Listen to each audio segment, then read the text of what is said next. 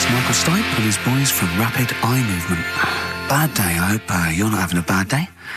It's Saturday, it's 1:05. I'm Ricky Gervais, with me Steve Merchant and Karl Pilkington on XFM 104.9.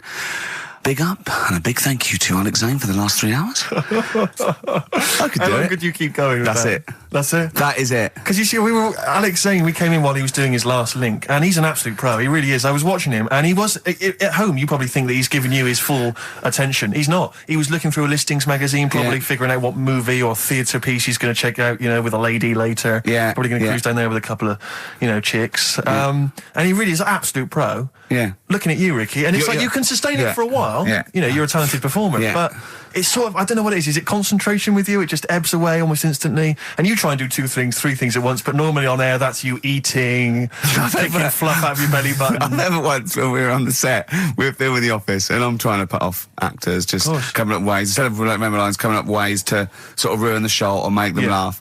And you came out and went, Rick, it's like having your own TV show isn't interesting enough for you. Just concentrate, it's lunch in an hour. I went, all right. Well, the radio show even less though. I mean, you really can't be bored. How long do you think your interest you sustain your interest? I came in too early because I got bored just before we came on air. Sure, okay. I came in too early. I got to stop getting the cabs so early. Yeah, so you're bored now, I think I've got to get about 5 to 1, and then I think that'll last me till about 1:30. Again, as he was saying that, he's not giving you his attention. He was kind of leaning back. He's put his feet up now on the desk. I've got to be comfortable, haven't I? And this CD rack's in the way. Sure. Well, you get yourself comfortable now. Get yourself settled. And then sort of... Because a lot of people will move the... There's the microphone moving now. That's the squeaking going on. You've broken the CD rack. You could actually, of course, you could move the CD rack by getting up and moving it. No, that's too much effort. You've got to try and do that whilst angled on the seat. I'm nearly laying down. It's almost horizontal. It's the most you can get.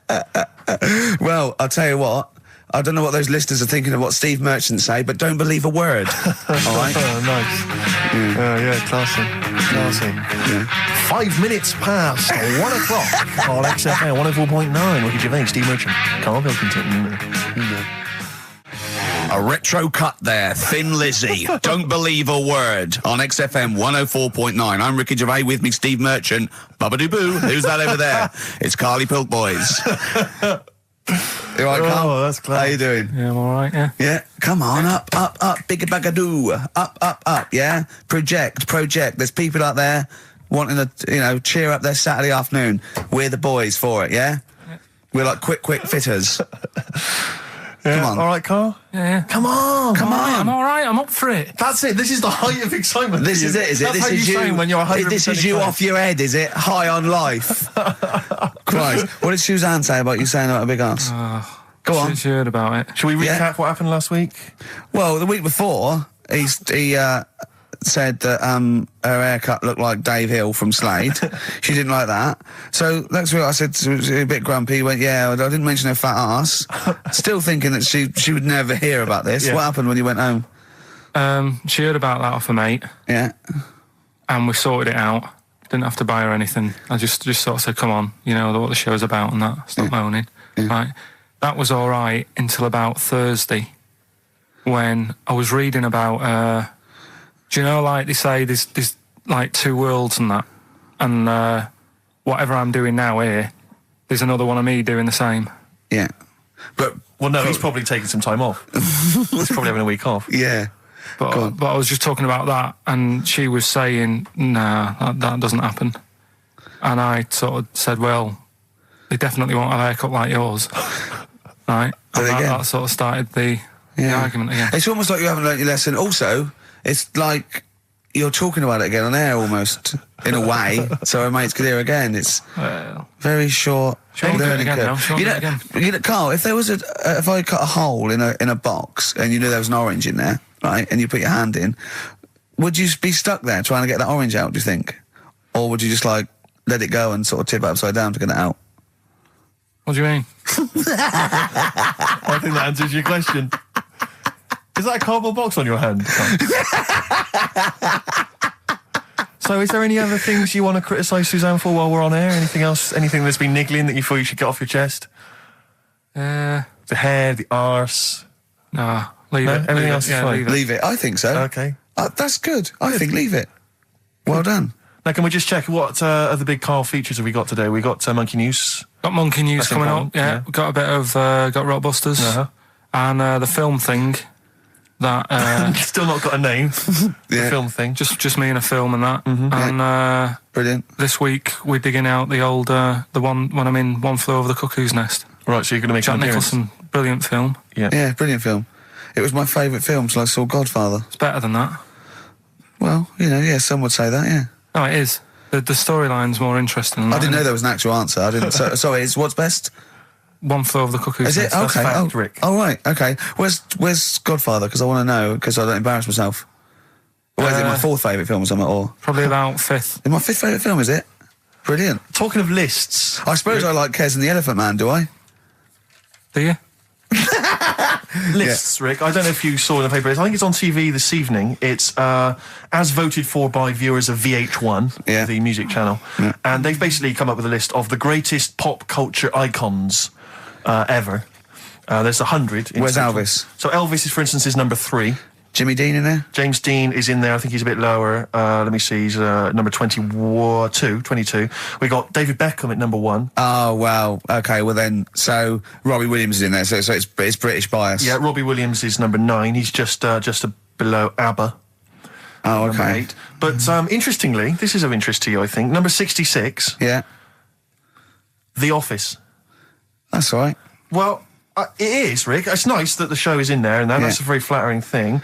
I'll tell you what cheapens it. I'll tell you what undermines it. Yeah. The things that are lower in the list than the show. Oh, God. So we've beaten... Well, I'll give you a little test. Yeah. Higher or lower? Do you think this is higher, near the top of most important pop culture icons, or lower than ours? Okay, I'm going to give you Superman. Well, international, been around since the 30s, one of the biggest icons on the planet. I'll say higher. Lower. But, yeah. Ludicrous. Okay. Do you think higher or lower? Neil Armstrong, the first man on the moon. This guy's been to the moon. Well, I'd say lower then. Lower. Yeah. Yeah. But is that saying the people behind the rocket or just him? Because he just sat in it, didn't he? He just sat there, he didn't do anything. But it's the what icon. he's symbolic it's not, of. It's not how much work went into it. All right. A few others. What about things like Coca-Cola? Oh, no, they don't really count. It tends to be... so it's not... They don't feature. I mean, Mickey Mouse is in there. What do you reckon, Tom Cruise, higher or lower? Tom Cruise is the number 1 box office movie star in the world. Well, presumably lower. He's then. lower. He's number 81. Just about scraped in there. It really is a list drawn up by people who've just sat at home and looked along their video and book collection. Yeah. Office, that's good. Well, I think it is a reflection of that, but it's always the same that you do an HMV poll and it's Pet Sounds, Revolver, Let's Get It On, Robbie Williams' Life Through a Lens. Exactly. Because it's the people that vote. It's a reflection of like those massive, you know, what's big at the moment. I was the most powerful man in comedy. Let's not forget. Yes. 1 year ago. Yeah. Wonder where I'll be this year. See, if that had been the laziest man in comedy, you'd have got my vote. Interestingly, though, at number 26, Karl Pilkington. Oh, imagine. All possibilities. Badly Drawn Boy on XFM 104.9. I'm Ricky Gervais with me, Steve Merchant, and little Karl Pilkington. Rick, Susie's emailed. Yeah. She wonders if you could give a massive hello to Hannah and Charlotte and all in the sixth form at Cobthall School. Yeah. If you're on to listen, would you give them a massive hello? Shout out. Yeah, no massive. disrespect, man. Where are they from? I don't know, I can't quite pronounce it. Cobthall School? Cobthall Massive. Yeah. They're probably Cobthall known Massive, as. Yeah. So good luck to Suze and Hans and Charles. When did we start doing dedications? I think because I've always felt this is something that's lacking on the show. Interaction with the audience, you know? Interesting only to the one person whose name is always, mentioned. of course. But that's how proper DJs fill up their time. They don't talk about monkeys and, you know, and all that kind of drivel. Oh, do you think monkeys are drivel, Carl? Well, we'll still be doing a bit of monkey news. It doesn't matter how much you have a pop at it. It's coming up in a bit. Yeah. Got some good stuff this week. I know it's been a bit dull last 2 weeks. Well, no, it's not been dull. It's been totally untrue. As ever. Bordering on the impossible. I mean, monkey dating, saying, what tree are we meeting in? You believe that sort of drivel. So, I mean, oh, God. Jonathan Ross told a story about a chimpanzee once. It was about, but it was about how it escaped from the zoo and it jumped on a bus. All right. Okay. Interesting. Funny. I did that one. But it's possible. Is there possibility in that one being true? I did that one. I think you said something like he drove the bus, or he was conducting it, or I collecting think you fares. said he took it to Spain. Do you see the difference? It's that little stretch of credibility that means it's all shite. How is Jonathan Ross? All right? Is he? I wondered how long it would take before his name popped up. How is he? How is the old man? Looking forward to his birthday Monday? Oh, dear. Yeah. I don't know if any of the listeners saw Ricky on Jonathan Ross's TV show last night. Yeah. What? I mean, man alive. What? Well, that's not an interview. How is that an interview? What? It's not. He wasn't interviewing you. He's like two pals just having a laugh. And if we it was like it was a family do, and you just happened to film it and stick it on the telly. My friend made a good point. It was like any minute his kids were going to pop out, sit on that sofa next to you and go, "Oh, Uncle Ricky, do the little dance." It was unbelievable. I mean, what were you wearing for a start? What's that? Some tatty old jumper like you'd just been doing some artexing and he'd gone pot round with it. We're having a couple of drinks. That was Lambretta. Was it inside out? Trendy jumper. How do you keep getting things with the St. George cross on it? What do you mean? That's the only one I've You've got loads of stuff. T-shirts, jumpers, shoes. No, I've got a Union Jack. Underpants. What's it? A French Connection But one. that's not my concern. I haven't got any underpants. That's not my concern. No, it's just the fact that, I mean, firstly, yeah, the fact that Ricky, for those of you who don't realise, Ricky is friends with Jonathan Ross. They are friends. Now, they've only known each other, what, a year maybe? about 2, yeah. It's less, I think it's less than 2. And what worries me is, the friendship's too close. What do you mean? Because you're over 40. You see, it seems to me that after the age of 25, men should not be becoming really close friends with other men. It should be like you've had all your friends, you made them at university, at school, and if you're in any walk of life and you met someone at a party or a pub, even if you got on, you would not be phoning them every other day, like going to an awards. What are you wearing, Jonathan? I've heard this conversation. What are you wearing? I think I might wear this. Is it too formal? Is that going to be too formal? It's not true. It is. That's you're always not true. on the phone to him. You're always chatting. I'm just going to pop around. Oh, I'm just going to play some tennis. Yeah, we play tennis. Always hanging out with the guy, and it's to me it's unhealthy. And this, it's just bled over now onto TV. Hold on, wait a minute. Whoa. So you're there. It's like, I'll tell you what it reminded me of: Des O'Connor and Jethro coming on to plug his live video. Or Tarby and Kenny Lynch. And then at the end of the interview, after they've been, mutually backslapping, he gave you a pet. Jonathan Ross gave you a cat as a replacement for your cat which died. Yeah. Now, to me, that's an inappropriate gift. What? It's a lovely gift. You should be. I don't think people should be giving pets as gifts. Do you know what I've got him for his birthday? Up to a wedding with I just bought you a cat. Do you know what I've got him for his birthday? I've got him as child. Well, you may as well, because that's what it's like, a cat to me. I've got a small Rwandan child. A cat to me is like, I've bought you this small child. I was going to sponsor him, but I got a bit of cash, I've flown him over. It's too intimate, it's too much responsibility. Do you know what I think, Carl? Go on. I think Steve's a bit jealous. I'll tell you, I got good reason to be jealous. What? I got good reason to be jealous, I just remembered this. Your birthday, Jonathan Ross was there. Karl Pilkington was there. Yeah. I don't remember being invited. I don't remember being invited. Was I there, Carl? You were there. I don't remember being there. But you're with him all day and that. Right, okay, well, yeah, but he sees you a lot. I mean, Jonathan, he's round his house every other day playing tennis, and who else knows what, swimming together and sat in his jacuzzi, cracking wise. What happened there? What happened there? Oh, we've got to the bottom of it. Play a record. The villa that we went to afterwards could only sleep it may 6. as well have been. How is the cat, all right? Yeah, what's your name? Jonathan? Ollie. All Day and All of the Night from the Kinks, playing that for Jonathan Ross. I'm sure Ricky will give him a call later, so don't worry, Jonathan. Just you can live without him for 3 hours. Oh, jealous. Adverts. XFM. Hey, Outcast, XFM, 104.9, Ricky Gervais, Steve Merchant, Karl Pilkington. It's that time, isn't it? Rockbusters. Whee! Come on, Carl, what you got for us? All right, well, do you want to say what the prizes are? The prizes are better away that? Really? We've got... I'll be the judge of that. Actually, what am I talking about? No, there's a 2-disc set, Rock and Roll Legends, on the cover there. We've got Buddy Holly, Elvis, Roy Orbison, and Little Richard. So no one wants that, baby. Nobody's interested. Nick Cave and the Bad Seeds, a DVD. I'm a Nick Cave fan and I wouldn't watch it. No, you'd watch it once at most when there was nothing else. Knowing me, knowing you. No, I mean, Nick Cave's good, but when do you watch rock DVDs? Yeah. Knowing Me Knowing You, great series, obviously, but once again, on VHS. Who wants it on VHS? Where are all the bonus features? Absolute pointless. The only thing that's half decent is this enormous hardback League of Gentlemen book, which is the scripts and all sorts of other stuff. If you're a League of Gentlemen fan, you'll love it. If you're not, I guess it's a good Christmas gift. If you're not a League of Gentlemen, there's nothing in this for you. No, exactly. So... So, you can either enter for the hell of it. A pile of rubbish. What's the show? Well, not as bad as the competition, I suppose. So, go on. Well, you know how it works. Cryptic clue. It's not really cryptic. It's usually wrong. Kind of is. Yeah. Right. So the first one, there's 3 of them. You get them right, you win the stuff. First one. I'll get them close. I mean, because you could win this if you got one right, possibly. If you go to Chepstow, you will. Was that a clue or is that a point? Is that something? That's a clue. Right. Say it again. If you go to Chepstow, you will. And what are the initials? Just S. Just S. Right. Second one. E.T. is upset. What's up with him? All right. E.T. is upset. What's he upset for? What's wrong with him? All right. Different.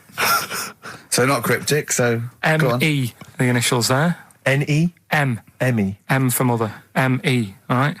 And the third one... I had a tape with Jesus. Imagine Bob Holness doing this in the Gold Run against the clock. Right. I had a tape. No, I had a tape with some. I had a tape with like Humpty Dumpty on it, and Hickory Dickory Dock and that on it. But I've broke it. All right. Constantly listening to trying to figure them out. Trying to solve the crime. Exactly. Who pushed Humpty? Yeah. The initials there, B.R. Right? So, first one, if you go to Chepstow, you will. The initial S. E.T.'s upset. What's up with him? Yeah. Right, what's up with E.T.? I don't know. What's up with E.T.? E.T.'s upset. What's up with E.T.? Yeah. The initials there, M.E., is that right? Yeah. Yeah. Let's go through that one more time. Yeah. If you go to Chepstow, They're like jazz questions. Yeah, exactly. Just free form. Exactly, yeah. E.T.'s a bit upset. What's that? What? Hey, dude, what's the matter, man? And I had a tape with like Humpty Dumpty on it, Hickory Dickory Dock, stuff like that. Doesn't work anymore. What's gone on there, right? What's gone on there? B.R. First time he said, you broke it. Well, I broke it then. Is that important or not? Yeah. I broke it. And so it's B? B.R. Okay. Right. Okay, well, you can text if you have a mobile phone. So everyone, there's no excuse to not take part. 83XFM is the text, 83XFM, or the phone number. No, we're not doing the phone, obviously. We don't. I think I know what the B might stand for. And otherwise it's ricky.gervais@xfm.co.uk. We'd love to hear from you. Oh, it sucks the lifeblood out of me, just listening to Rockbusters. Something to bring you down even further, although it's a beautiful, beautiful tune. Oh, beautiful. Ryan Adams has got a number of different albums out at the moment. One is called Rock and Roll. It's not great, don't really bother with that one. Do dig out, though, Love Is Hell Part 1 from Ryan Adams. It's available at different places, and you'll find this on it. Track 5, Wonderwall. His version of Oasis is wonderful. Absolutely beautiful, isn't it? It's a treat. XFM 104.9. Yeah. Ryan Adams from his new album Love Is Hell Part 1. That's his version of Wonderwall. Rick, I know what you normally enjoy, about 20 to 2. Some ads. You love them. Fortune Faded Red Hot Chili Peppers on XFM 104.9. You, of course, don't ever take the tube anywhere, Rick. No. You haven't done that for years. No. Take cars everywhere, or you walk. Or you get a lift from Jonathan. But me, I'm still forced to take the tube, which is also very embarrassing at the moment because of those You're not forced posters. to take the tube, are you? I am. What do you mean you're forced? What, am I made of money? Well, you could How walk. else am I going to get about? You could walk. What? You can drive. Why don't you buy a car? Oh, yeah, driving into the centre of town? Congestion charge, are you paying that? Are you a fiver? Hey? What do you think of that, Carl? Hey? Oh, yeah, because he's Mr. Flush. He's Mr. Lavish with his cash. Well, no, I've moved in close, haven't I? I'm not moaning about it. I walk everywhere now. Well, good. Yeah. I'm Something pleased about for it. you. Yeah. I'm I pleased for moaned you. about it, but then I sorted it out. But you're always whinging anyway. Let's not get on to you, Carl. It's always you. Yeah. So, What's up with Steve today, do you think, Carl? Oh, what's going on? He's having a go, isn't he? it's not helping those posters being on the tube of us. That's not helping. I don't know if you've seen those posters. You obviously don't go. I saw the. Yeah, I haven't seen on the tube, but everywhere I go, I'm stood next to one. I can't avoid it. Yeah. I'm on the tube waiting. I look around. I go, it's us again. And it's so embarrassing because it looks like you're stood next to it deliberately. But I can't browse in HMV now. I went last week, and you keep coming up to pictures or cardboard cutouts of Brent. Right? And I was in a bookshop, and I was looking at there's a big almanac of comedy, right? And I was just looking through it, just browsing, like killing time, and there was a picture of me. And just as I started looking at this write-up of The Office, I tapped on the shoulder. It was one of the words there. Said, "Do you mind signing some script books?" So she saw me looking at myself. Yeah. And I wanted to go. I just turned to that page then. Yeah. I was in a bookshop looking. There was a big book on sitcoms. It was like the A to Z of sitcoms or something like that. And I genuinely was looking up other shows because it was about other comedy shows. And I was looking something up. Guy that I knew came up to me like that. And I just started like, I'm just looking. Robin's Nest. Where's that? Birds of a Feather. I just got because it's like I'm interested in comedy before the fact I got in comedy. So I will buy a book on comedy. Exactly. Yeah. But on the tube, it's really awkward because it's like it's everywhere I walk, they're kind of round the corner, so you don't sort of expect them. And then I'm sort of running now from kind of corridor to corridor, pillar to pillar, to avoid being stood next to this picture, in case I look like someone who stands next to this picture, trying to get recognised. Imagine that. Of course, Carl didn't want his little round bald head on that. Yeah. But I was on the tube today, and sometimes you can't help but overhear a conversation. Yeah. And this one woman, there was two friends, they were sat there, and one woman said, she just said, I must tell you this. I was in the pub last night, and Dave called, and I said, Dave, he said, I can't hear you. I said, Dave, it's not, he said, I can't hear you. So I held the phone up so he could hear all the noise in the pub. That was it? That was the anecdote. That was the story. And I wanted to lean over to her friend and say, unless this woman has given you a kidney or saved you from drowning, do not be friends with her. Break up this friendship. She hasn't got anecdotes. Because what's that? And I've got acquaintances like that where you speak to me, get cornered at a party, this is the person who has not got anecdotes. The anecdotes, they're not stories. That's it. It's like you're expecting for something else to happen. Never does. Well, I was with Danny Baker yesterday. Oh, yeah. He's brilliant bloke. Guy, first time I met him, and we got on like a house on fire. Put his number straight in your mobile. Well, we've exchanged numbers because he's got some great anecdotes. You had to delete mine because you only got so many. I might write with him because he's funny. He did this thing and it was absolutely brilliant. He's doing he wrote a documentary, and he's a great guy. He's funny as well. You know what I mean? It's this. I tell you what, it's the showbiz friendship. That's what I loathe. I think it's the fact that like somehow. You're sort of because it's like you haven't got to go through the formalities of making friends with someone because I respect your work, you respect mine. I'm a funny guy. You've seen my work. Let's be friends. Yeah, of course. And it's like, and it's a horrible kind of icky sort of. Listen, Steve, me and you are going to stay in touch, whatever. So I mean, probably not my birthday this year, but next year. Sure. We've known each other 7, 8 years. Yeah. So come to that one. Yeah. Well, can do I need to wear the waiter's outfit again? Oh, God. Oh, dear. Yeah. PIMP by 50 Cent, or 50 Cent, as I call him. XFM 104.9. I'm Ricky Gervais, you're Steve Merchant. There's little Karl Pilkington over there. All right? Yeah, not bad. Listen, Oh, he's perked up. Yeah. Oh, he's back in the area. Well, you got something to say? I was kept quiet in the first hour. I'll let you get on with that now. What you got to say? Is it just have a guess? Is it about monkeys, Chinese people, or little gay fellas? It's about little gay fellas. Sure. Is it? Of course it is. Go on. Yeah, but not because I like Sorry, I'm just making a that. tally. Let me just note that down. Yeah. No, but it fascinates me, doesn't it? All stuff like that. That's a bit sort of different. Yeah. And that. What, showing me. like monkeys and Chinese people? Well, and that thing you were showing me before, the half woman. No, you weren't impressed with that. Well, no. That woman that's got two pieces of genetic makeup in her, where it was two separate sperms and two separate eggs fused, and she came out as sort of a normal person, but she had this residue of genetic material, and so she's had two children that aren't genetically the same as her. Yeah. Right? And they showed it in the paper by doing her half white and half black to show the two different, you know what I mean? Just for he went, does she look like that? I said, of course not. He went, not interested then. Of course. Yeah. So how could I tell? Not interested in that at all. Yeah. If I'd have said she'd given birth to a monkey, fascinated straight away. Well, anyway. Go on. Well, that's what I'm saying. I'm just interested in weird stuff. right? Yeah. So am I. That's why you're on the show. Talking about little gay fellas and that. Yeah. Little gay fellas. Northern Line, the underground tube thing. Not the boy band. Right. Yeah. Apparently, on a Saturday night late, I don't know what that is. What time late is in the sort of gay community, as we've discussed before. Yeah. But apparently, the last carriage on the Northern Line, they all get in there. What do you mean they all get in there? They sort of take over the last carriage of the Northern Line on a Saturday night. Right. And it's like the gay carriage. Right. And what exactly do? They just travel about on the Northern Line? No, just have a chat and that, and like just stick on the communards. How do you know? Someone tell me.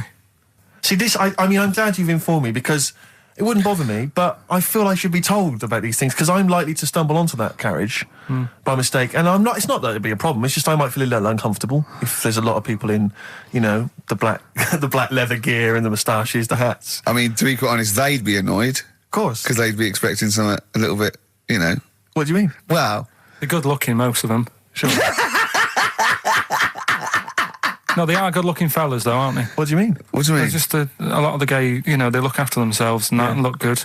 Keep themselves... Some of them work out, yeah. You see, this is the problem I have, because there's a lot of areas in London and elsewhere in the country where there's a sort of, it's a gay thing, it's a gay public toilet, or I don't mean it's gay, but it's not like a legal thing. You mean it's a cottage? But it's a cottage, whatever. I mean, I remember being in Bristol once doing some... You're confused when I said it's a cottage. Yeah. That's a term for where gay people go in toilets to sort of meet and greet each other. But I shake hands. I was at the public library in Bristol once doing some studies from a sixth form, and I think the toilet was closed in the library, and I was dying for the toilet, and I popped out, and there was a public toilet behind the library. I thought, I can't believe my luck. Dashed down there. It was about 6-ish in the evening. I was working late. I was studying hard. I went in there, and I swear to God, I saw two fellas. With the... Is that unusual? Or? Well, no, they were up to some hijinks. What they're sort of like... Do you know the thing that struck me? What? One of them had bright red underpants. What do you mean? They were actually doing, they were having some kind of, they were having relations. They weren't even in a cubicle. They were out in the... Where were the underpants? Around his ankles? No. Yes, I swear to God, I'm not going to make this up. What old were you? I don't know, like, how old you are in the sixth form? 16 or whatever, 17? Yeah, and what did you do? Well, I actually said... you just joined in? What else did you do? You might as well. I actually swore. I said, oh, F me. And then I went, oh, no, don't. No, I did. I swear to God. I did. I went, oh, F me. No, don't. Because I was panicked and I ran out. And as I was walking out, a guy was coming in. I went, oh, hang on, mate. And then I thought, I better not tell him. I'll let him find out for himself. He might be going in there to join in. He might have got a call. Come down. We're going crazy on each other's ass. Come down. I think it's a conspiracy, a Bristol conspiracy. What annoyed me my was... lover, want a bit of car? What angered me, Rick, was the fact that I wasn't notified, that there was not... I didn't know there was no sign. And afterwards, I spoke to other people about it, and they said, oh, it's a famous gay haunt. But what annoys me is I feel that they should put an ad in the local press, a big paper, like once a week, like, when they recall cars if they're damaged or there's a fault, or couriers might bring back stuff if they're sort of faulty goods. They say recall and we'll give you money back. They should just put an ad in. The gay community should put an advert in that just says, these are the hot spots, this is where you're likely to find us doing some stuff. If you're not gay and you might feel uncomfortable, avoid them. And just list them, or little pictures, or, a map or something. Anything, because like the gay tube thing, I don't know. Fun. 1, 2, 3, railway cuttings. Well, not that. It's more of a sort of social awareness thing. Yeah. So people, don't feel uncomfortable But they don't want it exactly to be like sort of walking in under a neon sign. But why? It's legal. yeah, big arrows. Oh, as if. What do you mean? What's wrong with that? Because, it's actually a public place. I don't think cottaging is strictly legal. But they don't even have to specify what they're going to do. But some people, they're not. Some of them aren't. I don't think it's probably seen gays, is it? Yeah, but it's not. Yeah, but it's not the people that go out and they say I'm gay and I like Barbara Streisand. It's presumably the sort of people that do that are people that either aren't quite out yet, or do you know what I mean? Or they're doing having a quick one away to their wife and kids. Yeah. I don't know. I don't know completely how it works, but I'm sure there probably isn't a place like free bumming here tonight. No, there is kind of. What? Because I was walking home one night through Soho, right? Just because that's the way I have to go, not because do you know what I mean? I wasn't going there on that, right? So I'm walking through. right? And I was handed like a card, which was like a gay event, right? Now that's a bit weird, isn't it? That straight away he's presuming that because I'm there that time of night. Well, and you got a shaved head, and you sort of like, you sort of like quite look after yourself, and you got some nice clothes. Yeah, but it's still you look can't like a really little bit presume. rough, don't you? From Manchester, It was you look like a northern rent boy who comes down to stand outside McDonald's. But the card was rubbish, right? What do you mean? Had this fella on it, right? All sort of greased up and that. What would you look? Just having a look what he'd handed me and that. Right. Just having a look. Picture of him, sort of sailor's hat on, tan body, like just his arse out like that, and rubbish slogan, right? The best bum in W1. Is bum there a noun or like a verb? What do you mean? Well, to bum, is it like get the best bum you've ever had, or he had the best bum? I think it's just I don't like suppose you asked. No. I don't suppose you called the number to check. What do you mean exactly by this? Does it mean you've got a great arse? Do you mean I will be well bummed, or do you mean you've just got a good... Come on now, let's Well, just a final point about, because I asked my friend how it all works up on the Heath, because I live in Hampstead Heath, near Hampstead, and I was where I didn't want to go walking and get myself involved in anything. How can you get involved? No, again, I didn't want to walk. Sort of like, is it like, oh, I can't believe it. I couldn't say no. Oh, my wrist, it's knackered. What do you mean? Well, I was there for about 2 hours. I must have gone about 43 of them. But, I didn't like to say no, because they were so pleased to see me.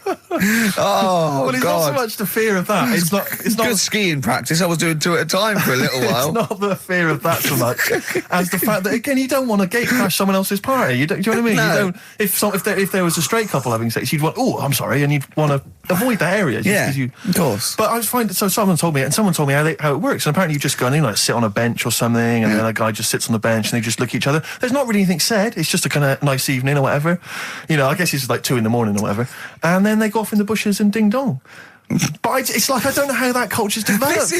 I love this programme now. Why can't that be the case with women? That would be amazing. You just go out to the park at like 1 a.m. You just sit on a bench. You just be like a scene from Gigi. Exactly. Just walking along with the perambulator. Yeah, exactly. But that would be a joy if there was none of this formality. You've got to talk to them, buy them dinner. Oh, you're joking. Romance. Oh no. Just this kind of informal thing. It'd be great. So what would you do then? You go up to a woman and go, come on. Yeah. Let's stop mucking around. We know why we're both sat on this bench. There's a nice bush over there. Yeah. Let's have a bit. Yeah, and then she'd go, yeah, great, thanks. I'm killing some time before I, pop into town. Yeah. That'd be perfect, thanks. You make my weekend. So you're jealous of gays as well as me? In a sense. In a way. What do you think, Carl? Let's put a track on. Why? Are you getting scared now? You brought it up. Is it getting too close to the bone, so to speak? Radiohead and There on XFM. I'm Ricky Gervais, with me Steve Merchant and Karl Pilkington. I was talking to my dad the other day. He was saying he lived in Bristol and my family lived in Bristol, and so they can't really listen to the show. And he said, I was thinking of buying your grandparents a digital radio for Christmas so they can listen to your show. Imagine them listening to that last link. About you. And then me seeing them at Christmas. Steve, you never told us you saw 2 blokes bumming. Yeah, and then what's that about you jacking off 30 men? Exactly. You've got to say no, lad. I know you're a nice fella, but just because they want relief, you're not the man for it. Oh dear. They must be so proud. Yeah. Rockbusters. Yeah, they'd be loving this, right? 3 clues were, first one, if you go to Chepstow, you will, right? The initial was S. That was sea horses. All right? That was the answer there. I'll give you that. That's fair enough. I'll give you that. E.T.'s upset. What's wrong with E.T.? What's wrong with him? Yeah, right. The initials M.E. Yeah. What's up with him? He was Missy Elliott. All right, Elliott. Doesn't count at all. What? Doesn't count at all. Missy Elliott. You know what I mean? What's wrong with E.T.? Well, what is that with him? No, just let him explain it. Sorry, Carl. Do it again. I wasn't listening. Do it again. Elliott, yeah. Who's in E.T.? Yeah, I'll just do the clue again. Right. E.T.'s upset. So he's looking a bit sad and that. What's What, up with E.T. him? the extraterrestrial? Yeah. Yeah, go on. Right, and his mate, Yeah. who's in it's called Elliot. Yeah. Right, he's upset. What's up with him? Well, he's Missy Elliott. Missy Elliott, what's she got to do with it, though? I don't understand. No. The way you'd say it, you'd say, what's up, E.T.? And it'd go, oh, Missy Elliott. Why would he Missing. mention her? I don't understand. Was it a thing in the film? Missing. She wasn't even around. Missing? Oh, Missing Elliot. Oh, no. Oh, that makes sense, Carl, but she's not called Missing Elliot. It's meant to be about rock stars, though, isn't it? Missing Elliot, isn't it? So it's meant to be about rock stars, isn't it? It's just cryptic, though, isn't it? Cryptic clues. Oh, no, that's not cryptic. That's shit. You. Right, the third one. I had a tape, and it had Humpty Dumpty on it, and I love when he says Humpty Dumpty. Yeah. Humpty Dumpty. Hickory Dickory Dock and that. But the tapes broke. Yeah. That was BR. Buster Rhymes. Say that again, I dozed off. Sorry, I don't understand. What do you mean? Who's the winner, Steve? No, it doesn't. No, do you mean busted? Buster. Well, it's kind of like that. Cryptic. No, it's not. No, cryptic doesn't mean change it, so it's not the same. Steve, who's the winner? We got loads of right answers, so... It's interesting, this email system, weird, it flashes up suspected spam. If it, spam is that stuff that gets sent around the internet. Yeah. And it flashes that up if it thinks it's going to be a spam email. And every time it comes in with a Rockbusters answer, it just says suspected spam. In a sense. In a way. Let's give it to Catherine Jakeways from Hackney. She's got those answers. Rubbish. Absolute rubbish. You know, talking about your parents listening, Carl was in Heat this week, and they mentioned that he does this thing on Sky. What is it? It was this thing with Richard Bacon, some programme about watching telly, and you just talk about what you're watching and that. And he was annoyed because he said because his parents are there, and so he's not doing it. He's not going to turn up because they mentioned it in Heat. And so his parents might watch? Yeah. Why are you worried about that? I don't like them watching stuff, do I? I told you, it dates back to when I did Little Donkey at school. Sure. I don't want people watching me. What's that? Just renew us on Little Donkey? What happened?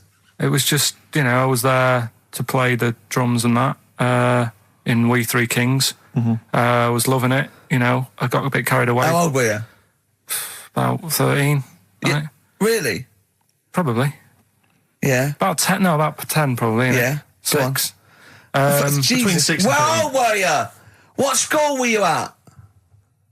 Okay, you were playing Little Donkey. Yeah. So, and, No, but it was one of them schools where everyone sort of was in the same one. Do you know what I mean? Oh, a Manchester school. Just the one classroom. Well, it's like...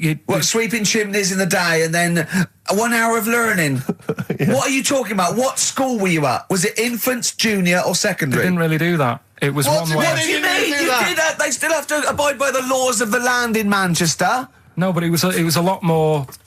Like you had infants, but you also had, the older lot. There's kids there... When you're in the younger year and that, you'd see kids and you go... Talk English and use terms that people do when they're talking about schooling. I don't even want to talk about this. No, how old were you? What? Oh. I'm guessing maybe 6 or 7 or 8.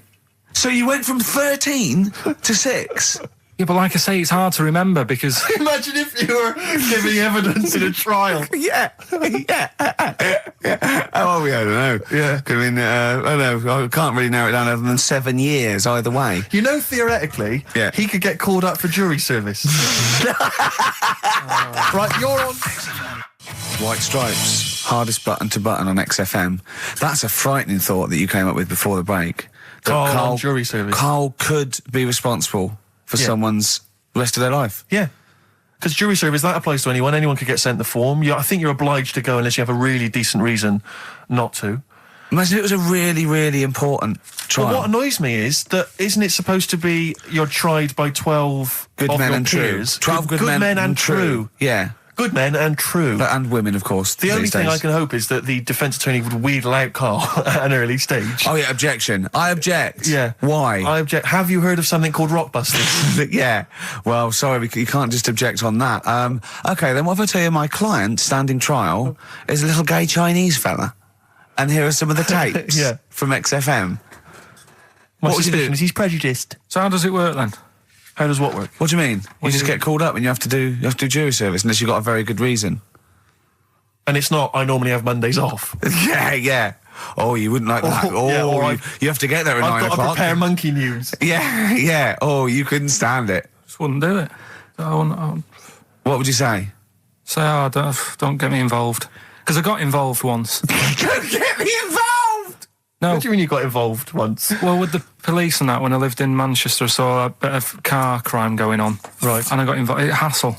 I'm telling you. How did you get involved? You phoned the police? Yeah, because I thought, well, I know, well, that's just it, but I thought I'd hope somebody did it with my, Yeah. So, and it's just a hassle. Loads of phone calls. Canary. Having to stand on a balcony of this, tower block that I lived in. Police shouting up at me. I'm stood there with my underpants on, right? And what it was, a car had been robbed, right? Mm-hmm. So I call up the police and that, right? Said, right, listen, car's been robbed. And they said, where is it? I said, I don't know, just across the road from where I live, right? So I tell them where I live. Where do you live? How old were you, 13? So she's asking loads of questions and that. I'm saying, look, whilst you're asking all this, they're actually getting away, so, will we leave it? And she's like, no, we'll track it down, blah, blah, blah. So I said, well, look, I work nights. What could you see? You could see some lads just pushing a car.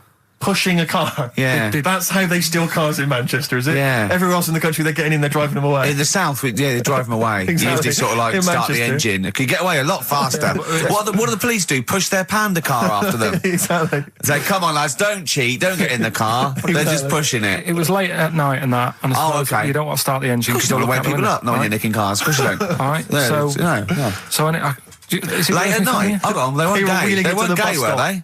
They were out late, really? Come on, Carl. So what happened? So, anyway, I said, look, don't call me back. I'm going to bed, right? I've got work in a bit. Brilliant. So, let's go. What? So that was that, right? Where were you working? Next thing, right? Phone's going. Hello, it's the police again. I said, I told you not to call me. Right? I told you not to call me at home. So, they said, right, the police are outside. Can you go on your balcony? She's like, oh. So I'm 10 stories up, right? Stood on the balcony with like my underpants on, right? And the police are saying, where's the car? And I'm saying, I don't know, they've gone down that road now. So I'm trying to point to them. They're shouting up, saying which road and all that. And I just thought, why did they get involved? Yeah. I don't think they found it. No. It was hassle. The blokes were pushing it too fast. Exactly. They were in the next street by now, weren't they? This don't get involved. Don't get in. After that... Imagine him being on some sort of trial where it was like some sort of mob affair. Yeah, gangland murder. Imagine him going into the witness protection. The police just explaining to him, your new name is Jeffrey Peters. Why can't I be called Bruce Wayne? Well, no, Mr. Pilkington, listen. Imagine that. Do you know what witness protection is? Oh, go on. Amazing. Look, it's when, supposing you were to give evidence against the mafia, right, you've done a job for them and now you have to give evidence against them, right? Right, well, if you're going to do... I mean, all I did was 2 kids nicking a car. Yeah. Don't start messing with mafia. No, listen, of course not, no. But imagine you were in the mafia and that you got caught doing something, but instead of going to prison for the rest of your life, you said, oh, well, I can give you Mr. Big, yeah? So they go, okay, give us Mr. Big and we'll let you off, right? So the police go, right, okay. I got handed this leaflet in Soho. So you say, okay, well, I'll give you names. They go, right, we get evidence in court, and you go, yeah. They go, right, we'll have to get you away because you'll be done for. So you give us all the names of Mr. Big, right? We'll give you a new identity, a new passport. We'll let you go and live in Canada for the rest of your life with Suzanne, right? So why have I got to do all that? Because they'll bump you off, won't they? How did you know it was me? Because you have to give evidence in court. So they go, oh, Pilkington squealed. So you got to change all your life. Yes. Yeah. They've killed someone. Yeah. Yeah. Well, look, you just know you're giving them in to keep you from going to jail. So you don't want to spend the rest of your life in prison because you're involved in something or assault or whatever. It doesn't matter, Carl. No, listen.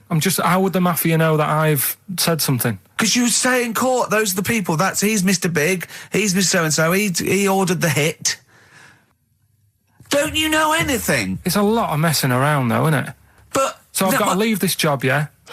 Yeah, I think they might try XFM first. I'd have to... What? I'd have to bin Suzanne, would I? No, she can go and live with you. You have to cut off all your ties with your friends and family, though. You can't contact them. You've got to leave them behind. Would she have to change her haircut? Possibly. When did the murder happen? Yeah. What would the new identity be that you'd choose? What would you choose for yourself? What name? Probably, I wanted to be called Brett when I was a kid. Okay. Right. Brett what? Brett Pilkington. You got to change your surname, yeah? Yeah. Well, yeah. Yeah. Maybe go ex-directory. Where would you move to? Probably back up north. No. Well, no. No, don't do that. Don't do that. Can I suggest maybe Brett Hanson and go and live in Australia or Canada or something. Well, maybe when they're not operating, maybe, and they just forget it. You might have to change your identity as well. You might have to grow your hair. Well, you can't grow your hair, but maybe wear a wig or a moustache. What would you do? What would you wear? So, like an afro or something? Something like that. That would be brilliant. That would be absolutely And I've got to do brilliant. all that just because for 5 minutes I stood in a court thing and said he's the one who did it. Yes. Yeah. Well, why can't I just wear the afro and the glasses when I'm in the court? Say my name's Brett, right? Yeah. Change my voice a bit. He did it, and they go, thanks very much. I go off, I carry on my life. That's I'm still genius. coming in here on Saturday. I don't know why they haven't thought That is genius. I don't know. Discounts all the witness protection scheme. Why don't they do that? Yeah. So they go, well, I'll go to court as Brett Hanson with an afro. I'll talk like that. Yeah. Right, and then when I come out, I'm back to Karl Pilkington, still talking like that, but without the afro. That is perfect. You've got... Why don't you call the FBI and say, listen, I can save you billions of dollars a year. You're a genius, Karl. All right. Well done. Or Brett, should I say. The specials, Rudy, a message to you on XFM 104.9. Still to come, Rick, I know you're excited. Karl puts himself inside a movie this week. One Flew Over the Cuckoo's Nest. One Flew Over the Cuckoo's Nest. Look I forward think to that. I can imagine him in an institution like that, though. Not much of a stretch. Let's have some ads. XFM. Don't Look Back Into the Sun, Libertines on XFM. I'm excited, Steve. It's that time. It's that time of the week. Go on. Well, Karl's in a little film. Oh, that's what you're excited about? Yeah. Sorry, I thought you meant the show's almost over. Right? Yeah, no. Come on in, Karl. Right, so, I'm in One Flew Over the Cuckoo's Nest. Yeah. Took a scene from it. Yeah. Got to listen carefully in that. At the end, there'll be a question on, like, the clip that you've just heard. It's sort of like what they do in the Krypton Factor and stuff. So do you want to read out the prizes? Or just there's little things. It's a couple of rock and roll albums. We got the... Why is it called One Flew Over the Cuckoo's Nest? I can't remember. I think it's explained in the book, but I don't remember. I haven't read it for many years. If someone knows, just a quick email would do. I'd like to know that. ricky.gervais@xfm.co.uk. You can win yourself, if you get the question right, the League of Gentlemen Series 3. We've got that Rock and Roll Legends again, the Best of Blondie, a Nature Programme, and the Old Grey Whistle Test, Volume 3. So if you're Brilliant, over so that's 50, you'll enjoy that. Yeah. And just, if you haven't seen the film, it's just about, like a... What would you call it? Well, it's a guy who thinks he's going to get away with prison by going into a mental institution. It was a new experiment, but he finds out he can't get out and he's sort of trapped. And well, people know it. Everyone knows what. Just play it. Well, I saw it last week, so just play it. All right. Well, I've been observing you here now for the last 4 weeks, and I don't see any evidence of mental illness at all. Yeah, no, not mental. I never said I was. I mean, all right, I got an E in history, but that isn't why I'm in here. I'm in here because I had to get away from the outside world. It was doing me head in. I've been working too hard. I'm stressed out. I've been working like loads of hours Monday to Friday. I've been working on a Saturday with Ricky and Steve. Right, that's been doing me head in. People think that's a laugh when it isn't. You're right? busy right now, are you? You got something to do right now? See, this is why I'm here today, Doctor, because he's doing me head in. What do you mean, sir? Well, he's doing me head in. I came here to get away from Ricky. He is just as bad. I'm smarter than him, ain't I? No, you're an idiot, right? You're just... We're just good friends. No, we're not friends. And if you were a friend, you wouldn't be doing that to me, Ed. How do you mean that? Well, don't ask... Come on, I'll show you. Yes, Look what you've done. Get him out. Get him off me! Get him off! Now, let me just hold it right there. All right. You get off! Doctor, will you tell him? Don't hurt you, does it? Of course it does. That's it. Now hold on to it. Not too hard. You'll crush all the air out of it. We normally do... Get off! He normally does it harder than this, but... No, just warming up. Warming up. What's wrong with you? All right, baby.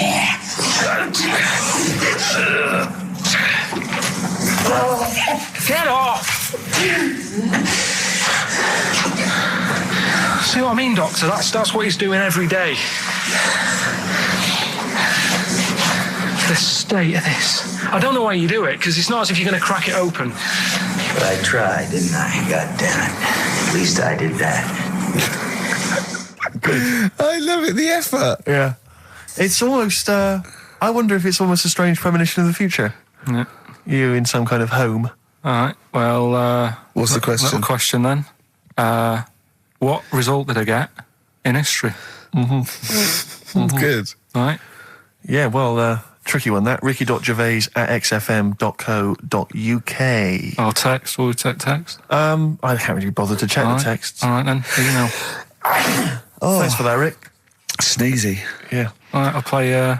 Pernice Brothers, yeah, it's a lovely tune from their album, what's it called? Yours, Mine and Ours. Blinded by the Stars. Blinded by the Stars from the Pernice Brothers. We've a couple of texts. I do occasionally have a look at them. Go on. We've had one here complaining. It doesn't say who it's from. It just says, wow, really clever homophobic material. Genius. Switching off, idiots. Oh, I don't know what they mean. It was not clever homophobic material. It was just homophobic. Well, what do they mean, though? But how is it homophobic? We weren't being anti-gay. We were saying we don't understand the gay world. And anything that's... We were querying and questioning it. Yeah, and Carl, see, this is what I mean. Carl gets us into trouble. I can't go through Chinatown anymore. It's not really a town, though, is it? It's not really a town. It's more of a novelty street. Novelty street with restaurants. Yeah. But I can't, and when we sort of like talk, we get tarred with the same brush as him because the man's an idiot. Yeah. But we often say that. We are not homophobic. I don't think Carl's homophobic. He's confused. He's interested. He's got nothing against Chinese people. He's got a little theory that they don't age well. And these are the sort of things that come across. I mean, they're not meant to be homophobic and racist. They're showing that Carl, I don't know the PC term for this, is a bit mental. Yes. And, I think we're doing our bit by letting him on the air. On the air as well. Like that complaint he got about that woman on, what's it called? Who are you looking at? Yeah. Because he said about... I don't even want to repeat it, but he said something, Yeah, but I never meant to upset anyone with that. No, I know you didn't. No, I know you didn't. No, but I mean, it's on a website now, and to be fair, she does say it was Carl that said it, and we were the idiot presenters that let him on air. But it's like Carl is bad for our reputation. Yes. Do you know what I mean? It's funny to be in a room with him, but then I want to sort of shake it off. Yeah. And I don't know what to do about Guilty it. by association. I know. What have you got to say for yourself, Carl, for some of the stuff you come out with? What have you got to say? I mean, I know the answer. It's absolutely from the heart and genuine... ignorance. and confusion and interest. You haven't got a malicious bone in your body. Well... towards me, yes, but yeah, other people. But again, he's just honest with you. He says... don't repeat what he says. No, don't repeat it, just leave it. But it's not as bad as some other things. But he says, remember you just say that when you first met him, he looked a bit hard, but you got used to it. Yeah. No, that's from the heart. That's like him sort of like being honest and nice, but he doesn't know what that... And we can take it, of course. Well... What have you got to say for yourself? I haven't got anything to say, really. I mean, there's been other weird stuff going on in the week and that. Go on. No, I might as well talk about it next week, because we're wrapping up. All I'm saying is I talk about what's gone on. Yeah. Have we got monkey news? Have we left monkey news behind?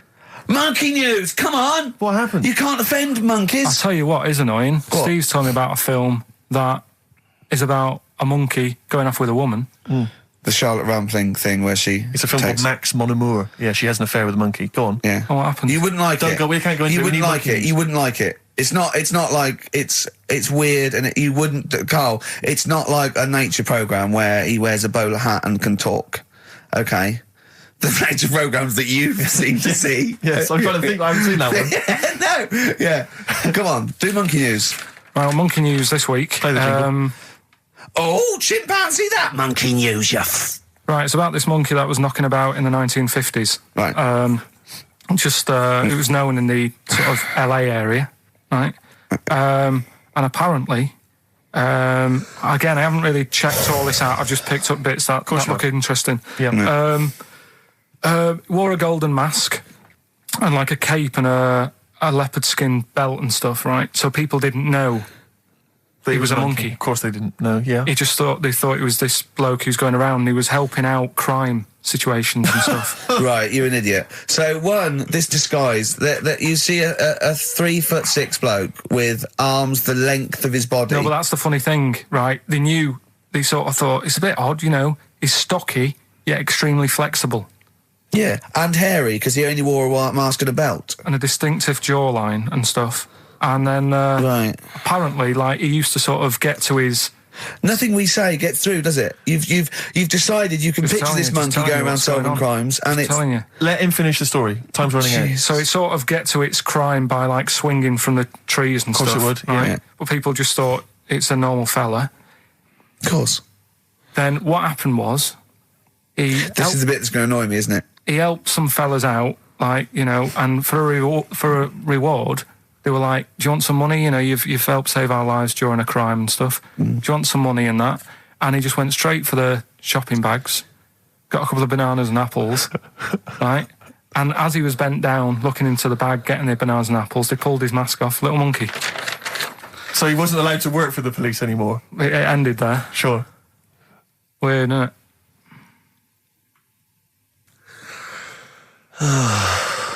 Rick, can I tell you the meaning of One Flew Over the Cuckoo's Nest? Yeah. Can we never speak of monkey news again? Yeah. It comes apparently from an American children's nursery rhyme. 1, 2, 3, 4, 5, 6, 7. All good children go to heaven. Some fly east, some fly west. Some fly over the cuckoo's nest. Brilliant. Now, thanks to Ian for emailing that in. Shall I give someone the prizes? Yeah. Phil Corbett, there you are, that's the first one I've pulled out. He correctly guessed that it was E. It was an E that Karl got in history. The only qualification he's got, and it's an E. Do you know that woman? Judge the monkey news based on that. Go on. That woman who went out with the monkey. What? It's a film. It's a film. It was Charlotte Rampling in the film. I don't know who played the monkey. Did she have any kids? What, with the monkey in the film? Yeah, I'm just thinking if I'm going to get it out and stuff. No. Why? Oh, because that would have been interesting. Well, no, it's just that the problem there is the kids would always look more like the dad. See you next week. 104.9 XFM, Ricky Gervais, Steve Merchant, Karl Pilkington's pressing the buttons. Right. We're playing some great moments from the last 3 weeks. And some great records, Steve, from the last 2 weeks. That's true enough. Yeah. We're not actually here today. What are you up to today, Rick? It's 8 hours earlier, so this is about 2 o'clock probably. Mm-hmm.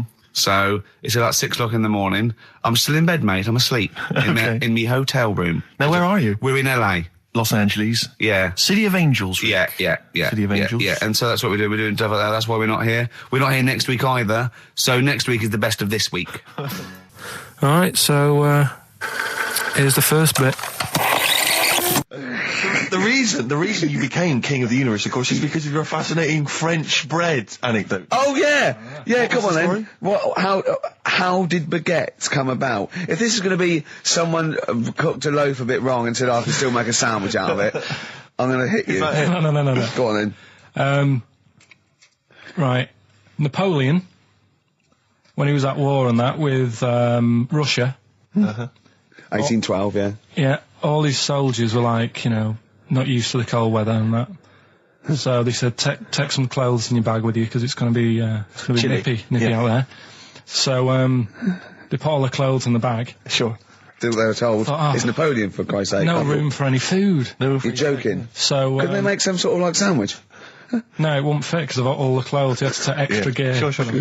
So anyway, he said, I can see where this is going. Is there a baguette-shaped gap left in their holdall? They thought, let's make some bread that you can fit down your trouser leg.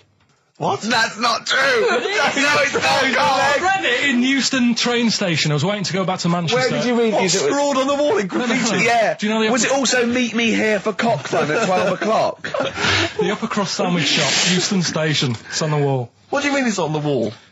Do you know how it says, like, sail on at Dixon's, whatever? Yeah. Next to that, there was, like, a bit of information. Once you've read the stuff on Dixon's... I get information. There was a big thing about the history of the baguette. I read it and I thought, we got to make a sandwich we can spit down our trouser leg. But how can you march and fight with a huge piece of bread down your train? Although it would be intimidating. You see them coming, you go, sacre bleu, look at the size of them. They're big fellas. Well, Blimey. I can't help but feel that could be a practical joke at your expense. yeah. do that. Well, the Earl of Do you ever Sandwich... question anything you read? If it's printed up, is that, Yeah. like, fact for you then? Well, it's not funny. I mean, if they were trying to be funny, it's like... It's not, is it? So it's information. Have you heard us? Things sometimes want to be funny when they're not. That's exactly what happened with the sandwich. The Earl of Sandwich wanted something he could fit down his pants. And it was those triangle cut sandwiches wrapped in cling film were perfect. You might be right. You might be right. I am. Because the Cornish pasty is so they could drop it down the mines, isn't it? Is it? They wrapped it up they wrapped up like meat and vegetables in pastry, and they sort of crimped it, and it was like and they dropped it down the mine, so, yeah, that's how that came about. And bagels were originally made so that people could play hoopla, but then eat afterwards. I don't know if you're aware of that. That is true, Carl. Well, anyway. Call my bluff. Is one of them true? Yeah. They're all true. They're all true. Yeah. Tell your kids that when you have them. Yeah. You know, if they're still alive in a million years. Well, it might be true. Can someone confirm that baguette fact that it was so Napoleon could stick it down his trousers? Not him, his soldiers. His men. Yeah. Fascinating information. Fascinating bread information, Carl. Radiohead. Yeah, now this is my song for the lovers. It's a beautiful track. It's Let Down off OK Computer. It's one of my favourite Radiohead tracks. It's lovely. Right, set the tape going now if you want to tape these songs. And just remembered recently, actually, I was on a train coming back from hometown Bristol, and I was on the train, and this girl walks on, good-looking girl. I thought, hey, a largely empty carriage. I'm thinking, my luck's in, you know, because I take every opportunity, Carl. That's the thing about me, you know. I don't choose. She was a good-looking girl. She sat down. I thought she sat down right near me. I thought, brilliant. As this guy comes up behind her, and says, I think it's probably a boyfriend or something. Sits down next to her. And I listened in on the conversation, you know, obviously, because I'm pretending to read. It was very clever. I read the same page for hours. So I was pretending to listen. I was listening, but pretending to read. And I realised that it's not her boyfriend or anything. It's just some guy she's met on the platform. And I'm thinking, brilliant. If she's the kind of girl who's just going to start talking to someone, you know, on a platform, on a train, brilliant. I'm going to be in here. Because he was only going one stop. So I'm thinking, what's the worst that can happen? He'll nick off, you know, I'll get chatting to her, you know, and who knows? I could join the... is there a train equivalent? Foot High Club. The Foot High Club, brilliant. And so I'm excited, you know, I'm listening in. And it turns out that they're both kind of graduates who've just finished university, or they're coming to their finals or something. And they're chatting away, you know, and he's making a couple of witticisms, you know, and she's kind of tittering at his jokes. I'm thinking, well, I'll tell you this, if she's laughing at this kind of material, I am going to blow her away, you know, with my kind of anecdotes and wry observations, you know. Yeah. It was weak stuff, I got to be honest. Really? He was coming out with nothing. He was running on empty, as far as I'm concerned. Yeah. And she was loving it. So I'm thinking, brilliant, I'm going to be right in here. And then they get moving on to higher brow things, you know, and I think she was going to study kind of Marxism or something like that, or communism, something. And she was asking him, you know, by way of conversation, she was asking him what he knew about Marxism, you know. And he was fumbling for his vague knowledge of it that he had in his life. And I'm just sat there thinking, yeah, come on, love, in any given capitalist environment, the proletariat will revolt against their oppression by the bourgeoisie, and after a brief period of socialist rule, emerges a classist society governed by community cooperation. Well, if that sort of talk wouldn't get a woman hot, I don't know what you'd use. If Marx and Engels is not going to get a woman sweaty down below, then nothing is. Then my name is You're not just Steve biding your time. Exactly. I'm just going to go in for the kill any minute. Yeah. So anyway, it comes to his stop. Right, he gets up. I'm thinking this is a piece of cake, and he gets off, and off he goes. He walks off, and I'm thinking brilliant. And I thought, I'll wait. You know, I'll wait till the train's pulled away. I'm not going to leap in straight away. No. And he comes back on the carriage, and I'm thinking, hang on a minute. He goes, listen, do you mind if I give you my email address? Oh. Right, and if you want to get in touch, email me. I'm thinking, come on, you loser, get off now. Save your face, please, before it's too embarrassing. She accepts the email address because she obviously doesn't want to hurt his feelings, whatever. I'm thinking, fair enough. She's a good woman. I'm liking her. I'm loving her. I'm thinking that's my kind of girl. So anyway, he gets off. I'm sat there, the train pulls away. I'm thinking, yeah, I'll wait a few minutes, you know, I'll just, you know, give it some time. Her phone rings. It's her friend on the phone. And she starts saying, and I was listening in, and she was going, yeah, just met a guy on the train. I'm thinking, yeah, that's true enough. She goes, yeah, he was a good-looking guy. I thought, you're having a laugh, love. To be honest. Because I was looking at him, and she said to her friend, he looks a bit like tennis player Boris Becker. I thought, you should be so lucky, frankly, because I saw him. He had awful facial hair, if that's what makes him look like Boris Becker. Terrible little goatee beard. It was laughable. I thought, I don't know. And then she goes the thing, and she's like, yeah, I met him, we got chatting and stuff, you know. And she was going, it's not often that you meet someone, you know, generally in life, who's, you know, kind of thoughtful and intelligent and funny. I thought to myself, I'm not even going to waste my time with you, love. Frankly, if that's what you thought of him. You just walked away. And I'll be honest with you, I didn't even bother talking to her. No, you were just didn't even waste my time with her. If she thinks that bloke is not only great looking, but funny and intelligent, and she got on well, and he was polite, and it was a chance meeting, and he thought, and she thought that you were like a freaky looking dork who didn't even have the nerve to speak. That is what she thinks, then I don't want to know her. I couldn't. You walked away, and good luck to you. And I have my dignity intact. Yes, and she's nothing. I love the fact that in pole position, in positions 1 and 2 of his favourite films of all time, it's The Elephant Man and Kes. Yeah. That's brilliant. Yeah. Go on. All right. Am I leaving the mics open a bit when this is going out? or what? Yeah, let's have a listen. Yeah? All right. So don't talk then, right? Just put that hot dog down, Rick. And this is the bit in Kes where it's the teacher and he gets up and he has to Glover. talk. What's his name? Is it Brian Glover? No, it's What's the other teacher. The other one. Anyway. Right, go on. All right, so here we go. Things that had actually happened. I've got another one. What about you, Casper? Casper! All right. All right? All right. You haven't been listening to a word I've said, have you? Yeah, I heard some of it. Yeah, you Some of it? just... Stand up. Always somebody, isn't there, eh? Right, now you're going to tell us a story about yourself. What sort of story? I want you to think of an incident that's happened to you sometime in the past that is true and that you think will interest the rest of the class. All right? All right. What about I work on a radio show at the weekend. Well, are you going to tell us about it? I'll just do. It's 2 hours, and it's with Ricky Gervais and Stephen Merchant, and just sort of play music and tell stories and stuff. What kind of stories? Well, whatever. Like last week, it was science. We were talking about this lad who was growing a knob on his arm. So it's weird. It's tricky, sir, because like with Ricky, he gets bored quick and he won't listen to the stories, and he'll start squeezing my head. All right. I'm not interested in what he does. That isn't normal, is it, sir? That.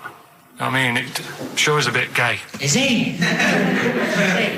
Just messes about, though. Do you know what I mean? I try and like come up with good stuff, like monkey news and like quizzes and stuff, but then he'll just, Ricky will just mess about. I mean, on Saturday he did it again. He squoze me head. How do you spell that? Squoze. S-Q... Oh, you're going to show it on the wall? This is a new word to me. Squoze is S-Q-U-O-Z-E.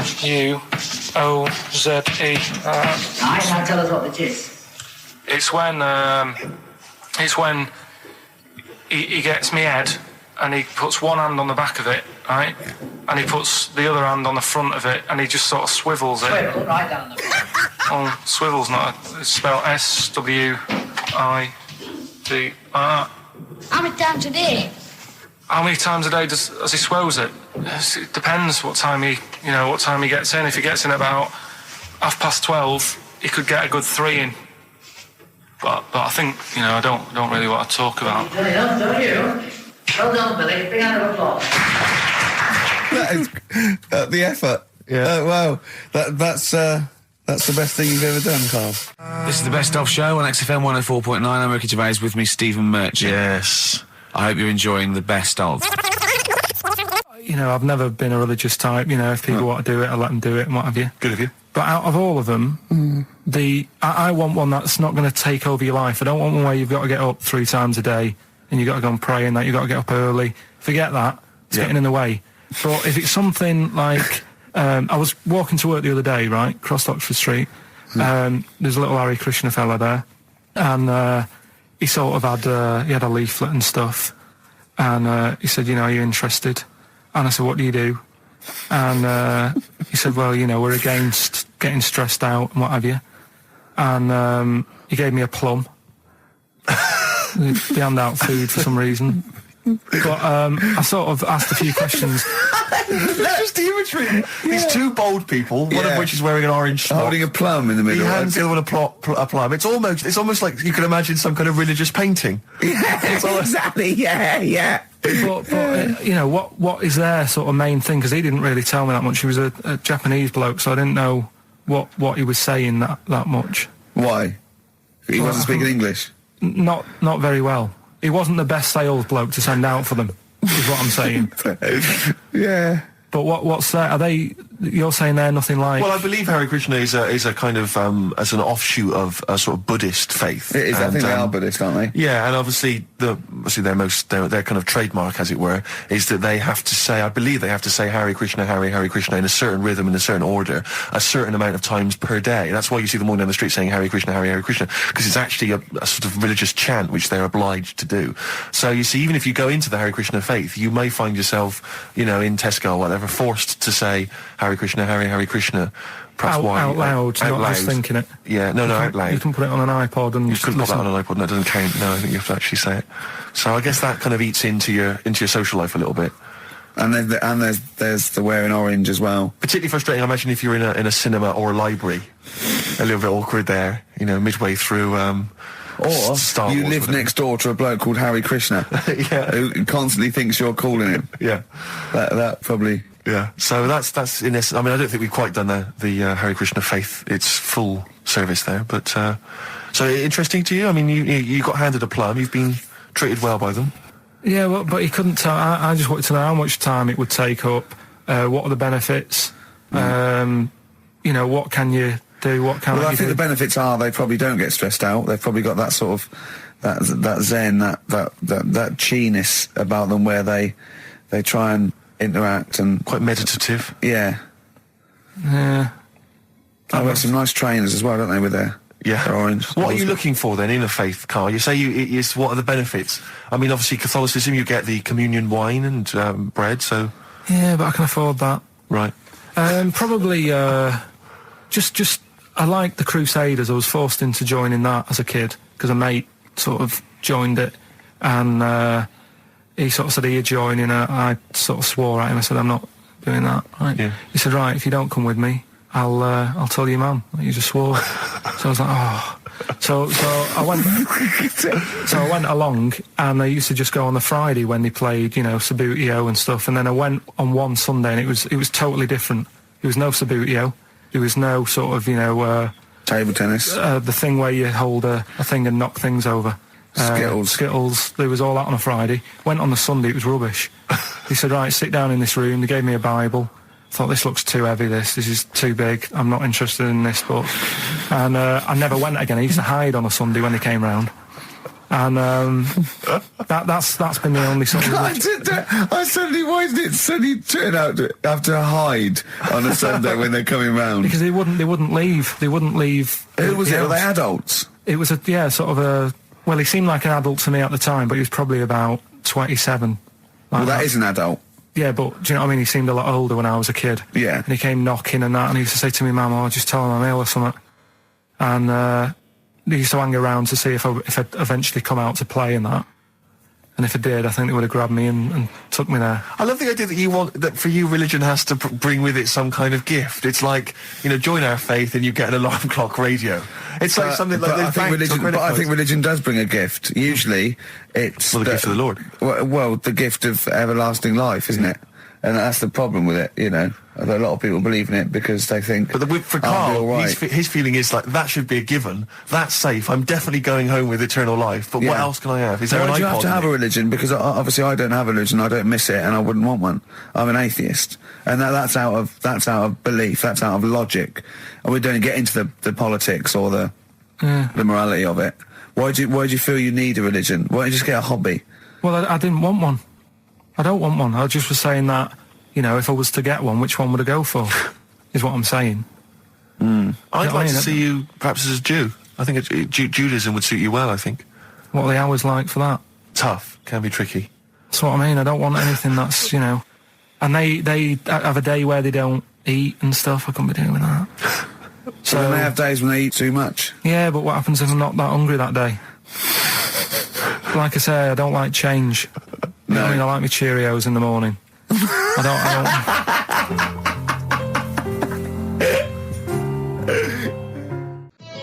Avalanche's Frontier Psychiatrist. Absolutely. Well, we've had lots of emails. People, obviously, we inflamed and provoked about the Cornish pasty. I've got a couple of amendments to that. The crusty bit, is actually as a handle, because obviously the miners have dirty hands, and they'd eat the all the stuff in the pasty, and they'd be left with this sort of crust, and they could throw that away. Also, someone told us that at one end was a apple, so you have a little sweet as well. Little dessert. So there you go. You noticed how, like, over the years we've been doing this, you know, way back when we started XFM, no one ever contributes when we ask about the music, when we ask about hip-hop, or their, opinions on that, anything important. But start talking about pasties. Yeah. We've had about 5 phone calls. Yeah. And someone phoned up to confirm. They used to work for Upper Crust, and basically Carl got all excited. So it is true. She went, well, I don't know if it's true. I've read the same sign you did, Carl. Interestingly, there's an email here that says, which basically offers a history of the baguette, and talks about after the revolution, the government decreed that all of France must eat the same bread, and it was up to the bakers to bake this bread of equality. And then Napoleon kind of made sure it was a particular, he kind of set in obviously on the bread you can eat anything you find in the garden, frogs, snails, bits of horse, but squid. The interesting thing is, Rick, that there's no mention of sticking it down your trousers whilst going to war. The French have tried to keep that secret for over 100 years, It was only Steve. the upper crust people. Nearly 200 years, that is a top secret. Somehow Euston Station Upper Crust got hold of a document, left behind in an old sea chest, possibly Napoleon's, could have been Josephine's. Unfortunately, jotted it down. He's kicking himself now. Oh, Secretary, I cannot believe I left a note. If he talked like that. He did. He did that. Yeah, he talked English, but in a very funny French accent. Do you remember, there was one thing that, talking about funny French accents, you remember Allo Allo? Yeah. Remember, it was on about 5 o'clock in the afternoon, but they still meant, because it was a funny Frenchman, it was that English guy who was posing as a French police officer. It's very complicated. He would often walk by, and I remember there was one where he said, I was pissing by the door when I heard a shit.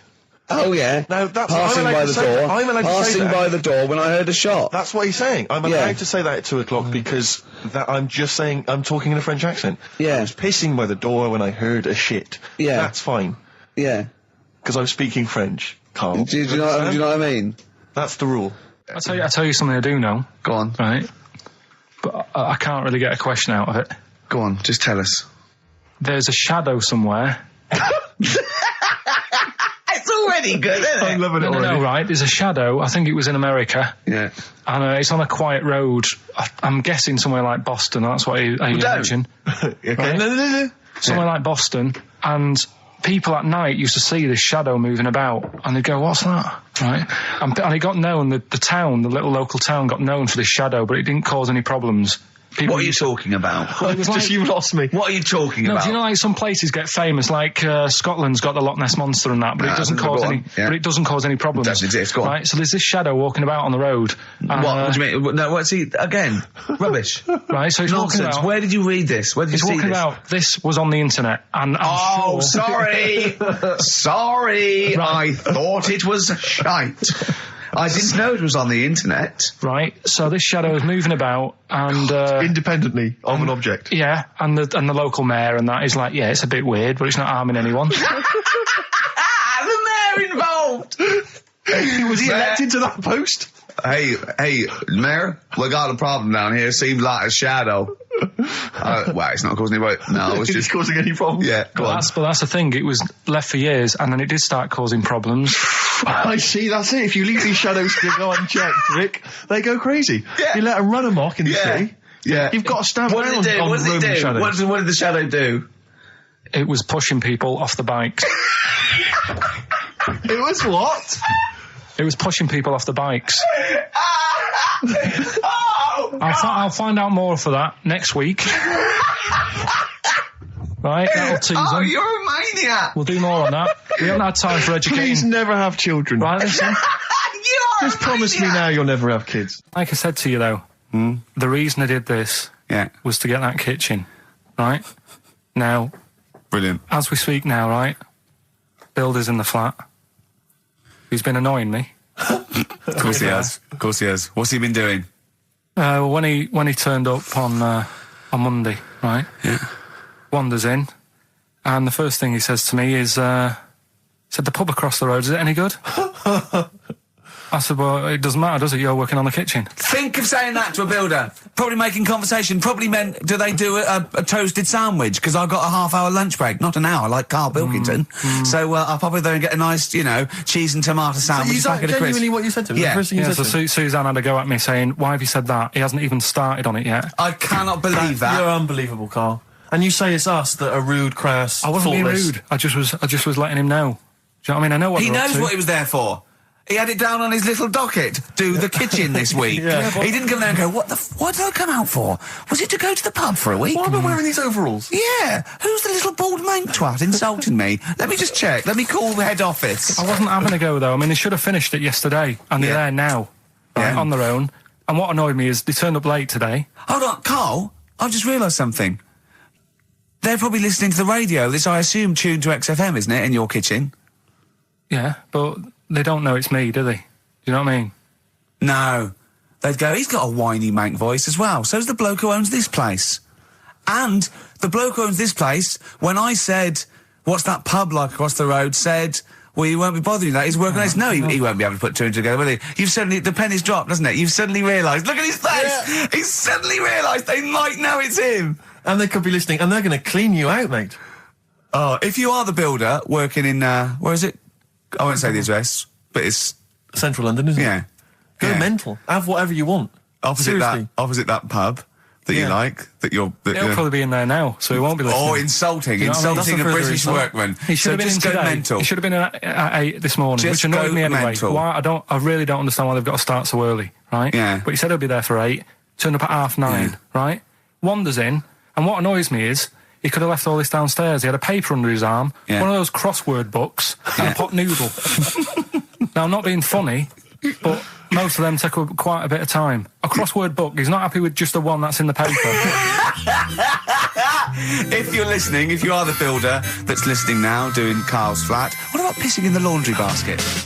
Okay, 104.9, Ricky Gervais, Steve Merchant. We're not actually here. It's the best of. Look at his face. It was really light, right? We've had the parrot, right? These are things that I found the parrot. Right, I've told you about the dog in the car wash. Right, you didn't tell me about that. You said there's a car wash for a dog. That's all you told me. Yeah, the but parrot, you said there's a parrot. What?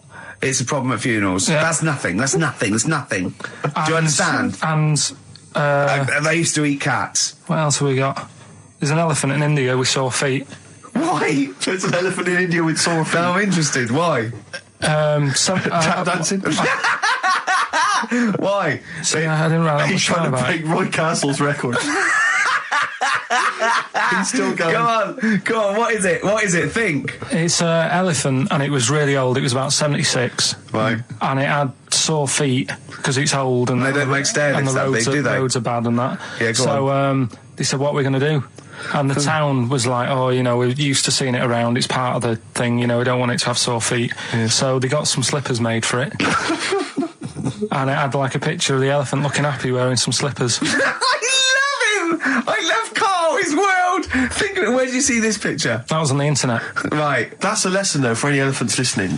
Don't wear stilettos to work every day, because it can do your feet in. So that it's don't elephants have really bad memories?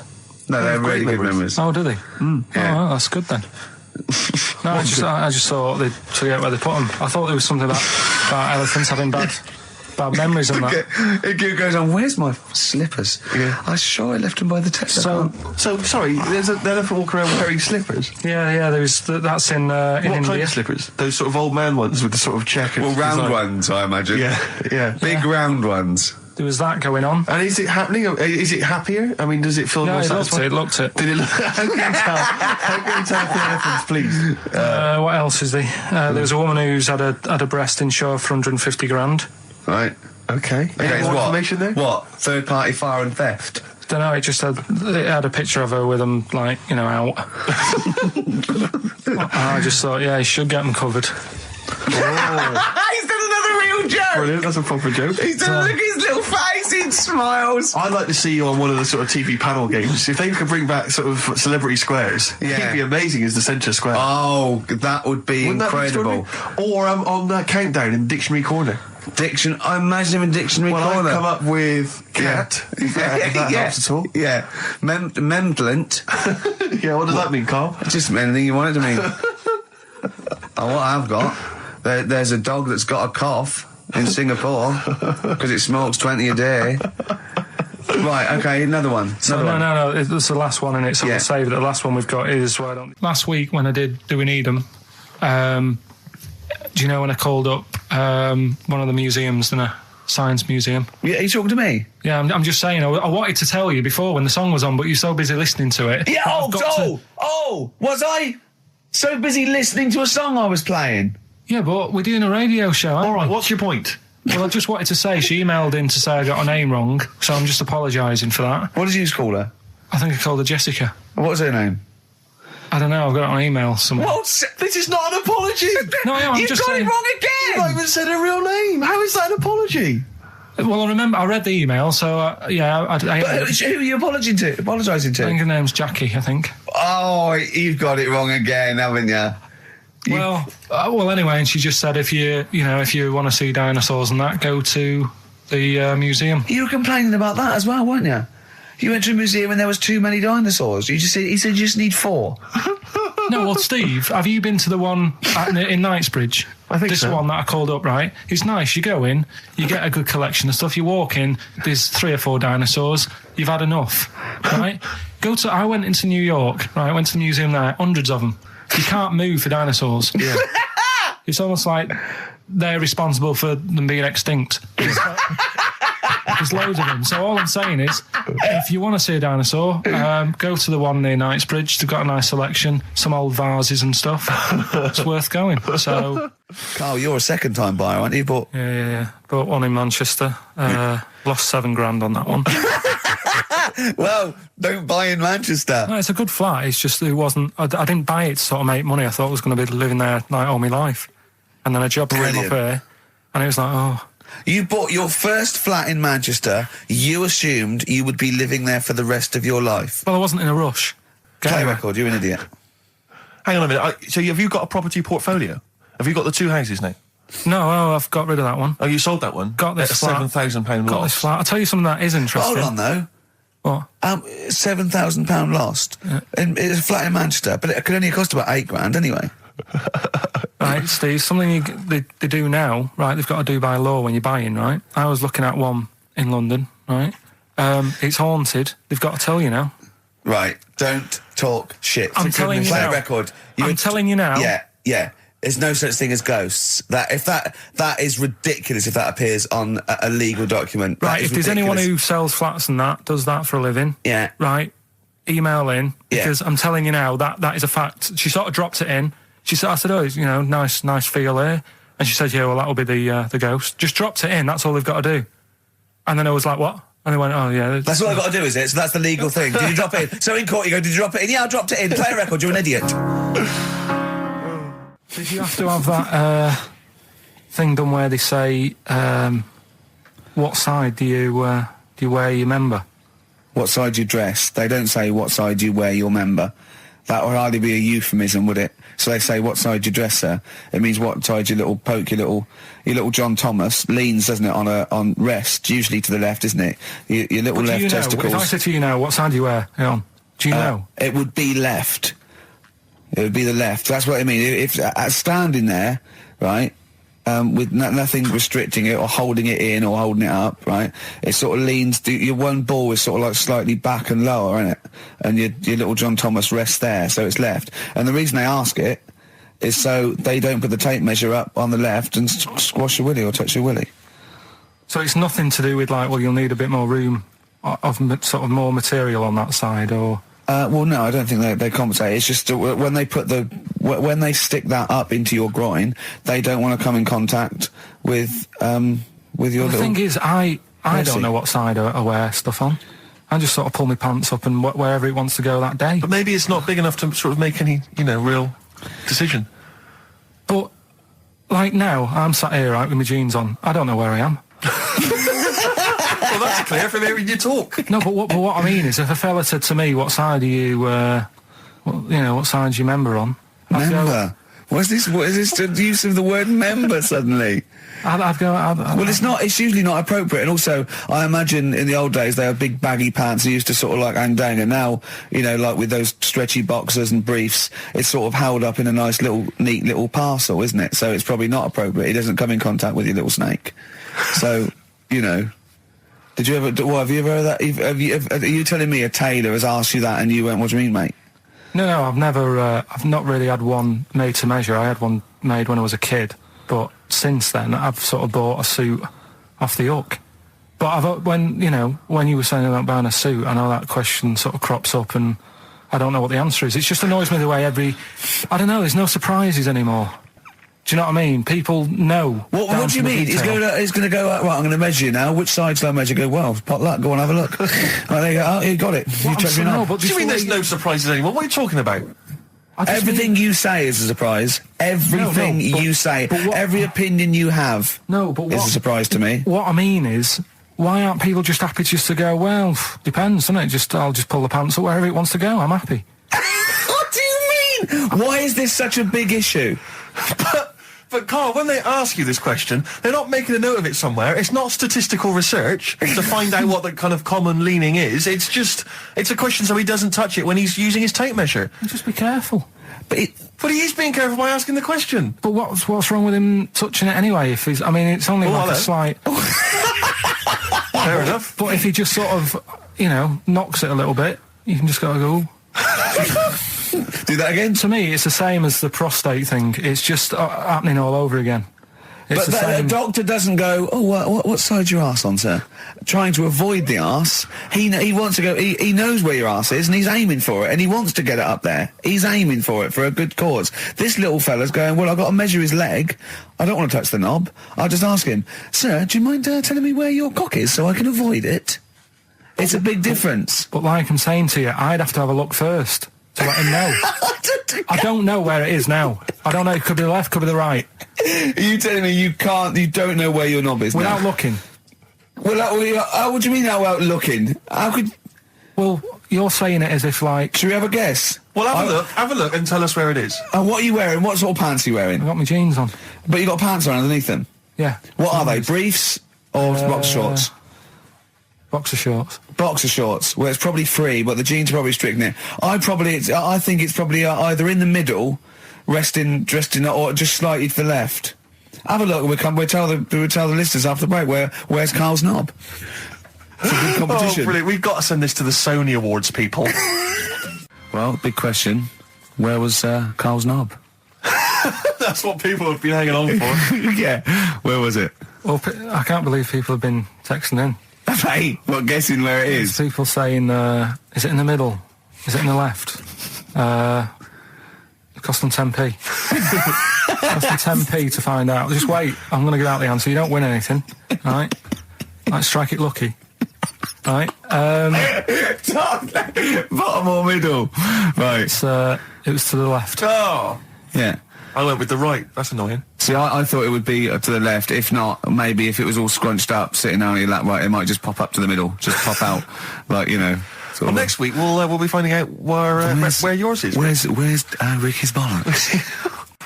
50 Cent in Da Club on XFM 104.9. We're playing our favourite singles of the year, and we're looking back over some of our favourite clips of the year. Right, Carl, it's a questionnaire about happiness.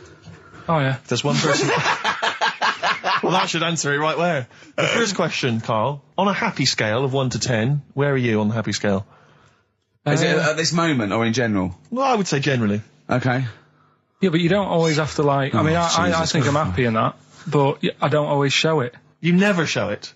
No, but it doesn't mean I'm not happy in that. Like, I'm all right at the moment. I'd say I'm probably on about an 8. I was probably about a 9 when I woke up, right? And then sort of fell out with Suzanne over her haircut. Yeah. Right? She went for a haircut and came back with something that I didn't like. Sorry, what did you say? So when your girlfriend walked to the door, she had her hair done, you said, I don't like it, alright? She could tell by the look on my face.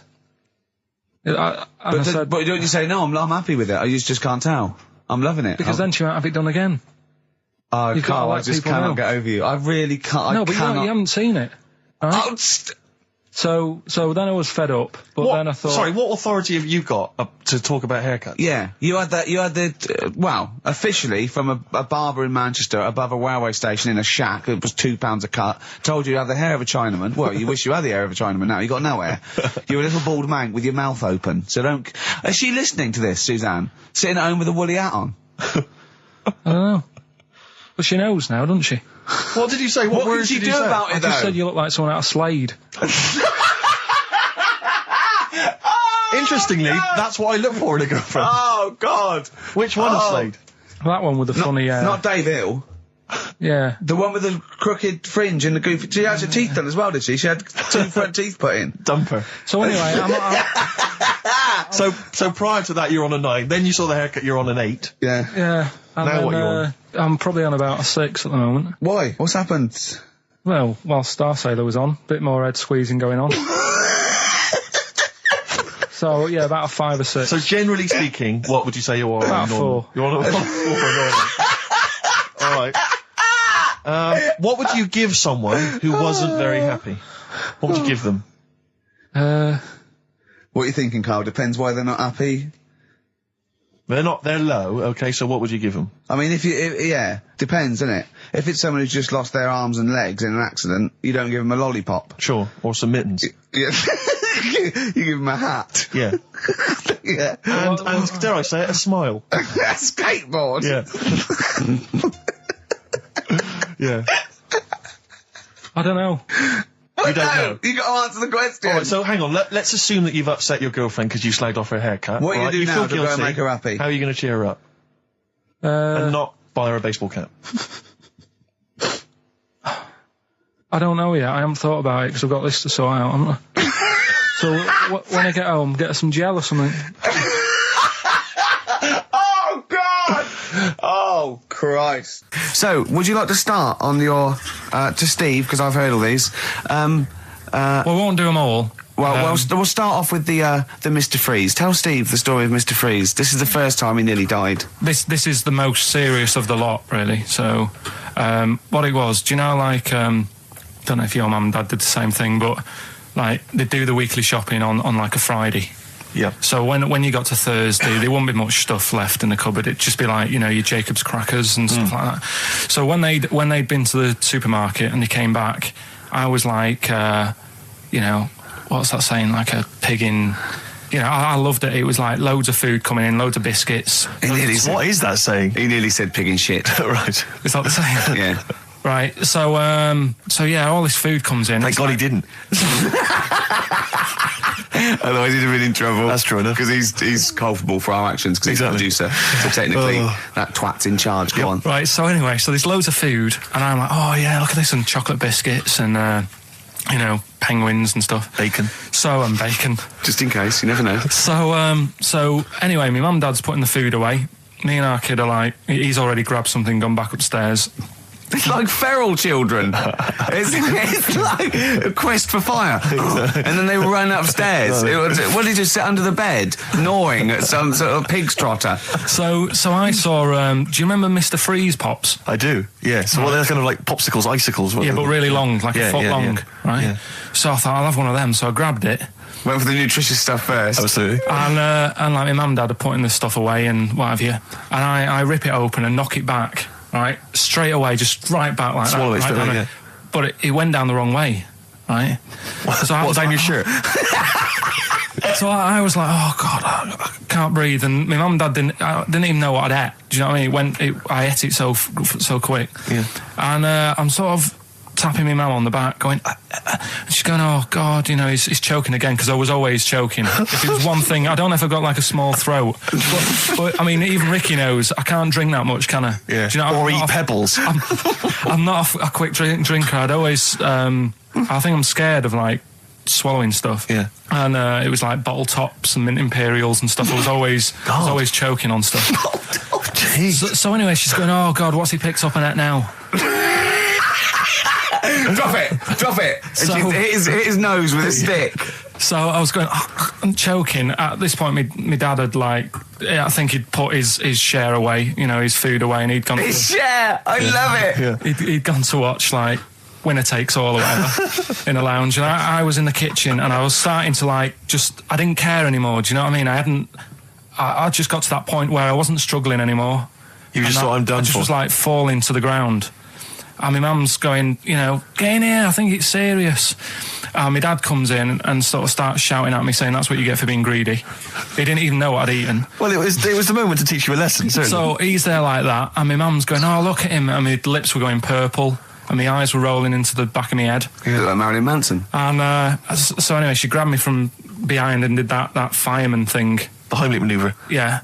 And, winded me. And it came up, and I was all right. What, the whole popsicle came flying back out? You see, that's what I don't understand, because there was nothing there. No, just a little bit. No, it swells up, doesn't it? Because it irritated it, so it went down your sort of like your epiglottis. It went down the wrong way, it went into your air canal instead of your throat, and it sort of spasms, and that's the fear. You just got to calm it down and relax. So in time, I would have been all right. Yeah, anyway. you don't. Well, no, you might have. So that's so hang on. But the weird thing is, for 3 days after that, I felt like a sort of a special person.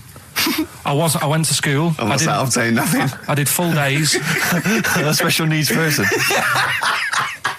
Yeah. I went to school the next 3 days after that. I didn't wag it or anything. I did full days. I love that. 3 days, turn over. Exactly. After 3 days, you thought, screw it. Yeah, did a quick history exam. Yeah. Right, next one. That's popsicle. That's popsicle hell, we call that. So we're looking into animals that we get rid of. I've spoken to someone about snails. I've spoken to someone about jellyfish and that. And looking at cockroaches today. She's an expert. She's just not just some random person. No, she works in a museum, a good museum. I said I'd give it a plug. It's the one near Knightsbridge. It's got dinosaurs and that in it. It's worth seeing. Natural History Museum. Yeah. So, It's not sure. He's not sure. This is what happened.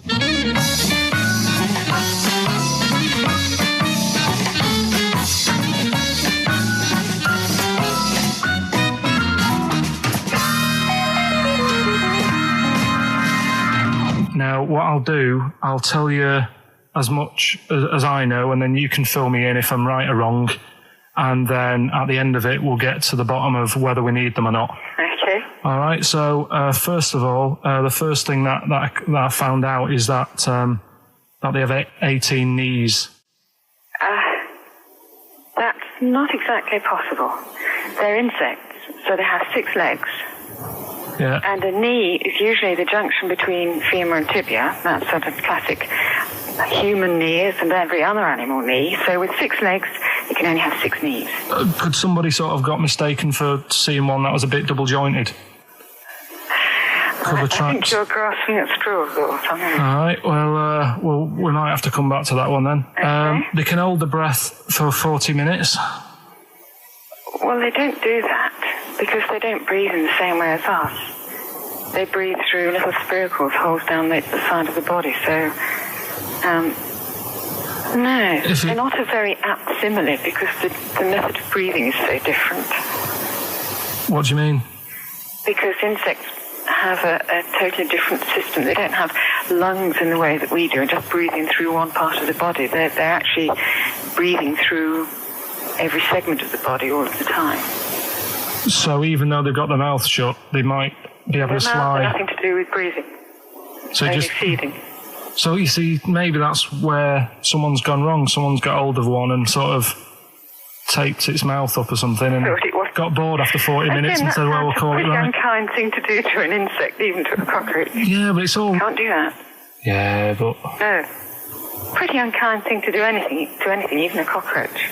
Something else I found out. Yeah. They can live for a week without an head. Well, that's true if they don't bleed to death in the process. But the weird thing is, when I told you that they had 18 knees, you seemed a bit sort of like, don't talk ridiculous. But then we're talking about an animal that can live without an head. So there's a little bit of truth in that one, yeah? Yes. Why, when it was invented, has it got that facility? Say if someone said to humans, we could do that with humans, and, you know, if you lose your head in some accident, it gives you a bit of time to sort of go back to your family and maybe write them a note. You won't be able to have a chat, but write them a note saying, it was my own fault, and it was nice knowing you. Oh, well, That would be a useful facility, I agree. But cockroaches are great survivors. I mean, they've been around for over 300 million years. They're one of the most primitive insects. All right. Well, I've also... is it true that they do a lot of resting? Apparently they can sort of rest for 75% of the time. Rest? Yeah, they just sit about doing nothing. It's probably true of a vast proportion of the world's fauna. I mean, maybe the 25% that they are working, they're really giving it some, so it might make up. They're probably searching out food and, they can slow down considerably. You can chill insects in the fridge and they'll become very, very quiet. You might think they're dead. Yeah, but I'm sure, if we were sat in a fridge, we'd go a bit quiet, wouldn't we, Well, you might not know much about it, of course. Yeah, but... Not quite reading the right sources. Well, I've been using the internet. I'm sure there are many useful sources that you could find there, but some of those seem to have been a little misleading to you. So you don't agree with a lot of what I've told you there? No. So cockroaches, can we get rid of them? No. So we're keeping them then? I would say so, yeah.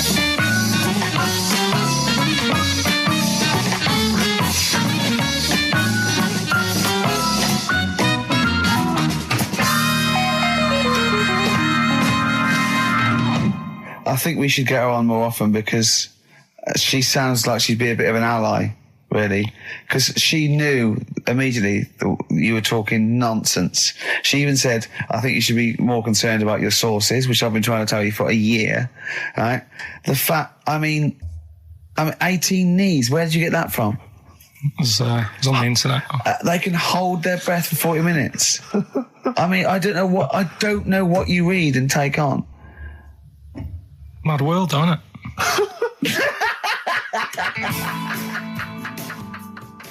It angered me that is there a lot of cheap housing in Leeds? Would that ruined it for him? But it just was. I assume maybe she was squatting or something. But it was like, and it just depressed me because it was like, not only is he homeless, but he's got a homeless girlfriend. But the homeless people are finding love. Yeah. Do you mean it's so? That's really depressing, Carl, isn't it? Unless they both became smackers together. Or whatever. No, Carl's found love on the street before, haven't you? How's it going with your bird, Carl? Are you married? No. How long have you been out with her? 7 years. Because you're quite a simple man. Yeah, you're sort of a simple. In a nice way. Ways. I mean, you're like Helen from Big Brother. Yeah, you're sort of nice enough, but I look normal. Well, yeah, you sort of do, but you could be one of those that just suddenly go mental with a pen. Yeah, do you know what I mean? Stab people through the eyes. Yeah. You sort of look normal. But if I wouldn't really want to wind you up to a point of frenzy. How did you meet your girlfriend? Through work. What, through her work? What, you phoned up and said you worked at the same place. Oh, you're right. Yeah. You're quite an enigma, aren't you? Could you give us more on that? At work, you met her at work. What, she came in selling sandwiches? She was going through the bins outside. What do you mean you met her at work? Why are you having an attack on me? You're the one who's sad and lonely. Oh, he's done you again. Yeah, but what I thought was interesting was I just scratched at him and he just went mental. Yeah, no, it's like a bear caught in a trap. It's funny, isn't it? You'll never learn. Carl. No, I was just interested to find out what the story was because it might be a really romantic story. Well, it's not. All right, jeez. I love the fact he doesn't want to talk about his love affair. I was thinking about you in the week and does it worry you? I mean, you sort of joke about it now and we're talking about it in the office, is Steve really touchy about the way he looks? Oh, what's this? Where's that come from? He's done it again. He's done you again. I was walking home the other night and I was thinking about it. And do you worry that when you're old you will be on your own? You did start it though, didn't you? Well, Carl, I'm glad you brought this up. because I mean, for me, a lightweight, frothy entertainment show on XFM on a Saturday afternoon is exactly the place where I want to discuss the desperate, lonely future that's inevitably coming my way. Oh, God. I'll tell you what will cheer you up and forget all that. A bit of Embrace. Oh, one of the most hated bands. What are these fellas doing? There's a couple it's quite noisy, it's just distracting. Yeah, there's a couple of fellas behind us taking pictures. I don't know why it takes two of them. I think one of them just got, a couple of hours out of the office. Yeah. They're from the, what are you from, X-Mag? X-Ray. X-Ray. What's X-Ray? It's the XFM magazine, Steve. The XFM what? Magazine. And where's that where, is this available in shops? Is it just a giveaway thing? It's kind of giveaway, bit of information on bands. Right. Gigs are coming up. How is it available? Who gets it? It's in top magazines. You're really selling it, Carl. You're obviously a fan of the magazine. It's all right. Yeah. I don't want to make it... This seems now like you've said, let's pretend we don't know what it is. You sell it on air, make it sound... I don't know what it is. Well, I'll show you later. Okay, cool. And if people want a copy of it, they can go to the website and subscribe and you get it for free. That's all right. Yeah. Cool. And you're going to be in it. And we're going to be in it. Centre pages. I don't look my best. I don't dress for radio. And, you know... Well, it's okay, because I'm photogenic, so I'll make up for whatever you I'll lack. push you forward. White Stripes and their version of Jolene. What did you make of it, Rick? I loved it. Good. I want to ask Karl a question, though, because Karl sometimes in awe of this newfangled world that we live in.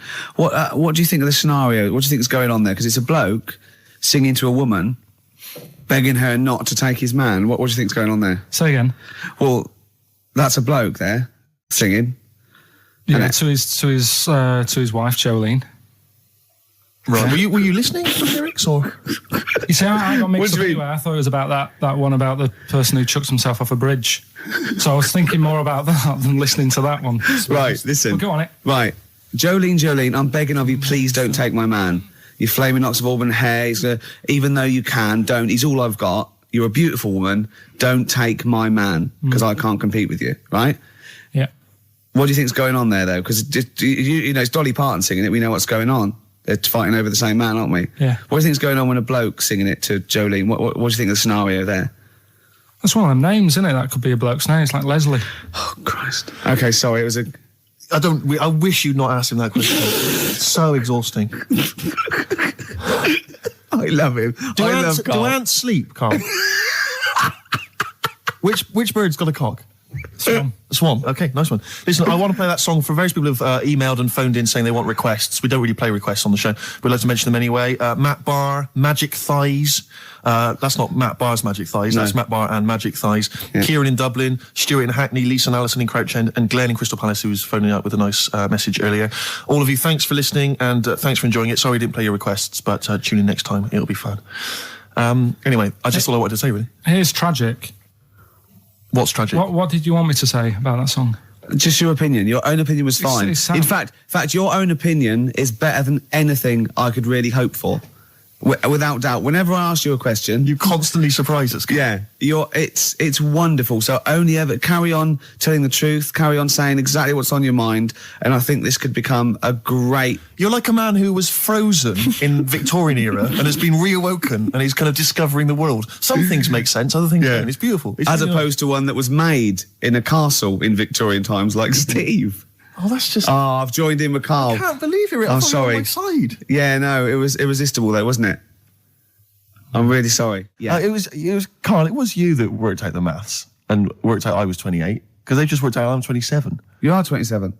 No way. Yeah, I asked you, didn't I? And I said because, no, but what I sort of questioned was, I said, well, if you're 27 today, that means last week you were 26. Well done. Yeah, that's irrelevant. So therefore, you assumed that I must be 28 then. Yeah. Whereas I assumed you were using, your knowledge of maths, such as it is. I wouldn't do that. No, sure. Wow. I actually got lost in that conversation because I genuinely didn't know what he meant would mean last week you were 26. I don't know what that meant. I don't know what it meant. Wow. Well, it is Steve's birthday. But he would have been 26 last week. Sometimes you genuinely frighten me because it's those staring eyes. There's nothing behind him. It's this little bald head. Looks like Davros looking at me. Genuine fear on his face when he enters into a conversation with another human being. What bit don't you understand? If he's 27 today, he would have been 26 last week, and he doesn't look 26. He didn't look 26 last week. He looks older than 28 today. You've started on his birthday. You're still having a go at him. Karl, I don't look like the kind of hot stud that I actually am, but face facts, that's the truth, mate. Yeah, live with it. Get with the programme, jeez. Well, let's have a little bit of cake. Okay. Oh, that's appropriate. See what it is? But you mean the band, don't you? Not the cake. You haven't actually bought cake, have you? Got anything at all? Anyway, the winners, Karl, I think you took some answers. Tim and Neil. Well done, Tim and Neil. Are they going together or are they... No, two separate. Lucky people. Yeah. I don't think your heart's in it anymore either, Karl. I was all right today, but Steve's really dragged me down. Well, Wait a minute, I just need to know why. No, do you know, like, Yeah. people are being miserable around you? Yep. I was full of beans when I came in. Yep. Yeah, but you got to remember last week you were really miserable, and that really wound me up. Yeah, because he was having So to it's do moving stuff. around, Because, you know, he'd been let down and they were worried about the last next week show. you were in a terrible mood. Yeah. Look at me like you were. songs. I wasn't like going off and lying on the settee, looking ill, talking in that voice. Oh, he's done you again. I said, just now, being quite friendly. Carl, Steve. Carl, have you ever tried to get into the Monarch for free? Because I'll be honest, mate, it's not going to happen for you. Come out with me, mate. You got a quid off. All right. When you can get in places in Camden for free. Yeah, I'm all right. Yeah. Oh, yeah, he's done you. Right, now it's time for Song for the Lovers. Now, this is one of my favourite songs of all time. You'll know this song better done by... That was nearly a sentence. Oh, come on, that was nearly a sentence. What's his name? Glenn Campbell. It's Galveston. Oh, yeah. This is the man who wrote it. This is the original. This is Jimmy Webb. Oh, yeah. With Galveston. From what I can work out, I think it's about a bloke who goes off to the Vietnam War and he's missing his bird. And I've brought it down, haven't I? I've brought it down a tone by saying bird. It's a beautiful song. It was irony. Just play it. Galveston. It's beautiful. Yeah. This is the reason, because actors are often quite handsome people, but yet they're always quite obnoxious. We are. No, I mean, they're normally quite obnoxious, Rick. Again, you know, you're a good example of that. And yet, I think it must be the small man complex. That's what makes them so obnoxious and so kind of desperate for attention. Didn't realise it before. Steady on. Because, of course, I tower above everyone. You do, don't you? I'm, for people who don't know, who are listening, I'm 6'7" tall. That's high. Yeah. And for people who've never seen him, he doesn't hold it well. It's not like he's a sort of handsome athlete, is it, Carl? He's a bit of a... What do you call him? Carl, don't answer it. No. Don't get drawn into that. You know the game he's playing. No. Do you know yesterday when you were in the office? Yeah. You did a little move, and it reminded me of Blakey. Oh, I hate you, Gervais. Oh, I hate you, Pilkington. That's his stance. Yeah, but even he held it a little bit better, didn't he? Because he was a man, you know, had a big coat and everything, and a peak cap. But, yeah. I can't believe you. Like, I've not suffered enough from being freakishly tall. Now, two of my best buddies, live on radio, are just... It's not just the height, though, is it? It's the posture and the face and everything. But it's got your places, hasn't it? No? What do you mean it's got me places? I think people give you a bit more of a chance in your career and stuff. It's like... What, yeah, stacking shelves? Because I can reach to a high level. Muse, Plug-in Baby on XFM 104.9. Rick, Gervais, go on. Well, yeah, but I know you guys are laughing about the height thing, and for those that have only just tuned in, I am 6'7" tall, which is tall, and that's big, and I pride myself on it in a way. You know, I've worked hard, I've not smoked, I ate well, you know. Yeah. It's an accomplishment, but obviously I didn't have much involvement in it, I just am. And it's a curse, because mainly the problem is that you can't get stuff, you can't get clothes, you can't get shoes, you know. Yeah, it's size 14 feet. Yeah, but it is genuine, and I don't know, I mean, it costs a lot to buy a pair of size 14 shoes, and if you were genuinely poor, I don't know how you'd afford to be tall, because the clothing costs more, everything costs more. I've seen this in comics that you'd actually go to school in a barrel, wearing a barrel with just braces. It'd just be a barrel, and you'd have sort of flip flops, and you'd take a mule with you. They all had a mule, didn't they? The poor people. People always think like you'll be in a pub or something, and people just think they can talk to you about it. They just think, hey, you're lanky, It's just like, because it's like they. But that really annoys you, doesn't it? Well, it annoys me because it's like they think I should be proud of it. Like, well, exactly, but they don't think that this is not a disadvantage. This is not a disability, is it? You're taller than most people. It might get a disability. No. If you were 8'3", it'd be slightly disabilitating. You would, but disabilitating. What? Disabilitating? Yeah. No, you're a medical man, aren't you?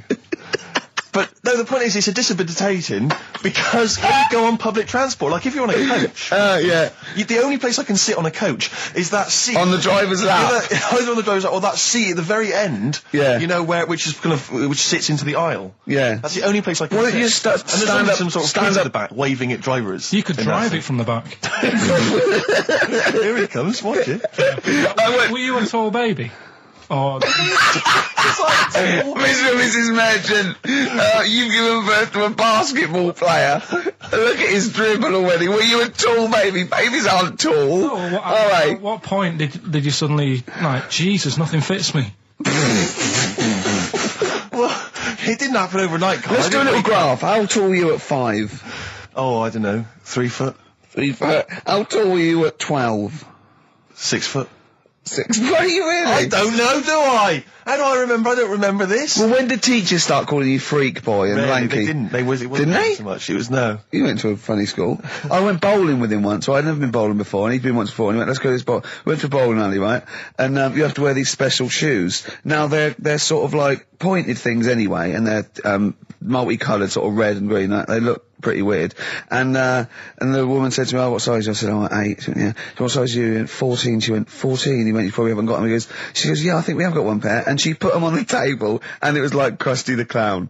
And I just started laughing. They looked so long, and he had to run round this bowling alley in these freaky clown shoes. But they don't look freaky clown like when I'm wearing them, because the rest of me is in proportion to it. It looked like a little wall bracket. One of the worst things that happened to me was when I was like, I don't know, when I was about 16 or something, we went to, There's a fire alarm going off. There's a fire alarm going off. And the fire light's going off. Yeah. Should we not just maybe play a record and go and check that out? Wrap it up if you want.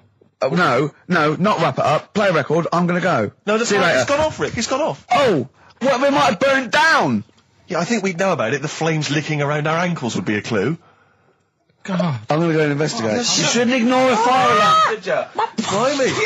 We're entertaining the nation. Oh, look at him. He's scared of fire. What do you mean?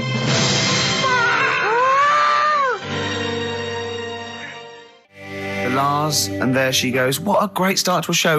We've had 20 minutes of some of the best banter, chatter and music and anecdote anywhere on the dial. You're damn right. High five. Yeah. Sweet, man, sweet. Oh, what are we talking about? Well, I love that track. It's lovely. They've got a bit of the Liverpool gene pool, haven't they? That sort of doddy. You know what I mean? I like the Scouse sort of look. You know, the Cilla Black and the Stan Boardman. Yeah, it's particularly unique to Liverpool. It's sort of happy in teeth and ears. And, it's happy in teeth and ears. Yeah. Oh, brilliant description. Yeah. Happy in teeth and ears. Yeah, that's just 3 of my friends. Yeah. Now, we've got a great track lined up, haven't we, Carl, that I've brought in?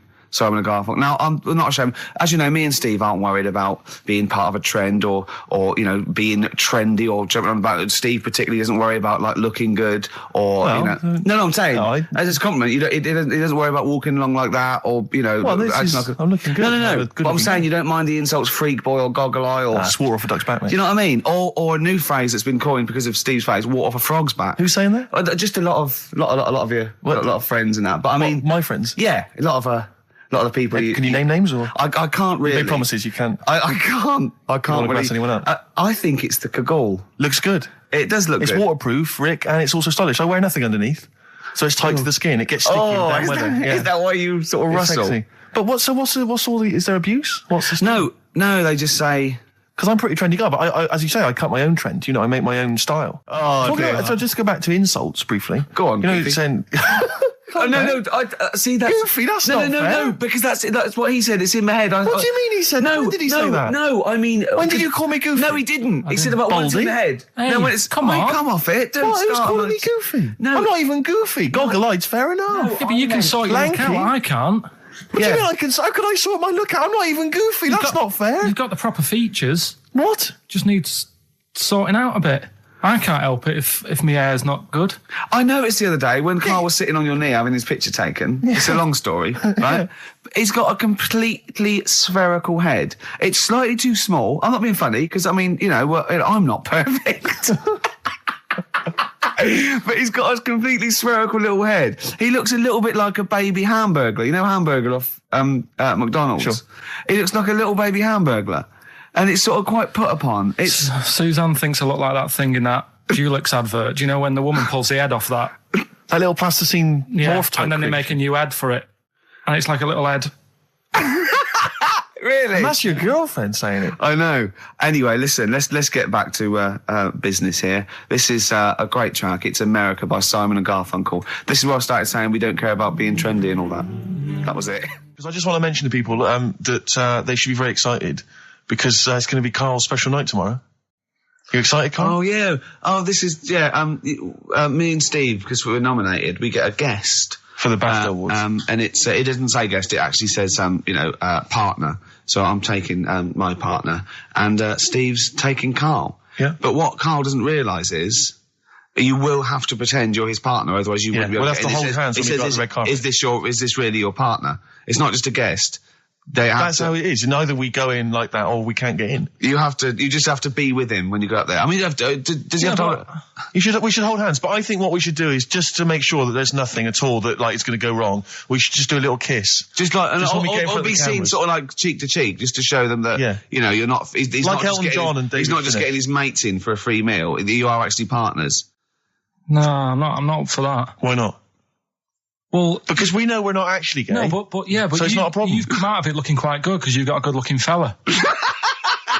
But I'm meant to look like, you know. I mean, I'm not gay, but if I was, I don't think I'd go for your side. Oh, he's done you, Steve. It's turned on you again. I cannot believe we were trying to get him. Wait a minute. I have got the cream of London's totty phoning me up, trying to get an invite to the BAFTAs. Yeah. Right. We have very graciously asked you if you would like to come along. Well, that worries me even more. That you've got women calling you up. Carl, I can't choose between them. If I let one of them down, they're gonna destroy them. They'll be ruined. Their lives will be ruined. It's better for me to take you and not, ruin the lives of any of those poor women. When he told them he was taking you, it was like a scene from Graceland. There was just like was weeping. They were crying. Like it was horrible. Hundreds of them, and he just went. And I got upset. He just had to say, "Look, just chill out, bitches," didn't you? I did. I just said, you're all my hoes, but I can't choose between you. So I'm taking Carl. You know, he could get you a discount frocks. No, I had a letter from the people that there's an organisation. No, listen, Carl. There's an organisation that sponsors the BAFTA Awards in terms of clothes and fashion. They sent me a letter. They said your partner. They've not specified the sex. They've said your partner can come along and choose an outfit. Now I suspect, by the look of it, it is a woman's outfitters. I'm thinking we could get you a lovely trouser suit. Well, it may look feminine, right? But I think people will be fooled. It'd just be a little bit roomy in the hip and probably narrow on the shoulders, but you're a bit skinny. Why didn't you take it? Because it's a lot of an insult. And maybe just some pearls as well. Be lovely. Wouldn't you? I haven't got anything sorted to wear yet. See, you're slagging me off. You're likely to end up going in a tracksuit. Yeah. I'm going out today. I've never bought a suit since I was like 11, right? I went to my brother's wedding. That's the last time I wore a suit. No, but it's like how when I went to the BAFTAs with you and I wasn't really enjoying it, you were like... What? You didn't tell us this. Ungrateful. There are so many people. You're like a little charity case. You're like... Oh, God. I had chicks queuing up around the block. You'd usually have to. Someone like you would have to write to Jim or Fix It or Esther Ranson to get them to meet us sort of people. And now it's on your doorstep. I'm amazed that you didn't enjoy it. Why didn't you enjoy it? You got to walk down the red carpet. You went in. There was George Best, one of your footballing heroes, was there. A load of other big names. You sat there, prime position. You came backstage with a load of other big names. Hey, you had a lovely bit of grub. You were filming this thing for the DVD you were making. That's you, a cameraman on our DVD. And yet you think, now you look grumpy because you had a couple of pints and I can't believe it. So tell us why you didn't enjoy it, because the ceremony, what didn't you enjoy about that? It was interminable, wasn't it? Far too long. Wasn't it awful? 3 boring. hours. I'm sorry. I thought you were going to say something. Really? Sorry. 3 hours. Yeah. I mean, I suppose for you two, at least, you were going to get something. Sure. Yeah. But with me, it's like, I mean, I've never graduated or anything, so... Have you not? I'm trying to think of a situation. Basically, I sat there for 3 hours knowing that I'm not going to get anything out of the night. Yeah. Right? Now... when we invited you and you said yes, did you think you were up for an award? No. I thought we were going to be sat round tables having a nice bit of food whilst people are going up there winning awards. Yeah. But 3 hours of the same thing over and over again. I mean, if a film's 3 hours in the cinema, you go, well, it's long, but, I wonder how it's going to end. Yeah. But this was just like the same thing over and over again. Some guy going up, thanks a lot, cheers for the bit of brass. And then going down, sitting down, the same thing over and over again. Honestly, right, I'd say it was one of the worst things I've ever had to do. I enjoyed the night afterwards when we did have a bit of lamb and a nice bit of veg and that. That was all right, and I went home and I was happy, and I got the little freebie bag that you're talking about that we're giving away. Yeah. Which wasn't much good stuff in it. Oh, all right. Right. No, what would you have done on that Saturday night? Suzanne what would you have done or the Sunday night rather? What would you have done had you been at home? I would have stayed in with Suzanne, right? Watching telly, having a nice bit of pate on toast or something, cup of tea, watching 24. But instead, I had to buy an expensive suit so I didn't show you up. Right? Yeah. How much did you spend on your suit? Well, in total, right, because, you know, the shoes and the suit and the shirt and the tie, it was about 600 quid. That's the most expensive evening ever. And that's what I'm saying to you. And the daft thing is, it's dark in there. I don't know why you've got to wear a nice suit. You can't wear a tracksuit, for goodness sake. It's dark in there. No, just the shirt and that. It doesn't make you a better person wearing a suit. No, doesn't make you a better person, no. We're not claiming it made you a better person. No, but that annoyed me. Yeah. I mean, it was an experience, isn't it? That's why I went, because you think, if I didn't go, if I would have said to you when you invited me, no, Steve, I don't want to go, then I would have never known, right? Yeah. And that's my sort of thing in life, right? Yeah. If something comes up, you should take it, even if you're not going to like it. It's a bit of an experience. Right. Do you know what he said to me? I phoned him up because we had to meet up. And obviously he had to pose as my gay lover. Yeah. To get in, right? Yeah. He phoned me, you said something to me like, I bought a suit, I'm looking good. He said, I'm looking good. People will think, how on earth did he end up with that good-looking guy? So he got into the role. That was what he said to me. He started getting into it. Such an insight. Fair record. I just must say that we've had an email from Daryl Foss. Lots of people have emailed in and say, well done on the BAFTAs and well done on your Room 101. They really liked that. Thank you. There's one guy, and it's Daryl says, Ricky, has your dad only got one D-Mob suit? Because I don't know if you noticed, but Ricky wears the same suit every single time he appears on TV because he spent a fortune on it getting it tailor-made. I've only got one. It's a good suit, and I he wears it all the time. And it's winter as well. It's like a pure wool, so I'm sweating everywhere I go. Anyway, usually it's too much cheese. I won't be buying another. Huh? I won't be buying another one. Ever. Yeah, that's it. Yeah. Suzanne told me today, right, because I've handed it in today to have the trousers turned up a bit. Why? Because it was a bit of a bodge job for the night. Yeah. Right. It was just some pins sort of holding it up the other night, but you didn't notice, and I didn't tell you because I thought you'd be getting on the stage and saying, "Look at that freak over there with his pants hemmed up." But I took it to the place to get it done. Suzanne tells me that I'm going to start shrinking now. I'm getting to that age where you start going smaller. I know that must have been a revelation to you and a worry. Like, how small do you get? How small do you get? Oh, Dave, what are we playing now? I thought we'd have a bit of Marley music. Marley music? Oh, okay, go on. If These Old Walls Could Speak by Jimmy Webb. Might play another track off that later if we've got time. What, today? Yeah, well, maybe, or maybe next week. We've got lots to pack in. We've got things like New Order, Cure. I'm just hoping that all those kind of new metal fans, Rick, can just calm down for a second, you know, and just enjoy that for what it was. Yeah. Well, I hope their snobbery is not going to prevent them from enjoying it. I hope they can just leave it alone for 2 hours for our show. Exactly. We try and, try and pack lots of whilst stuff you're in. talking about new metal, can I just say Ian Camfield is here tonight. He's moving from Fridays. Right. What the hell does he think he's doing? He's just offering up information now. No, it's just that you were talking about the new metalers, and now seems like a good time to Carl, listen, you're here for our amusement. Yeah. You don't sort of come in any time you want. When we decide it's time to sort of have some fun at your expense, then we'll let you know, but otherwise... We're not here to help other DJs or even this station. We don't give a about this. See, this is what my girlfriend said. What's that? Well, you should listen to her. She knows what she's talking about, clearly. Now put your microphone down. She said they just wheel you out when they need you. Switch your microphone off, Carl, and let us finish what we were saying. Right, just... What were we saying, Rick? Ian Camfield has got a rock show. Oh, right, yeah. Starting today. It's 4 hours of pure rock. Yeah, he's probably here smoking, drinking Jack Daniels and just like having pictures of Vance put up around him to get in the mood. Then he'd go out and rock. Carl, don't be silly. Turn your microphone on. We're joking. Is that right? When's he on? 8 till 12 tonight. 4 hours of rock. Lovely. Listen, some big classics coming up, plus huge news about Carl. Please, let's play some more ads. Do you really want some ads? I'm tired of the music and chat. Please play some more ads, Carl. Please. Carl. You are going to be a turntablist. Yeah. Steve never learnt an instrument, which he regrets. And he thought he's a modern lad, and he's using turntables as his instrument. I just got 2 turntables and a microphone, and so far, seriously, I'm cutting it up big style. No, don't laugh, because it is mental, the kind of stuff I'm coming out with. And I'm scratching, I got the beats, matching. Can you imagine that? Shut up! It's that. No. Look at the Chemical Brothers, for goodness sake. If you're talking about freaks, look at those weirdos. Man alive! At least you cut your hair at Gavin. You know that whatever it's called. They used to kind of at least faintly appear in their videos. So this one is just some shots of like what you see from outside a train. To them, that is more more glamorous and exciting, apparently, than seeing the lads themselves in the video. Who do you think's cooler to look at, Steve or the Chemical Brothers? Steve. Definitely, yes. You're absolutely right, Carl, and that's the first sensible thing you've said for a long time. If I was to work with Steve on some music, if I had the choice, I think Steve would look better on an album cover. Really? Yeah. What would you do? Would you change him at all? What would you do with his image? I'd put him in the distance, so I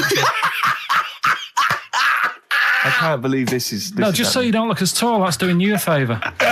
You know, I was on the... This is true. I was on the tube, right, coming in to meet Gervais the other day, and I was wearing a suit, and my mobile phone slipped out of my pocket, and it landed on the seat, and I didn't realise this. And as I was about to get off, some bloke who was sat there like an old guy, he picked up the phone, he went, "Oi, Lanky, you dropped your mobile phone." And I was like, well... I thank you for pointing out I dropped my phone, but did you have to do the Lanky? But you knew who he meant. I bet you turned round straight away. It worked. Knew he meant, Steve. But he's done you again. But I was the only person stood up. It was a fairly empty train. Was there any other lanky people there? No. Well then. No, but my point was there was no one else at all who was about to exit the train. Okay, so he didn't need lanky. He could have gone, "Excuse me, sir," or "Oi, you," anything, but "Oi, Lanky." I know. It's that thing, though, isn't it? That's what I'm talking about. You say the thing that you don't want to say. It's like me with Ken Dodd and Will. I think he wanted to say this. Oh, well. I think he took pleasure in it. I think he went, "That bloke's lanky. I shouldn't say that." Yeah, I should. Oi, lanky. What's he going to do? Phone. Yeah. Do you want your phone back or not? Electric Soft Parade.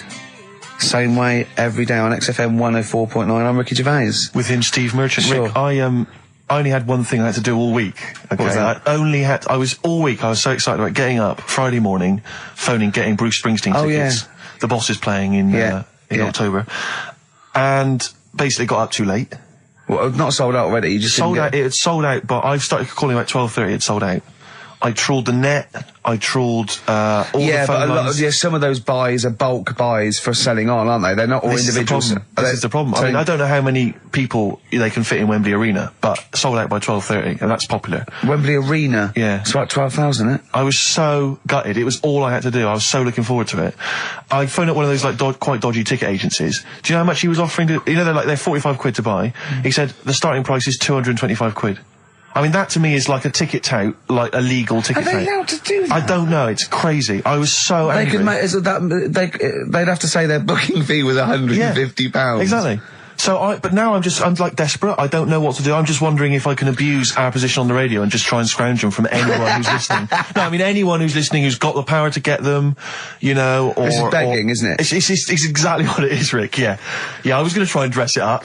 Yeah. But it's just begging. That ticket touts after you as well, for dissing him. Ricky.Gervais... Don't bring me into it. Shut up. Ricky.Gervais@xfm.co.uk. If there's anything you can do to get me a ticket, I'm willing to pay for it.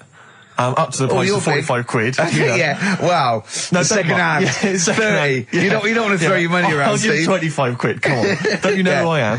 Yeah. But that, I mean, do you know what I mean? Because I'm just, like, I asked Carl if he could sort it out. He's done nothing. He's achieved nothing. I know. So I'm just desperate. I'm in a desperate situation and I don't quite know what to do. I'll tell you this though, Carl. Don't bother doing favours for him because he's not grateful. You give him something and he goes, right, does this mean I have to give you something back? And I go, well, no. He goes, good.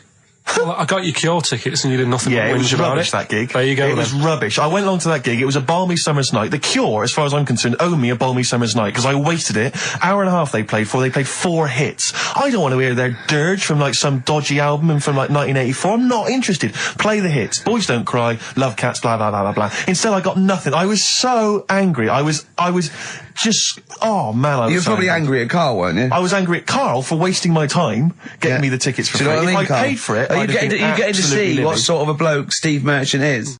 Doves, Caught by the River on XFM 104.9. I'm Ricky Gervais, Steve Merchant, hello, Karl Pilkington and everything. No, I'm going to be honest with you. Go on. A little bit hungover, didn't feel very well. Yeah. I don't know if I'm hungover or still a bit drunk. I don't feel... You sound like you're still a bit drunk. Yeah, so what I'm worried about... You do every week, so... But what I'm worried about is that the standard will slip. Yeah, sure. if I'm not right on the ball. And the other thing is I haven't had a lot of time to prepare the show today. So I don't feel, you know... 100%. Yeah. I haven't done the Carl. Right. Look. Have you finished that sentence? I don't make me laugh because it hurts as well. And there's another side effect to me being a little bit hungover and or drunk or whatever, right, is that I can be annoying. Right, yes. Because just to amuse myself, I sort of like turn my body off a little bit and just poke and like that and annoy people and that. I want to sort of like. Well, you do the physical equivalent of freewheeling. Don't you? You just I sort of want to climb on Karl and go to sleep on him. Yes. Do you know what I mean? Yes. They'll both annoy him and it'd be comfortable. Yes. Which is, can be annoying. Just a little thing just to make this show a bit easier. If you'd put your hand up when you want one of us to speak, because I'm not quite sure when the sentences are finished. The hands are up. Okay, good. So, the hands are up. Okay. Good, alright. Okay. Are you gonna just keep them up the rest of the show, or? No, Karl, do what you, huh? Good, alright. Do you want to, is there an excuse as to why you're a bit hungover? Too much wine. Okay. Last night, yeah. Yeah, good. Thanks for that. Because this is the only work you've got to do all week, isn't it? Unless I'm very much mistaken. You don't have to do anything. You just sit at home eating cheese. Yeah. Then occasionally you do a bit of sort of shadow boxing, and that's exercise. And then you sit and watch TV. Yeah. Is that roughly what you did this week? Yeah. So this is the only 2 hours you had to do anything for all week. This is you had to prepare for this. Yeah, but who can plan a hangover? Right. You'd think, Karl, you said you had some stuff. Yeah.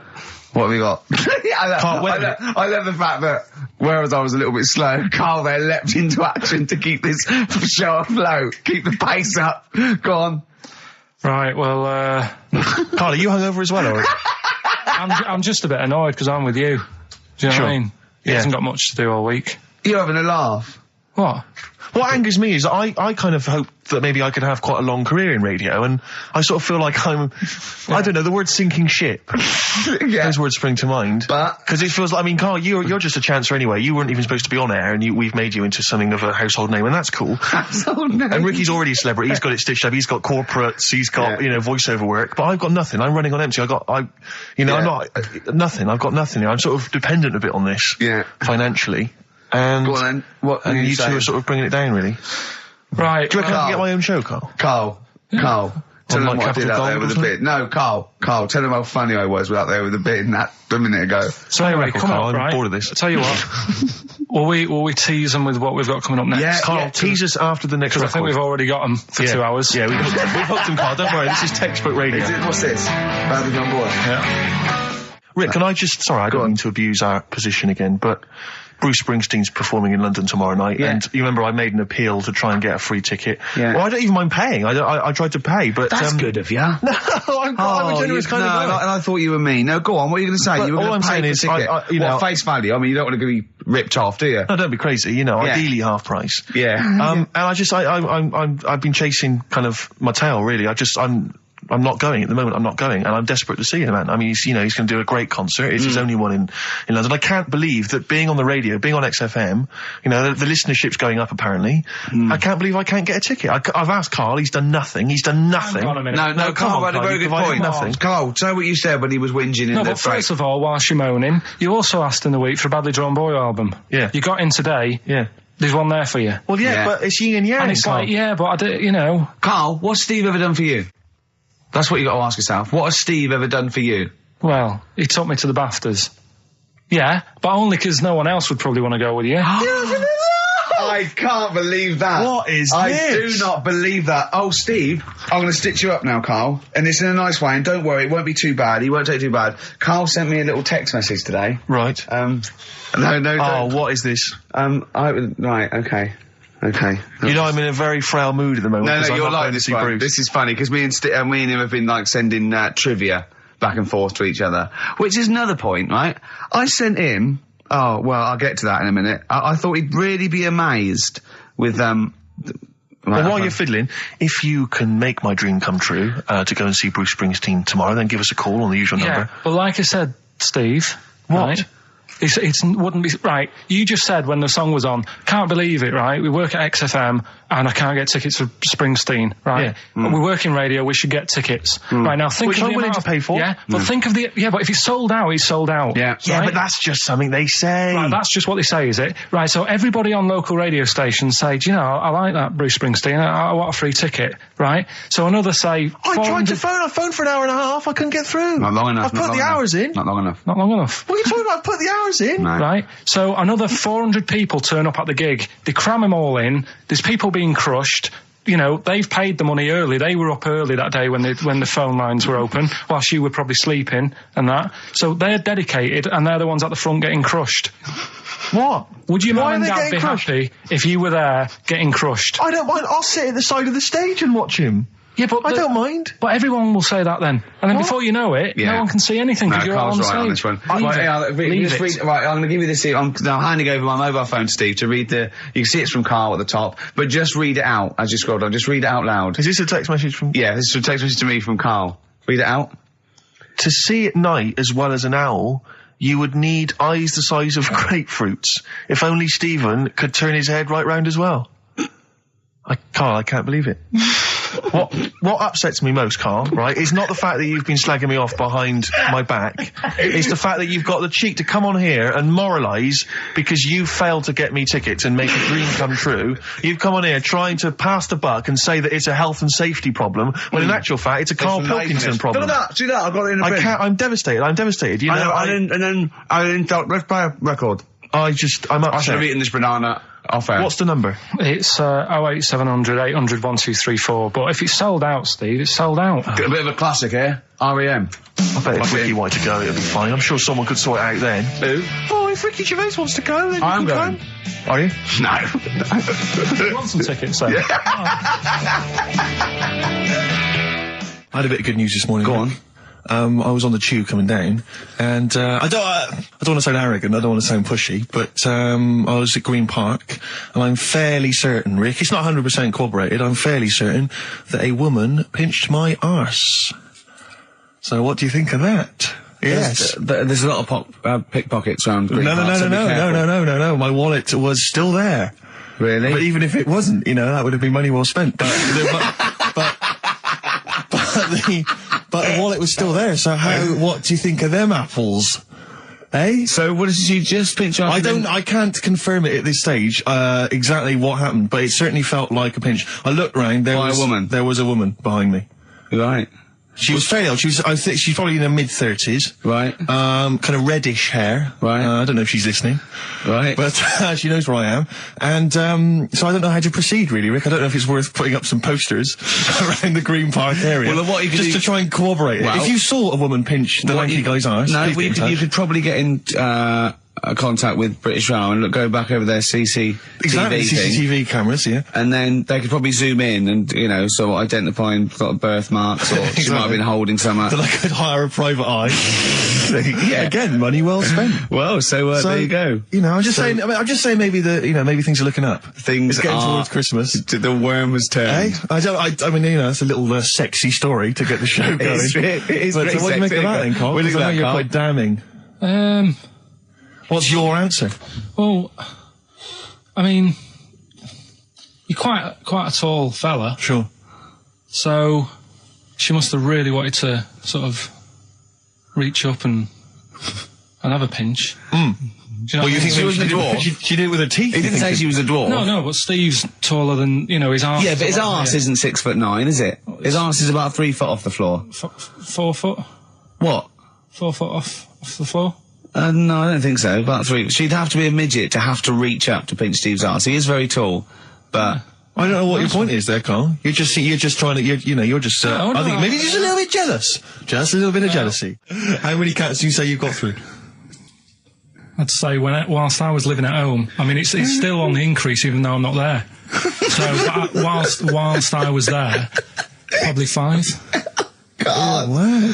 Oh. Yeah. And were you upset each time, or you just got used to it? It's one of them things, isn't it? Like I've said before, when you first see something, it's a bit of a shock. Do you know what I mean? It's like the Elephant Man or whatever. Yeah. First time you see him, it's that sort of, oh, look at that. Yeah. Do you remember the first time you saw Steve? No, I'm not being funny. Do you remember the first... Yeah, but I've said this before. It's always... Then you get used to how people look, and you don't... No. I'm going to burst. You have to play a record. No, but... Because I just see Steve's face. No, but I've got used to it. Shut up.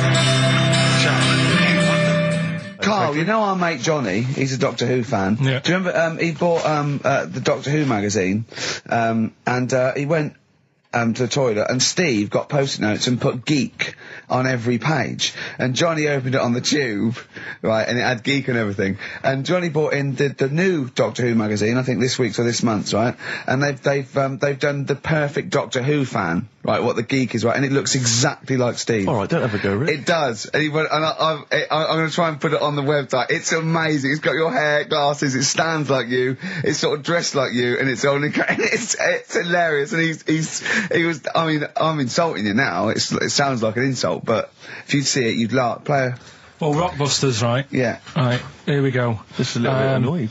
Just, 3 clues. We've lost all the energy in this show, haven't we? Well, I can't get over that insult. I'm just a little... No, we did, though. It just came out, I can be honest with you. It came out left field. I wasn't expecting an insult. No, but I think there was a sense of camaraderie on this. Just email in, ricky.gervais@xfm.co.uk. I'm just annoyed. I can't what are we doing? I'm just reading out the clues. Should we put this, let's put this one in for the Sony Award. Let's put this show in for the Sony Awards. Play a song, Carl, because I need to discuss things with him. I've talked before about in Edit it down. Get this down to 3 minutes. It'd be a great show. Rockbusters in a minute. XFM. Lonesome Day by Bruce Springsteen from his new album The Rising on XFM 104.9. Ricky Gervais, Steve Merchant, Karl Pilkington. Former just phoned in and said to Karl, stick up for yourself. Don't listen to that Merchant. He does my head in. He's so arrogant. I don't think I'm arrogant. I think I'm mean. Yeah. I just think I'm sort of objectionable. I don't think it's arrogance. I think it's sort of nastiness. Yeah. I'm just not a very nice person. But believe me, I'm not arrogant. I think I'm pathetic. What were you talking about earlier about glasses as well, and Steve taking his glasses off? What was that? What are you saying that in front of him now for? Was it an insult? It wasn't really an insult. Carl, what were you up to? No, what was it? I genuinely don't remember. I genuinely don't remember. Right, Steve, I'm not having a go. Right? Just saying how people, it's a bit weird that you've got glasses because you've got a good pair of eyes on you, right? that isn't an insult. What were you talking about though? What was it? Why did it was the fact that people who wear glasses always look a bit weird without them on. It's like, you know, they should wear glasses. Okay. Why did we get round to this?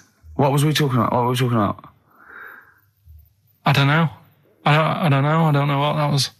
It sounds like an insult, even it wasn't intended as one. It wasn't. It sounds like an insult, Carl. It does, yeah. No, it wasn't. I should be allowed to punch you every time you insult me now. No, but I'm not having I'm doing it. I'm going to give you a dead arm. Look, Steve, it's you always even if it wasn't, you intended it to be one.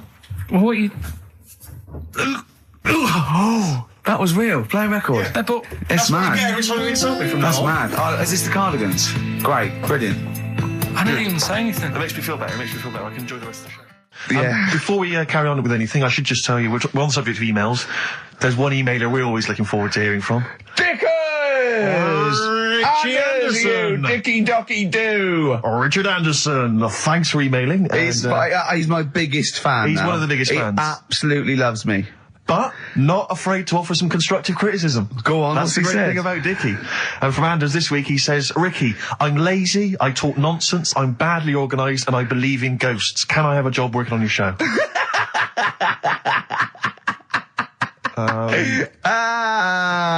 Possibly, Anders. Maybe send in a CV. Or email a CV. He's put a little bit of all of us in that, hasn't he? Oh, I'll ask him if he's a goggle-eyed freak, Steve. All right, calm down. Well, no, I didn't mean no need to get insulted. No, I didn't necessarily mean you, did I? To get nasty. Well, I was thinking about that, actually, Steve. Oh, God. Just talking of the old... What? What? Talking of the what? No. Do you know, like... This better be good. No, you don't have that many girlfriends. And what do you mean? Carl, why are we on this? I was defending you in the whole monkey discussion.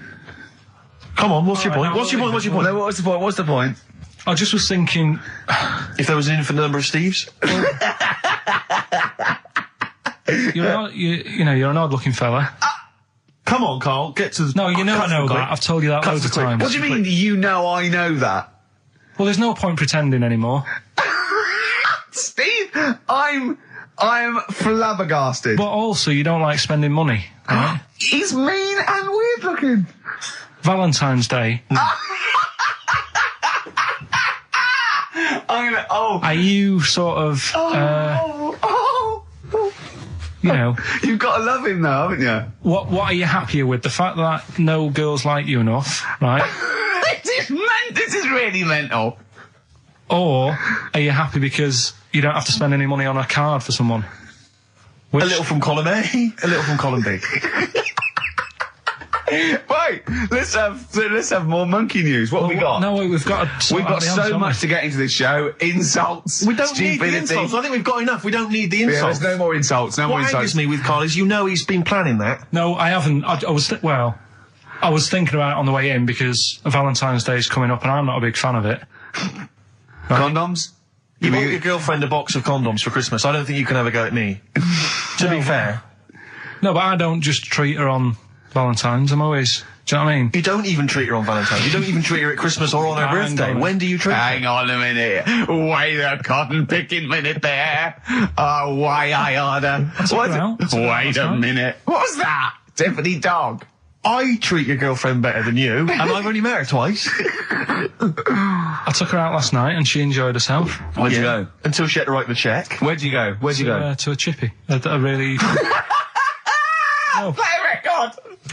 It was a chippy? No, a quality one. Right. Oh, God! Under a fiver for two. Oh, nice wrapping. Not newspaper, greaseproof paper. And bread. That's Feeder, Just the Way I'm Feeling, on XFM 104.9. Ricky Gervais, Steve Merchant, Claire Sturgis. Well, he's defying me. He's not calling in. We're going to give out his number and he's not calling in. That's even more annoying. Who does he think he is? I don't know who he thinks he is. I'll tell you what I'll tell you who he is. Yeah. He is a little bold Mancunian. Let's never let him forget that. I don't know who he thinks he is, but there's the fact. Just, Carl, call in, because you're annoying me and Steve. He's been slagging you off as well, Steve. Well, go on. In the week, he was slagging you off. I mean, in the week, I was joining in and laughing along, but now I'm thinking but now I'm thinking that you're more on my side than he is. Thanks very much, Rick. I'm glad to see you've come round. He said he was. I was in the pub with him and Johnny. Oh right, so there's a little audience. Good. And he went, have you seen Men in Black 2? I went, no. He said, have you, Johnny? He went, no. He went, there's a thing in it that looks just like Steve. Mm. And I went, what? He went, it's a thing, it's got really gangly arms and bulbous eyes, and it just works really fast in the Aliens registration thing. And I went, all right. I said, we'll bring that up Saturday. Since he's not here, what do you think of that? Well, the reason is, I think the problem I have is this, that if I was to say things like that about Carl, I'd destroy him. He'd be a broken man after I'd finish with him.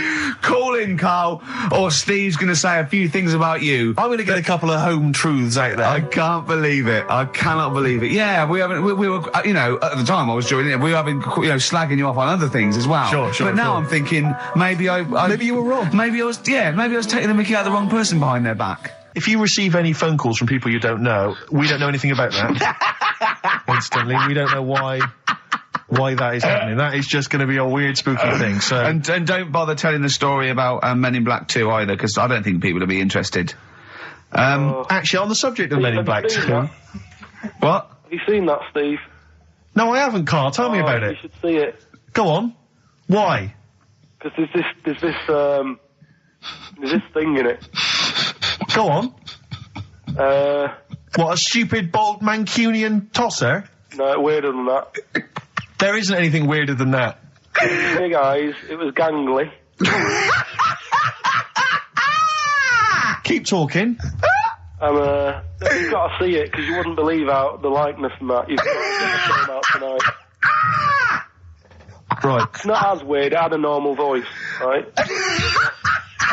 He's done you and he's not even here! I'll tell you what, mate, it ain't worth coming in next week. Stay on the line, Carl. Play a record, Claire. Kings of Leon, Molly's Chambers. What do you think of that, Carl? All right. There's a surprise. Another insightful remark. Steve is not a fan now. Not only does he know you've been slagging him off behind his back. No, I wasn't slagging Steve. If you get it out on the DVD tonight, you'll know I'm not slagging you off. It could be your brother. I love the fact that it makes it worse, but he's thinking you're going to go, oh, he wasn't slagging me off. It does look like me. I do think I'm an alien. I love the fact that you hope Steve will go, he's got a point. It's a spitting image. Yeah. I am, seriously, Carl, I'm really angry. I'm so angry with you at the moment. You haven't seen it yet? No, I know, because I know what it's going to be, and I'm just... Why? I'm fuming. I'll tell you why I'm angry, because he doesn't do it in jest. No, but what do you think it's going to look like? What do you think this thing's going to look like? Going to look ludicrous. It's not going to look anything like me, but he's going to pretend it does. Go on, what? Go on. No, it does look like you. Yeah, of course it does. And you looked like the Human Z. Well, I mean, to be honest, you did a bit, Carl. You walk like him, you're bold like him, you got a sort of gormless face like him. Any more? I don't smoke. That does. I'm not arguing with you. I'm not well on that. Oh, you're not well. What exactly is wrong with you, you whinger? Well, it's just, do you know, like I always tell you about the restless leg syndrome I've got? It's like that, but all over. So you're just shaking around the house? I'm just, yeah. What do you look like, Elvis? What are you doing? You're shaking around the house. I'll tell you, with your bald head, you probably look like an enormous vibrator. Oh, God. That's what you probably look like if you strip naked. Oh, you'll have the Scottish widow coming round. Oh, dear. That's, what's her name, by the way? I heard you talking about that. That's, Amanda Lamb. Amanda Lamb, who's in the Place in the Sun programme. Is she actually a widow? Is she a Scottish widow? Hoots, man, my husband's dead. Do you want any money and a bit of my clam? Brilliant. All right. That's the sort of quality you've missed out on today. Well, anyway, you're going to be back next week. We need you back next week. Yeah. Yeah. Well, how do you know? Also, how did you know you were going to be ill today? Because you phoned and arranged this yesterday. Convenient. And I spoke to you yesterday and you didn't sound very ill. I felt ropey yesterday afternoon. You've got a bit of a bunged up nose. Even though I have a bit of a bunged up Even though I was nose. ill, I still sorted it out. Yeah? I'm a little bit sweaty. Carl, sorting it out does not mean you phone up Sturgis and send her down. That's not sorting it out. That's making things worse. Have you learnt nothing? Thanks, Claire. If you're not part of the solution, you're part of the problem. Mate. Yeah. My leg's a little bit achy. Oh, wearing wet jeans. Oh, I put wet jeans on again. My lasagna it was frozen. Can you hear the venom and hatred in our voices today? We genuinely are upset and angry with you. Yeah. Can't believe it. I cannot believe that Right, well, the thing is, we'll be back to normal next week, right? We've got Billy Elliot doing the film next week. Right. Any prizes? Got some good stuff. Have you got any films with Burt Reynolds in to give away on VHS? And I'll see you then. Great, we're looking forward to it already. I'll see you later. See you later. Hot heat, bandages, XFM, we're off, innit? That's it, it's all over. Yeah. Back next week. Yeah. Thanks, Claire. Bye. Total respect. Yeah, Yes. nice one. Keep it real. See ya. Carl, I need the phone number of your girlfriend. Let me explain why. I was lucky enough, once again, to be on your quiz team this week. Ricky... Still to beat me. He's still to beat me with his team, yeah. Second I came. We the gang here and some friends, we sometimes go down to a pub quiz in the local area, and I was very nicely, I was invited by Carl to be on his team. Twice now I've been on that team. Ricky's always on another team. And what can I say, Carl? Do you mind me saying this now? Because I've analysed the team, and it's very much your team, and you've put the team together. You've recruited some excellent personnel. Your girlfriend's very, very good on the team, as is one of her work colleagues. And you normally bring in, someone like myself. I like to think I'm providing something with the entertainment section. I seem to remember last time I answered at least 6 or 7 questions that other people hadn't got. So I felt I provided something there. Carl, I rather like John Harvey Jones, who used to be called in to sort of troubleshoot companies. I see why you are not winning ever, and it's a rather pricey contest, isn't it? It costs a tenner to enter per person, and unless you get in the top 3, you're not going to get to see your money back. No. So I think you're going to maybe need to step down from the team, because Carl, I am not sure. You consider yourself a kind of player manager, but frankly, I'm not sure you're providing enough. Right. See, this is funny, because as bad as I imagine you are, I don't think Steve would make it into my team, so he's getting a bit cocky here. I want to know what your opinion of him, because he's told me he's great on it. Well, you bang out of order, first of all. Okay. Do you have a good night when you're with us? I tell you what, I wish I hadn't lost a tenner every time I've come down. That would have improved it. You point out there about the football analogy. Mm-hmm. Alex Ferguson, when did he score a goal? Right. He doesn't. He tells the others how to do it. Yeah. Right? That's He my doesn't role. take up one of the 11, though, does he? No, exactly. It's not like you can only field 10. Yeah. Because we only got 10 again. I want to be in the 11. Exactly. He's not running around in midfield, falling over. Yeah, shouting, "Oh, what have I told you?" Yeah. No. Right. I'll admit. And there's a limit of 5 players. We should explain that. That's the point. Yeah, there's only 5 players on the team. Players, But it was pretty tricky on Tuesday, though, wasn't it? It was one of the tougher... Tell everyone the one question you got right. Something about... Well, tell us the answer. The 2 words you had to say to get the answer. Danny Minogue. Danny Minogue. That was what you provided, Danny Minogue.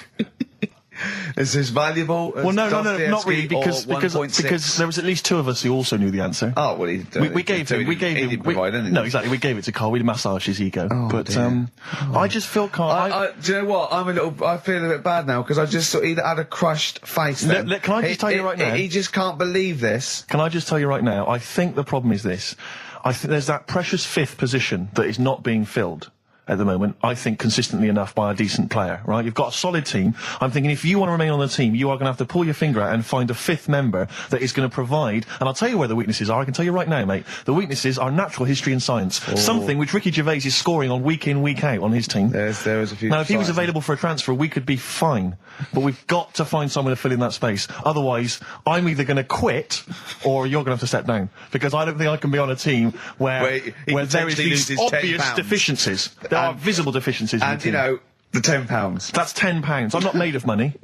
That's once a month. I've seen him depressed for 2 hours when he lost £20 at a casino after 5 hours playing. Don't bring that back. Don't bring up that again. Yeah. That story. He doesn't like wasting money, Carl. You know that. What do you think? What's the solution? We've got to think proactively now. We've got to sort this out. See, there's always other things going on in my mind when I'm in that pub quiz. For me, it's just a little bit of fun. Sure. It's a night out. Do you know what I mean? Suzanne enjoys it. Yeah. It's a bit of a get-together. We have a chat beforehand. Yeah. We have a bit of fun. Yeah. But there was other things on my mind. Carl, I could do that here. I don't have to lose a tenner. Wait, what were you thinking during the quiz then when the questions were coming out? What were you thinking of? Well, what it was, right, just before the quiz started, I had to go to the toilet, right? Because the rule is, right, people who don't go to it, once it starts, phones off, no more toilet. They take it dead serious, don't they, right? Yeah. So I went to the toilet.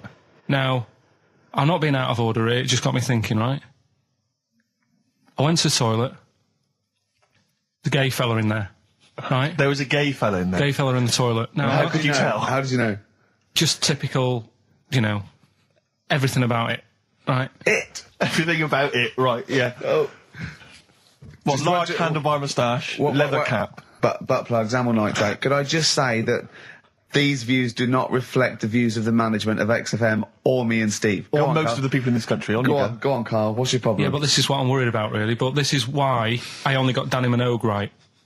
Right? Because this was floating around my mind. Went to the toilet. Gay icon, now, isn't she?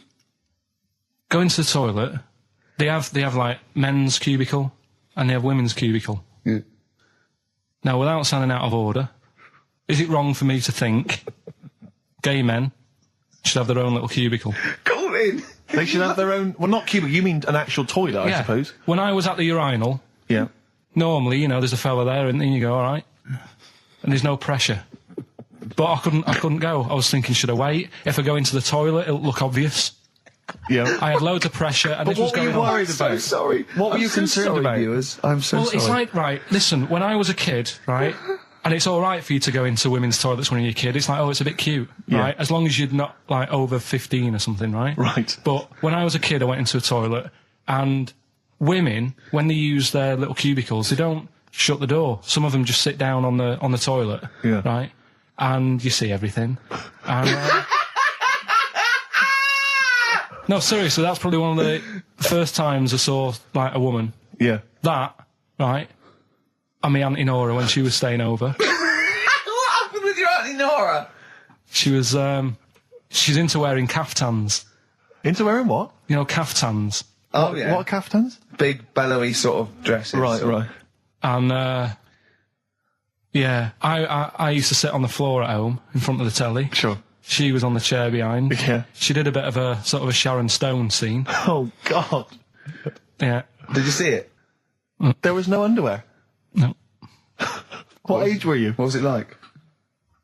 What age were you? It was like a ripped tennis ball. What? Right, we're off air. We're off air. Either that or put us in for the Sonys.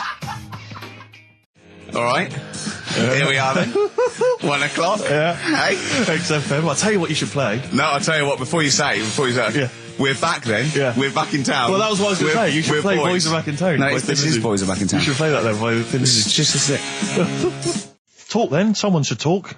It's obviously already a shambles. Can you believe that? I'm amazed that we're back on the air and it's already a shambles.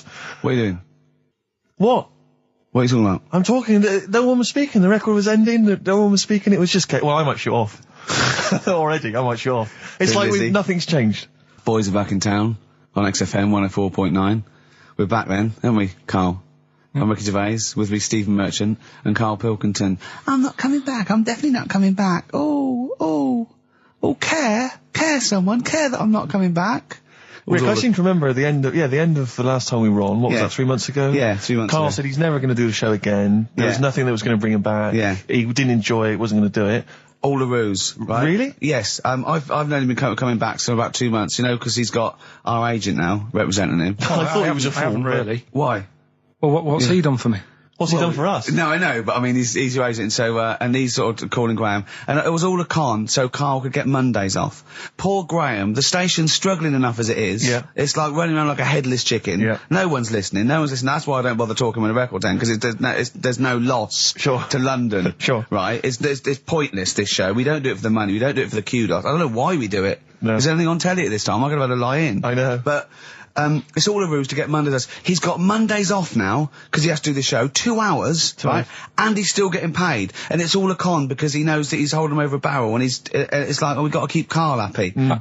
I had Mondays and Tuesdays off before Duncan got involved. No, but you know what I mean, though? And it's like, poor Graham, who's the MD, in charge of the thing, probably pulling his hair out, worrying about the station, right? It's a sinking ship. And then Karl Pilkington, well, I'll do it, but I want Mondays off. He's probably sitting home now. His family, he's probably ridiculed by his wife. His kids almost certainly would have lost all respect for him. He's been fooled by Karl Pilkington. He calls his mates and go, I'm busy, Graham. I don't, I just can't think. It's embarrassing. But do you know what I mean? And you think it's funny, and you think you've got one over him. He's going, Monday's off for 2 hours. Yeah, you do. You think, and now you're embarrassed. We've said it on air. But you're only conning yourself in the long run.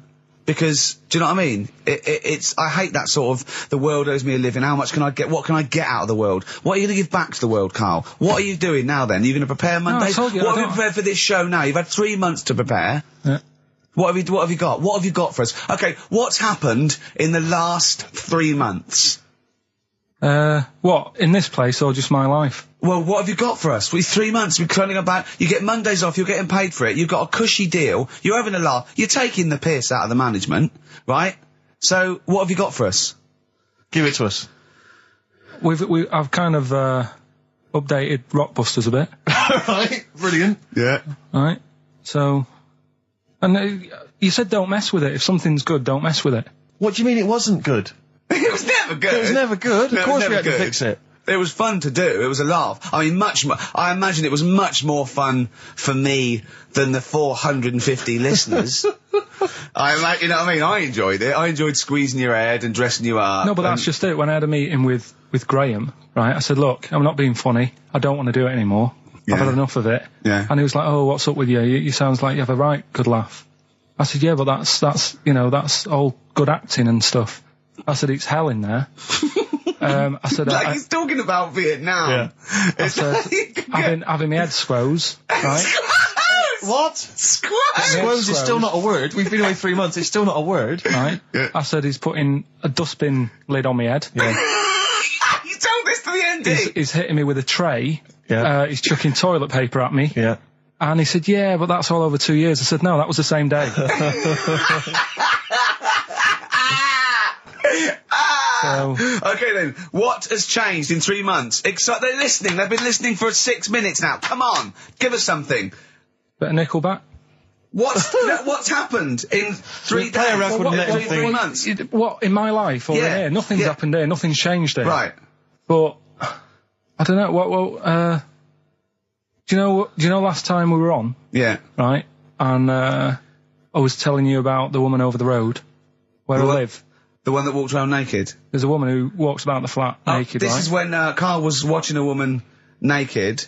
Then she looked at, saw him looking. So what he did, this is the genius he did to get out of this, he pulled his pants down, so he was naked too. His girlfriend comes in and goes, Carl, what are you doing? He went, I can't tell you now, but don't look out of the window. Yeah, go on, sorry. That woman, she's bought some blinds.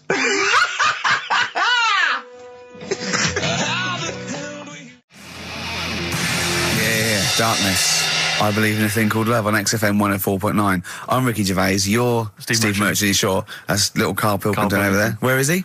There he is. There he is, yeah. All right. Yeah. Hey. Back together again. The old gang. Yeah, it started last week. Yeah, I think triumphant return. I think it went well last week, didn't it, Carl? Good show, wasn't it? You loved it, didn't you, Carl? Brilliant, right? Yeah? Yeah. Now, you weren't speaking to Suzanne last week at this time because you said she had a haircut, probably quite an expensive haircut. She's a lady in media. She's got to look good. She probably doesn't go to the barber like you or just shave it at home. She probably spent quite a little bit of money on it. She came home. She thought, well, my sweetheart, my lover, my sweetheart, you know what I mean? The man in my life is gonna love this. Well, he adores everything about me. He's gonna love my hair. She walked in. Hello, Carl. All right. You look like Dave Hill from Slade. Is what Hugh said to the poor woman. And then talked about it on air. She was furious about that. So what did you do? Carl? She did listen, yeah. She wasn't happy. And she heard you slagging her hair off? Yeah. She, well, what so this is probably annoying her now.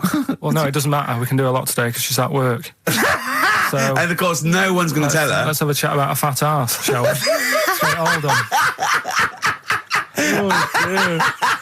Oh dear. You are in so much trouble. That's look, he's realised he is a little bit worried. Oh, didn't you go and buy her a coat or something? Took her out on Sunday and treated her to a new coat and that. Yeah. But I offered, I said as well, I said I'd pay to have it done again. Oh no, Carl, you have, oh God, oh my Christ. So she listened to the show. What did she say? You got home, she'd heard you slagging her hair off. Imagine that. He thinks that's a good thing. We've won the pools. Brilliant. What are we doing? Well, you can have facial surgery now, love. It's sort of like, it's just, Christ. You offered to have it done again. Unbelievable. Yeah. But I got home and she's like, being moody with me, right? Yeah. You thought something's wrong, so you must have listened to the show when I was slagging off her hair. Well, his first thought was she's probably looked at herself in the mirror. She agrees with me. Yeah, that barber's been round again. Yeah. And she just said, that wasn't very nice of you, was it? Oh. So I just said, hang on a minute. I said, that's what we do on the show. When I'm slagging off, Chinese people looking old or whatever, I said, you never interfere. Sure. I love the fact. She's got to get her priorities right. I love the fact that she's in the same queue as a billion people you've never met. Yeah. That's fantastic. She's in the same queue. Well, you didn't complain when I was slagging off. Carl, I don't think Carl has ever admitted he might be in the wrong. Ever. Certainly not to your eye. So did you admit... That is so true. Isn't it? That is so true. He's never admitted that he might be in the wrong. So did you, in this instance, agree that maybe you'd overstepped the mark? No, I just said she took it badly. Do you know what I mean? It's only a haircut. Yeah. Yeah. Well, Steve, you haven't seen it, so you can't start interfering on this one. No, okay. No, I haven't seen it, but I very much doubt she looks like Dave Hill from Slade, who, if I'm unless I'm mistaken, used to cut his hair with garden shears blindfolded. Well. So you know what I mean. And did her teeth stick out when she started speaking with a Brummie accent as well? I've got used to it now anyway. So. And so did you bought? So at some point you came crawling back and you said, "Do you want me to buy you a coat?" I just said, "Let's leave that. Let's go out and have a good weekend." Sure. But get your hat before we go. And treated her to a new coat and that. It's a nice coat, so people will look at that rather than the hair. Looking at the head. So what does it do? Flash? It's got obscenities across the back. If anyone who knows Carl's girlfriend is listening, tell her. And maybe you're a work colleague and you're listening to the show. Because I think this is terrible. Get her to phone him now. Get her to phone him now. I mean, get her to phone on the XFM number. What's the fat ass complaint line? Because you are in deep shite. That's Michael Stipe and his boys from Rapid Eye Movement. Bad day. I hope you're not having a bad day. It's Saturday, it's 1:05. I'm Ricky Gervais, with me Steve Merchant and Karl Pilkington on XFM 104.9. Big up and a big thank you to Alex Zane for the last 3 hours. I could do How long it. could you keep going with That's that? it. That's it? That is it. Because you see, Alex Zane, we came in while he was doing his last link, and he's an absolute pro. He really is. I was watching him, and he was, at home, you probably think that he's giving you his full attention. He's not. He was looking through a listings magazine, probably figuring out what movie or theatre piece he's going to check out, with a lady later. Yeah. Probably going to cruise down there with a couple of, chicks. And he really is an absolute pro. Yeah. Looking at you, Ricky, and it's like you can sustain it for a while. Yeah. You're a talented performer, but it's sort of, I don't know what it is. Is it concentration with you? It just ebbs away almost instantly. And you try and do 2 things, 3 things at once, but normally on air, that's you eating, picking fluff out of your belly button. I never once, when we were on the set, we were filming The Office, and I'm trying to put off actors, just coming up ways, instead of like memory lines, coming up ways to sort of ruin the shot or make them laugh. And you came out and went, Rick, it's like having your own TV show isn't interesting enough for you. Just concentrate, it's lunch in an hour. I went, all right. Well, the radio show even less so. I mean, you really can't be bored. How long do you think your interest you sustain your interest? I came in too early because I got bored just before we came on air. Sure, okay. I came in too early. I got to stop getting the cabs early. Yeah, so you're bored now, I think I've got to get here about 5 to 1, and then I think that'll last me till about 1:30. Again, as he was saying that, he's not giving you his attention. He was kind of leaning back. He's put his feet up now on the desk. I've got to get comfortable, haven't I? And this CD rack's in the way. Sure. Well, you get yourself comfortable now. Get yourself settled. And then sort of... Because a lot of people will move the... There's the microphone moving now. That's the squeaking going on. You've broken the CD rack. You could actually, of course, you could move the CD rack by getting up and moving it. But no, that's too much effort. You've got to try and do that whilst angled on the seat. I'm nearly laying down. It's almost horizontal. It's the most you can get. Well, I'll tell you what. I don't know what those listeners are thinking of what Steve Merchant say, but don't believe a word. All right? Oh, nice. Classy. Yeah. 5 minutes past 1 o'clock on XFM 104.9. Ricky Gervais, Steve Merchant, Karl Pilkington. A retro cut there, Thin Lizzy. Don't believe a word on XFM 104.9. I'm Ricky Gervais, with me Steve Merchant. Bubba-doo-boo. Who's that over there? It's Carly Pilk Boys. You all right, Carl? Oh, that's clever. How you doing? Yeah, I'm all right, yeah. Yeah. Wallace Chambers, Kings of Leon on XFM 104.9. I'm Ricky Gervais, with me Steve Merchant and Karl Pilkington.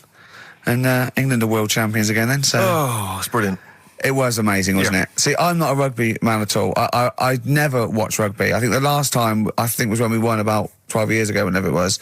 And I got into it last week because I realised we were doing so well. I watch England win anything. Yeah. Do you know what I mean? I don't care what... In fact, I wasn't into war when I was little until I realised we were so bloody good at it. We are really good at it. It's brilliant. But, yeah, fantastic. Yeah, it was great. Right, that's the rugby thing over. What next? That's it. That's all I've got. That's all I had today. It does steam me... Sometimes I watch it and it does remind me of when I play rugby, because one of them will boot it down the field, and then someone will catch it and boot it straight back again. Yeah. Which is essentially how we I was made to play rugby. We had to play rugby. And I don't think I'd get rid of the ball so quickly. Yeah. I don't think I ever got tackled or fell over. Yeah.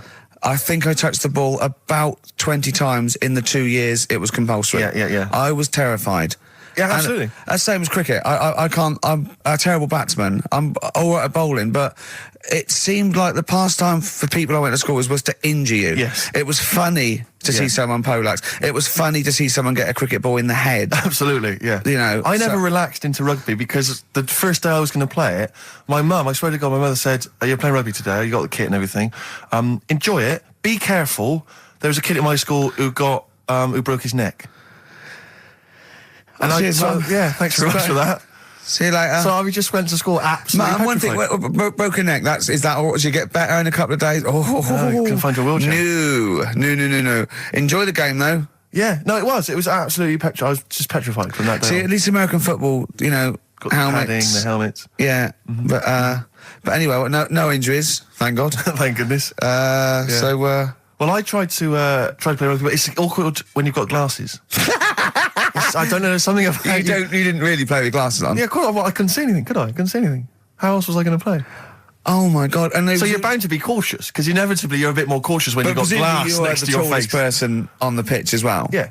I mean, you were when you were about 14, you were probably 6 foot already, weren't you? Yeah. And everyone else was what, 5'2"? Yeah. So you were towering above them, with glasses on. Just with the glasses on. And you've got pretty cool glasses now. You've had a bit of a makeover. It's like Trinity and Suzanne said, first thing to go, the glasses. Sure, sort them out. Yeah. And presumably you used to have those National Health sort of bottle. Pretty much. Yeah. Is it true? You've never been able to mosh at I a tried to concert? mosh. Because I've always watched people stage dive in, moshing at concerts. I've always thought that looks like brilliant. You know, when they ride above Like a everyone's wave, heads, like they're surfing across someone's hands. amazing. Everyone's like, yeah. And I've always wanted to do that because I'm a big rock music fan. And the only time I did mosh was at Rage Against the Machine. I tried to mosh at Rage Against the Machine. I love the idea of a band called Rage Against the Machine. Aimed at a man with glasses who won't mosh. Well, it was at the Reading Festival, and I think the lead singer, I forget his name, he went, can I just remind everyone that racism and fascism are on the rise in Europe again. Let's not let it happen. What did you do? And we all cheered, obviously. I mean, if there's one thing that guarantees a cheer at Reading Festival, it's down with fascism. And what did they do about it after the concert? Pretty much went back and... went home and had a cup of tea? Probably, I don't know what they got up to. They didn't go to Europe then and try and start... I don't think they got involved politically in Europe. I think they just continued to rage. Against the Machine? Yeah, mainly. but largely in America, I think. Sure. I tried to mosh, and I got moshing, and glasses flew off. And I remember, because they were playing away, you know, you do what you tell me. And I was just going, careful! I've dropped my glasses. Can we be careful? Loads of kids in hooded tops. Yeah, exactly. Just going mental. Yeah, and they're all jumping up. So I was going, can we just calm down for a second? Let's not be silly. Yeah. It was absurd. And I had to kind of, scrabble around on the floor, and thankfully they were okay and they didn't get broken. So what couldn't you do then? What do you mean, what couldn't I do? What, at school? Can you not see without glasses? No. I mean, it's like that you couldn't do anything. It's a blur. Really? It's a blur, definitely. God. Yeah, it's like being kind of punch drunk or whatever. So yeah, you can't play sports when when you've got glasses. But why not contact lenses? Because they're not strong enough. No, they seemed a bit fiddly. Oh, brilliant. Bit of Lou Reed. Is that what you want? Yeah, Satellite of Love. Classic. A retro cut. Don't steal our son. Please, lads. Thrills. On XFM 104.9. I'm Ricky Gervais. With me, Steve Merchant and Karl Pilkington. Yeah. Little Carly Pilkington. Little baldy mank whinging little twat. How are you? Yeah, all right, yeah. What are you doing? Happy? Feeling a bit happier today? You look as full of spunk, as they say in America. Yeah, I'm all right. Just a bit of a miserable day, though, isn't it? Yeah. A bit miserable. Yeah. Walking in today, right? Do you know I walked through like the sort of the gay district of London and that? Right. You don't walk, you mince, don't you? I'm just walking through on the way to work, and I'm always interested in their little shops and stuff that they have, right?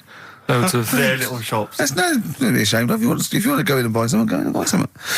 I'm just having a look at, looking in the windows and stuff. Little postcard just near the entrance. Yeah. That's meant to tease people in, to make people go, that sounds good, I'll nip in. Right? Little postcard. Free butt plugs with every sale. That's great. How did we get from 5p off milk to free butt plugs with every sale? Wow.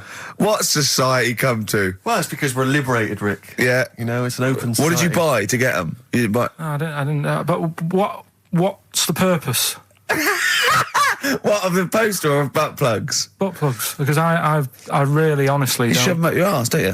Whoa, slow down, bum. Shove them up your bum. Yeah. But when? Is that just like when you're doing whatever, doing stuff around the house? Or? I think it's not to keep things out. Is it like you would use a plug in the sink to keep, the water in the sink? Oh, if you're not gay. Get that? Oh, yeah. No, I know what you mean, yeah. I don't know. No entry. What is it? I mean, I don't understand what that's I don't know. I assume it either feels good or are they... well, I've got to be careful here. Or are they sort of like breaking it in? Right, yeah. Do you know what I mean? Like it's like a shoehorn. Sure. or It's or when you stick paper in your shoes if they're a bit tight. Or those people who sort of like put little bits of wood in their lips, and then as soon they've got big plates in their lips. Yeah. Same as the butt plug. It means you can, you're ready for anything. I don't know, do I?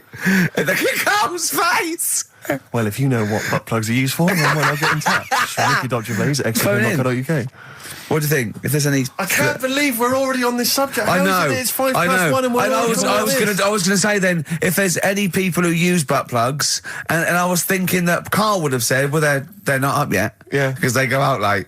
No, but what is it? We're award-winning people. We've written a TV Not on show. radio, though. Not on radio. We're rubbish on radio. I know, but We've got nothing to lose. But I always say to you, Steve, that I like educating people and that.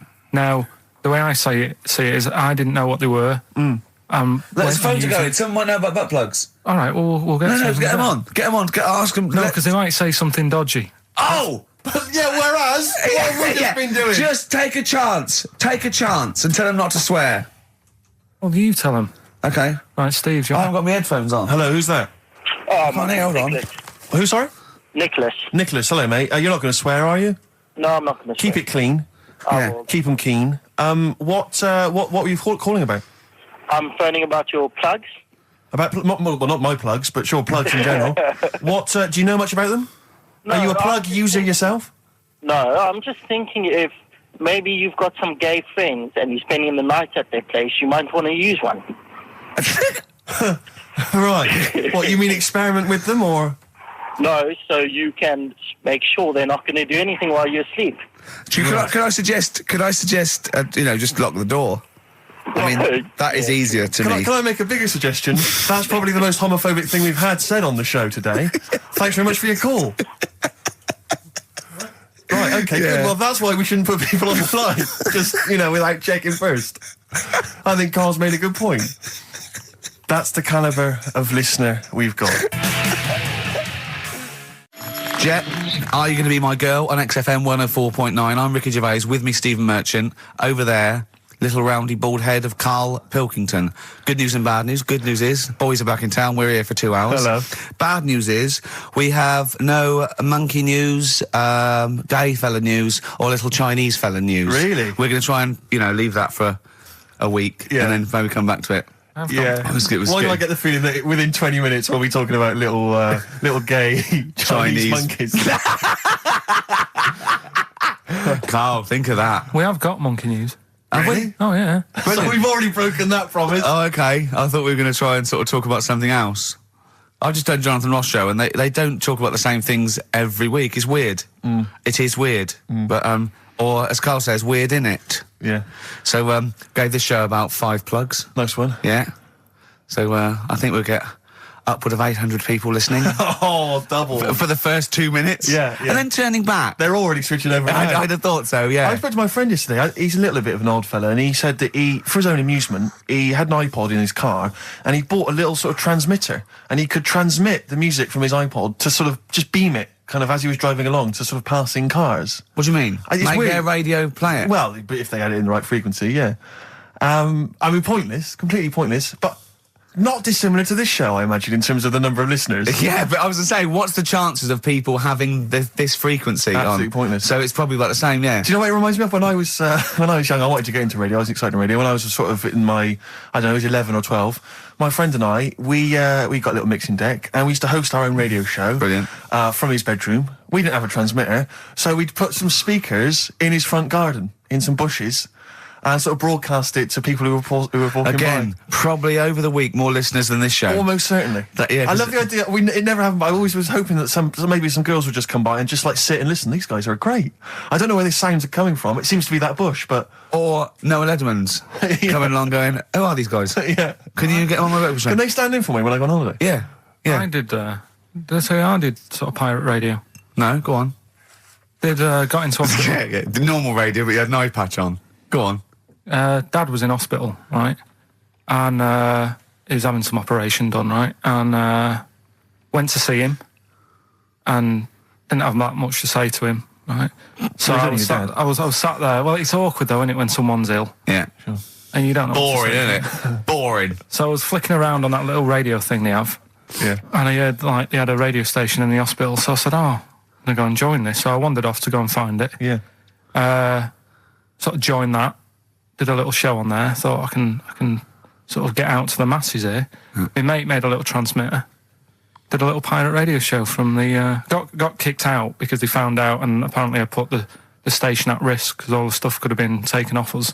But from Little Acorn, 16 years later, he's on a show with less listeners. Yes. Brilliant. Can you imagine if you've gone into hospital, you're already pretty depressed, there's the fear of these bugs, super bugs in the hospital. Yeah. Maybe you've got some quite serious illness, you don't know if you're going to make it. His voice is what you hear to cheer you up. All right, weird, isn't it? I saw a programme about a parasite the other night. Yeah. Apparently, they get in through your eye and eat their way up through your genitals. Anyway, here's Radiohead. Yeah, exactly. Play a record, Carl. Stone Roses, yeah? Oh, Fool's Gold. Classic. Stone Roses, Fool's Gold. XFM, 104.9. Brilliant. Can't help but notice you've brought some sandwiches in, Rick. What's in them there? Cheese and onion. Cheese and onion? Yeah. Because I've never, ever seen you make sandwiches before. I've seen you take a piece of bread out of a loaf and sort of fold it in half. Crumbs everywhere. Well, Jane made that for me because I was in a bit of a hurry. I didn't think for a minute that you Why? Because it looks neat. Well, they're wrapped in the tin foil. A knife has been used. As opposed to chewing round the baguette. Exactly. Yeah, breaking it in half. Yeah. Albert Steptoe. Yeah, brilliant. Yeah. Nice. It's great, but the onions are strong. Are they? Making my eyes water. Yeah. If I come and breathe on you, it'll cure any sort of skin disease you might have. Skin disease. We watched that, Carl, that Carl was raving about that thing about parasites, about worms coming out your brain and that. And I watched What is this? Is a TV show? Yeah, called Body Snatchers. Right. And it was pretty fascinating. And, amazingly shot as well. I mean, it's got to win an award for photography. Yeah. And there was one bit that this little girl had been bitten by a mosquito and laid her eggs, and it went to the doctor. She had a lump on her neck, like a boil. And they pulled it out, and it was like a bullet, this maggot. Oh. And they put it down, and it was wriggling in her blood, right? But the hole left was sort of aesthetically pleasing. You know, like that feeling you get, like, I once had an ingrown hair, and I quite liked it when I pulled it out. And it's a perfect little hole. And I thought, I wouldn't mind having those as long as they sort of like healed over. What are you talking about? I don't know, it's weird, isn't it? But why would you want a hole in your body? No, it's got pulling something out, sort of like pulling something out of your body. It's I sort don't of know what you're cleansing, talking isn't it? No, but it's sort of like, I don't know what it This is it. You watch one programme recommended to you by Carl, you've turned into Carl. You want a hole in your body? No, it was like, like squeezing a really good sort of like spot. I mean, I haven't squeezed spots for ages. And I'd never had spots, but maybe that's it. I didn't have spots. Right. And I always thought that'd be nice, squeezing a spot. I don't know what you're talking about. Why would these things be pleasurable? Why would an ingrowing hair? That's great great fun. That was good, because I got it. It was like a little lump, and I pulled it, and then it pulled out, and it was like left a little... I know what you mean. Because I get thick hairs and like really... Oh, when they come out, it's like a bit of wax. Yeah. Like putting out a little candle. And I love that. What? Yeah. Because I've got not much hair on my head, no. Right? It sort of grows thicker on my face. No, not true. Sure, but go on. Yeah. No, it does. Not true, baby. Go on. No evidence for that. Just made it up. So it grows sort of thicker on my neck and that, and now and again I'll see like something that's like a twig. Right, it's really thick. Yeah, you feel it, and then you think, oh, I'm going to have that. And then you work at it, and then when you get hold of it, it's brilliant. It's like pulling out, it's fantastic. It's waxy and build up, and it pulls it out, and it stretches your skin, and it leaves a hole. I've just realised why we talk about Chinese people, monkeys and gays every week. Why? Because this is the sort of replacement. This is what we've got if we're not talking about them. But it was great as well. And there's this parasite, right, that lives in a fish, right? And what it does... it changes the fish's behaviour. Because to breed, it has to get its body temperature up, so it has to get into a bird. Right? What needs to get into the bird? The fish? Parasite. The parasite needs to get into a bird, right. So it changes the behaviour of the stickleback, and it makes the stickleback sort of suicidal. So the stickleback doesn't flee when it sees a heron, it gets caught. Right. Because this stickleback has changed its behaviour. Carl didn't quite understand this, I still don't really get it. I watched it, and you see like the fat fish and that, and you go, oh, it's not well. But I don't understand. Well, all it does is, it has to get into a bird because it has to breed, to lay its eggs, it has to have a raise of body temperature. So a fish is cold-blooded, so it has to get into a bird which is warm-blooded. There's lots of things, there's certain things at that level. Why is it doing that? Because it needs the temperature. It needs the heat energy for its reaction. Just like, for example, that's why your balls are on the outside. Because the cells have to be a certain temperature to survive. I don't know if it's the sperm or Sertoli cells, but they have to be a couple of degrees below body temperature. Otherwise, they'd be in a nice cage and we wouldn't get kicked in the nads. What do you mean? That's why your testicles are on the outside of your body. They have to be a couple of degrees below body temperature. Yeah, but that isn't why they're there. You see, this is like the chat we had last week about the giraffe having a long neck. What do you mean? They're there because that's where they happen to be. They didn't go, right. Well, that's what evolution is. It's a selection process. It's not a will. The balls didn't say, look, I'm too hot, let's get us outside, let's get outside of here. All right, hang on a minute then. What? So a little man monkey, right? Theirs are in the same place as ours. Yeah. But they're walking around naked, so it could be anywhere. They could be, like, on the back. It doesn't matter where they are. They call it... Well, they could be on the back, yeah. So why aren't they? This is a completely different... Steve! You started it! I wash my hands of the whole affair. And we're not only back to balls, but we're back to monkey balls. Yes. In one thing from about parasites, we're back to monkey ball news. Yeah. How do we get back to chimp testicle news? All right then. So this worm's in a fish. Yeah. It's like a little platyhelminth. I think it's some sort of. But what I mean is, why are they about? What do you mean? They evolved. But why haven't they died out? Because they're very successful. Yeah. What do you mean? Yeah. What do you mean? Yeah. Tell me the brain event that made you say yeah in that 1 second gap. Because in a way I don't get it, and if I think about it too much, it hurts a bit.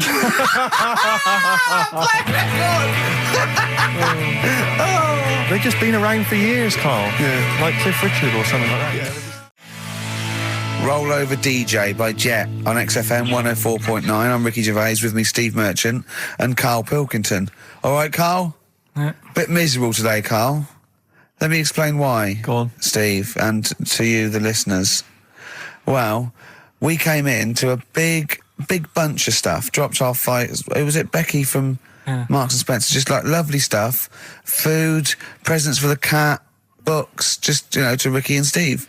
Ricky and Steve who do the show, right? Ricky Gervais and Steve Merchant. GQ presenters of the year. Creators of The Office, right? Award-winning. Carl's looking over. I go, well, maybe, it's not for you, no.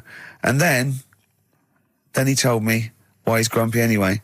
Go on. Do you know what XFM are giving everyone? How long have you been here? About 6 years. What are you getting for Christmas from XFM? 2 CDs. Is that of your choice, or do they choose them? There's a list of about 30. Right. Tell him what you chose. 30 CDs. I've gone for Kings of Leon album. Yeah. And the best of Bob Marley. Haven't we given them away in the past or something? Or you could have burnt them off, couldn't you? You could have done copies. Illegal, but you could have done that anytime you wanted. I don't think Bob Marley minds if you bootleg his CDs. It's out of order though, isn't it? It is bad. Although is that always the case? Has it always been the truth of all the time you've been here? No, it has been better than this. Yeah, although you do get paid quite well and you do have an easier time. Yeah, but don't give me the CDs then. If it was a milkman, you don't go, have 2 bottles of semi-skimmed. Happy Christmas. Yeah. That is a valid point. Do you know what I mean? You complained. Who is it who made this decision? There's no point. No point, is there? Why? Just no point. I don't like moaning anyway, just... Has it come from up top? Is it from the capital people? Just everyone. That's what everyone gets. Yeah. Yeah, but will Christian get 2 CDs for getting up at 4:30 every day for about 5 years? And keeping this station afloat. Probably. Yeah. So that's why I'm a bit fed up. What are you listen to first, Marley or Leon? Well, you have a bit of Marley. I'll tell you what Marley's good for as well. You'll go have a little beach holiday, aren't you, over Christmas, going to Lanzarote? Listening to that on the beach, you'll realise how wise XFM are in the long run. You go, well, look, they could have given me 400 quid, right? Well, I'd have spent that. But this is, the legend lives on. It keeps on giving. So you're probably, you know what I mean? Think how much what you got to think of is how much all his great songs took, not only from the depth of his soul and, all his sort of angst and knowledge and love, and then all the studio time, the marketing, and they're just giving you one that. They go, don't worry about that, Carl, just have it. And you go, what? All the time we spent with Bob Marley and everything is there. Have it, Carl, have it, Carl. And Practice. Have that. Thanks, well done. Carry on. We're still going to pay you for the work. Yeah. That's just some on top. Here's a little piece of Bob, free. Yeah, so don't moan, it's extra. So, they didn't have to give you it at all. Play a record, you ungrateful little swine. Some people, like the homeless, aren't getting anything this Christmas. This is my favourite Elvis Costello track of all time. It's Alison. This wasn't on the list. Right. What? Ricky and Steve are here. Karl Pilkington is away today, so Mr. Ian Campfield. Stop it! This is my signing off link. Right, look, I'm running into your show now and it's your fault. Mr. Ian Campfield's with Ricky and Steve today. Jimmy Carr's on X-List duty tomorrow. If you didn't get a request in, I'll see you 10 o'clock next Saturday. Merry Christmas. Comfort and Sound by Feeder on XFM 104.9. I'm Ricky Gervais. With me, Stephen Merchant. Hello there. But no Karl Pilkington. No Karl. He's in Lanzarote. Lanzarote, but we have got a very, very special stand-in. It's Camfield. Say hello. I'm so excited to be here. It's been, you know, the things I've learned in the last 10 minutes before we've even gone on air. Like, you don't have a theme tune. I don't have a theme tune. I don't wear headphones. Exactly. Ian wears headphones with a preamp. He's got 3 midgets just brought in his back line. Right? They're called Dog, Mongo and Blitzkrieg. Look, Blitzkrieg is up there, they're eating a banana. Yeah. He is the king of rock, the new king of rock. Well, the prince, he's the prince of rock. Obviously, Vance is the king of rock. But we'll be doing that, we're working out who. Over this, and by the way, Camfield, I don't want the Ian Camfield that does XFM and going, and it's fast approaching 1:23, here's Ash. I want the Camfield that goes, I snorted ants with Lemmy. Okay? So, we want the real Camfield. All right. I bought in Metal Christmas, is that all right? That's my only request from this show, that we do play Paul Di'Anno's version of Santa Claus is Coming to Town. The rest of it's over to you. Yeah, we're going to play some Christmas tunes. We're going to play some, our favourite hits of the year. But mainly, this is the rock programme. This is the rock programme. What worries me, Rick, is there's a lot of people who listen to our show and they're not regular XFM listeners. They just kind of crawl They're out not regular people. Stupid on a Saturday afternoon, put the show on. So they might not be familiar with Ian Camfield is a young man. He's been in he's about 14. He's been in radio. It's weird, he's 14, but he's been in radio for 15 and a half years. He was weaned on the milk of a Vance. Right? And he's going to be the new rock god, aren't you? Well, I'm trying. Yeah. No DJ Camfield. Just go, right? And over the 2 hours, I want to work out the 4 pillars of rock, right? I want 4 names, 4 pillars of rock, right? Huge rock pillars, and then I want the king who stands astride them like the archangel of metal. So we'll be asking Ian, every few minutes we'll be asking, right, who's your first pillar of rock? And then, keeping the one that stands astride them, okay? And how many do we need? Well, we need 5 names then, don't we? The 4 pillars of rock and who stands astride them. Right, okay. Like the Overlord with these Axe Attack albums. Yeah, this is Oasis. Christmas. That was the record before us, and here we are, pre-recorded, because we did this a few weeks ago, because we're not here at the moment, are we? We're away in that. I'm Ricky Gervais, with me Stephen Merchant. Hello there. And Karl Pilkington. He's not actually with us. He'll be in some of the best of clips that will be coming up shortly. Yeah, this is just us, isn't it? This is just us. We did this, when did we do this, Rick? A couple of weeks back. Hold on, what is it? It's the 27th today. Yeah. I enjoyed Christmas. I loved Christmas. I loved Christmas. I had a great time. What'd you get? Loads of presents. So did I. I'm glad they made it to number 1. I'm really glad. Stroke, he, she. Yeah. I'm really glad that the pop idols, Cliff Richard, Westlife, made it to number 1. Bo Selector. Yeah, just delete that. Okay, well, we're going to play some of the best of, some of the greatest moments of the last 3 weeks. Ever heard on XFM 104.9. What about this? Do you remember this one? Which one is it? I'm Ricky Gervais, with me Steve Merchant. Over there, Karl Pilkington. The man who believes anything. I think it might be a condition due to his little round head. It's sort of like, it might be a new condition that we can call cranial spherity, and because it presses on his lobes, and the only sort of upshot of that is he's normal in every way, but he believes everything he reads or sees on Anna Nova. All right. Talking of which, Rick, I don't really follow the news. No. It's mainly boring, innit? Wars and stuff. Yeah. But I don't know. Well. Yeah, well, it is a war. It's all this nonsense before and after. When it's a war, it's in the middle of the war. You can watch it on telly. True. You get results. True. You know what I mean? Like, Do you know what I mean? Yeah. Like a test match or something.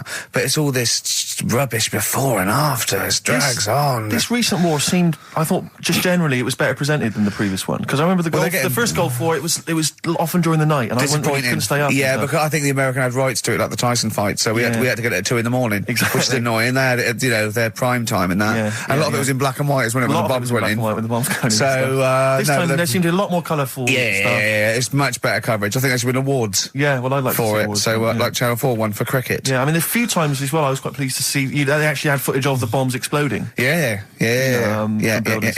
No, good. Well done. Generally, good on you. Well done. Good on you. Yeah, it costs a lot though, doesn't it? It isn't a costly War's thing. a lot more when you got something like a Jimmy Carr game show, which probably costs about $100,000. Yeah, like half an hour war costs millions. It's almost as expensive as like Terminator 3 or something. Yeah. But I mean, But then you got to have variety. Exactly. Sorry, Steve, you were talking, mate. Well, no, I just wanted to make sure you're aware that the World Elephant Polo Championships have taken place. I did get it. I think they mentioned it on. Yeah, we won, didn't we? England won. Yeah. Well, my question is, where have they been practicing?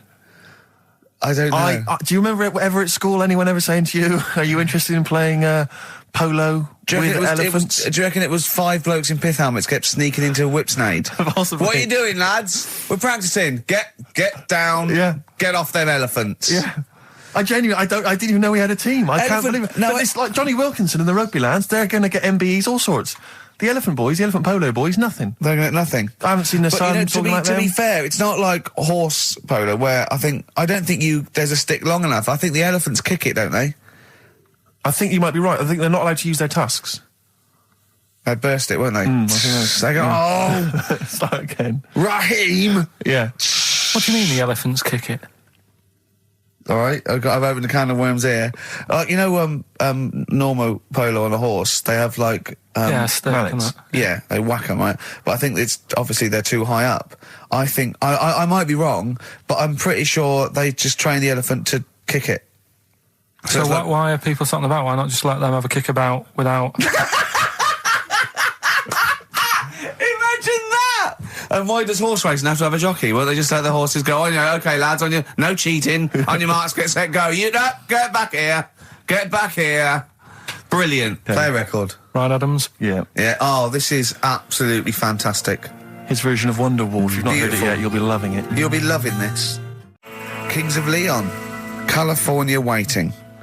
Steve, the public have been waiting for us to return. Well, that's true enough. All right? Yeah. They had the best of last that week. Was a joy. They had Camfield and us without Carl the week before.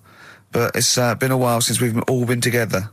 I'm Ricky Gervais. With me is Steve Merchant. And over there, with his little sunburnty, baldy head, little Karl Pilkington. All right? Yeah. That wasn't Steve slapping me head then, by the way. No, that was just him clapping at like Steve Wright in the afternoon. It's a great show. Because it is a good show. Yeah. He's so pleased that we're a posse.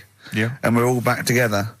3 holidays Carl's had last year. Yeah. I'd love to have 3 holidays. You've got to start putting the work in there. 2 holidays, though. No, you had 3 holidays.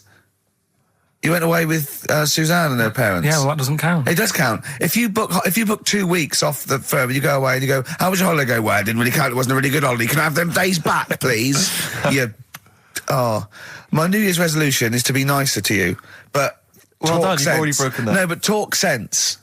Talk sense. You've had 3 holidays this year. And I'm just saying, you're in your 30s now, and 30s is when you should be really putting the work in. That's true enough. To reap the benefits in your 40s, 50s, 60s, 70s, 80s, 90s, and 100. Carl, what's your New Year resolution? What about think before you speak? It's worth... I'm allowed to laugh. I'm allowed to laugh at things other people say, Carl. That one... that is a good suggestion. How was your holiday, Carl? It was all right.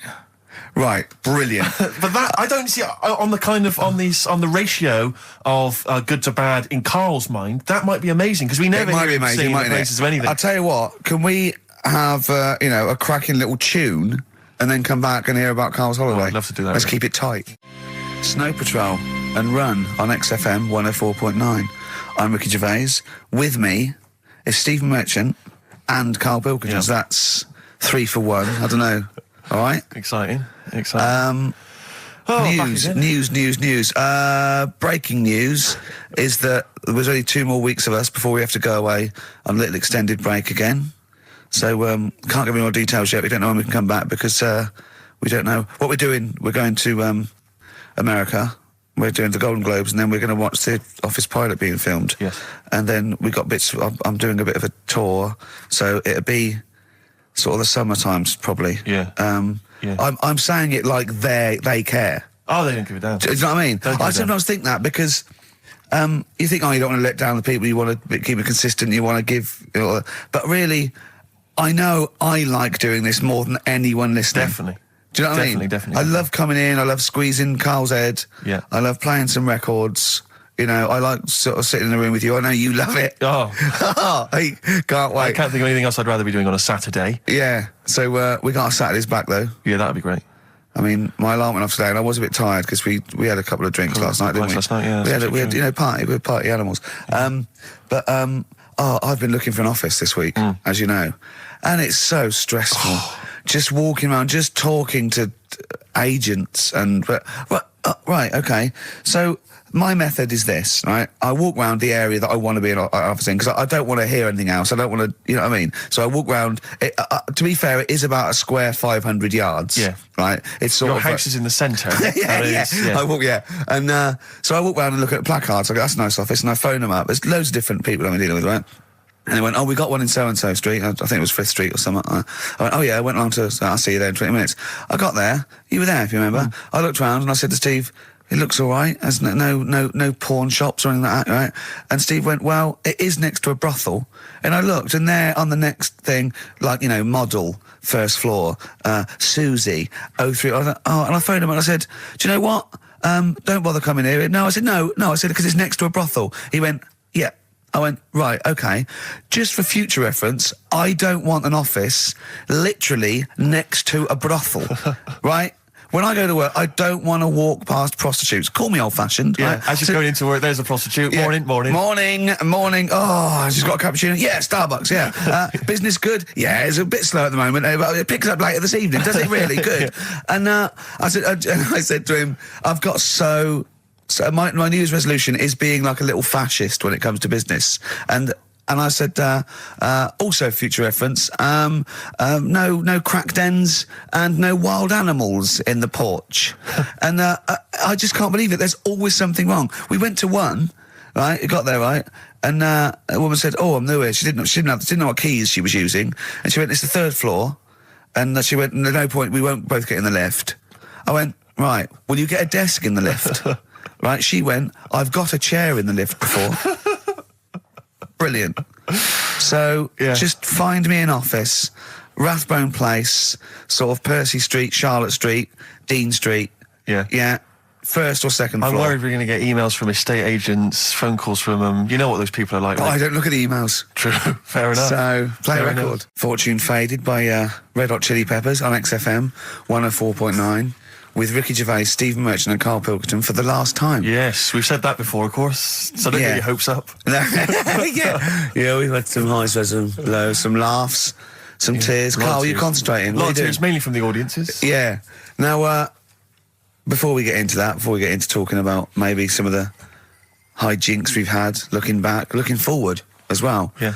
I came in, Karl was sitting at the desk, he went, all right? I went, all right, yeah. He went, see that Alan Clark diaries?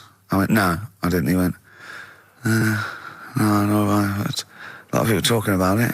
He went, I've never kept a diary. Keeping a diary will always get you into trouble. And I said, like Anne Frank. What did you say, Karl? The woman in the cupboard? That's what he said. The woman in the cupboard. And I went, save it. Save it. You never speak to Karl off air. Save it all for when we're on the wireless. He went, but what did she do? What did she do except be in a cupboard? What did she have to write about? And I said, well, her thoughts. Do you know Anne Frank? That's all I know about Anne is. There's no point pretending it. Anne! That I know stuff. Yeah. Right. Well, tell us everything you know about Anne Frank. She was in a cupboard. Yeah, what else? If she didn't do that, I wouldn't know about her, seriously. That's all I know about her. Yeah. So what did she do? But how do you think we know about? We know about We know about her cupboard because of her book, don't we? But hang on, what in the bigger scheme of things, why was she in a cupboard? I don't know. Right. I honestly don't know. You don't know anything else about Anne Frank beyond the fact that, to quote you, she was in a cupboard. Well, what's she done then? You tell me. Why should I know more about her? Firstly, I don't think she was in a cupboard. She wasn't in a cupboard. She was in an attic. All right. Yeah. So what was she doing? She was hiding from the Nazis. She was hiding from the Nazis. But isn't that the first place they'd look? Sort of work from the top down. Carl, they weren't specifically looking for Anne Frank. They weren't going, where is she? Where's Franker? If she gets that book out, we are in the deep shit. We've got to stop the book. They were just looking generally. She was, I think she was 13, 14, she was hiding, she was Jewish and she was hiding, lived in Amsterdam, didn't she? Yeah, as much of her family were having to hide, being helped by, friends, non-Jewish friends. In a cupboard. A cupboards, And how long did she sort of hide up there for? Until she was caught. Long enough to write a book. So she even got caught after all that? What do you mean, so she even got caught? We're talking about one of the great, humanist tragedies of our times, and you're going, she couldn't even stay hidden. What do you mean, didn't she get caught? No, I'm just saying, it's not a great tip then, is it? Do you know what I mean? She didn't do it well. She didn't hide until they escaped it. Her diaries are not a manual on how to hide from people. It's not how to win at hide I don't and know seek. anything about her, and we might be going down some ground that's a bit dodgy. I don't know enough about it. Maybe it's best just leaving it. All I was saying is diaries. Do you know, what do you do them for? Have you kept one, Steve? Never kept a diary, no. Right. I can understand your fear that it might get discovered, someone might read it, find out all about your inner secrets. Of course, the good thing about you is you tell everyone what you think about them. Yeah. Yeah, but... no one's going to find a diary and go, oh, God. Can't believe it. Carl doesn't like my haircut. Yeah. Carl thinks I look like Dave Hill from Slade. Yeah, I told you that, didn't I? Yeah, I told you that. Do you think they'll last, though, diaries and that? No, because they were a bit of a time killer, weren't they? It was something to do at the end of the day, whereas now there's iPods and that. Do you know what I mean? It's fantastic. The iPod of Anne Frank. Yeah, no, that's what I mean. New from Sony. That would be great, wouldn't it? All her greatest hits. Who could forget? Oh, well, dear. I didn't believe that then. I didn't know it was that deep. I thought it was just like a, You thought it was like, didn't you? Adrian Mole type thing. Yeah, what are we doing?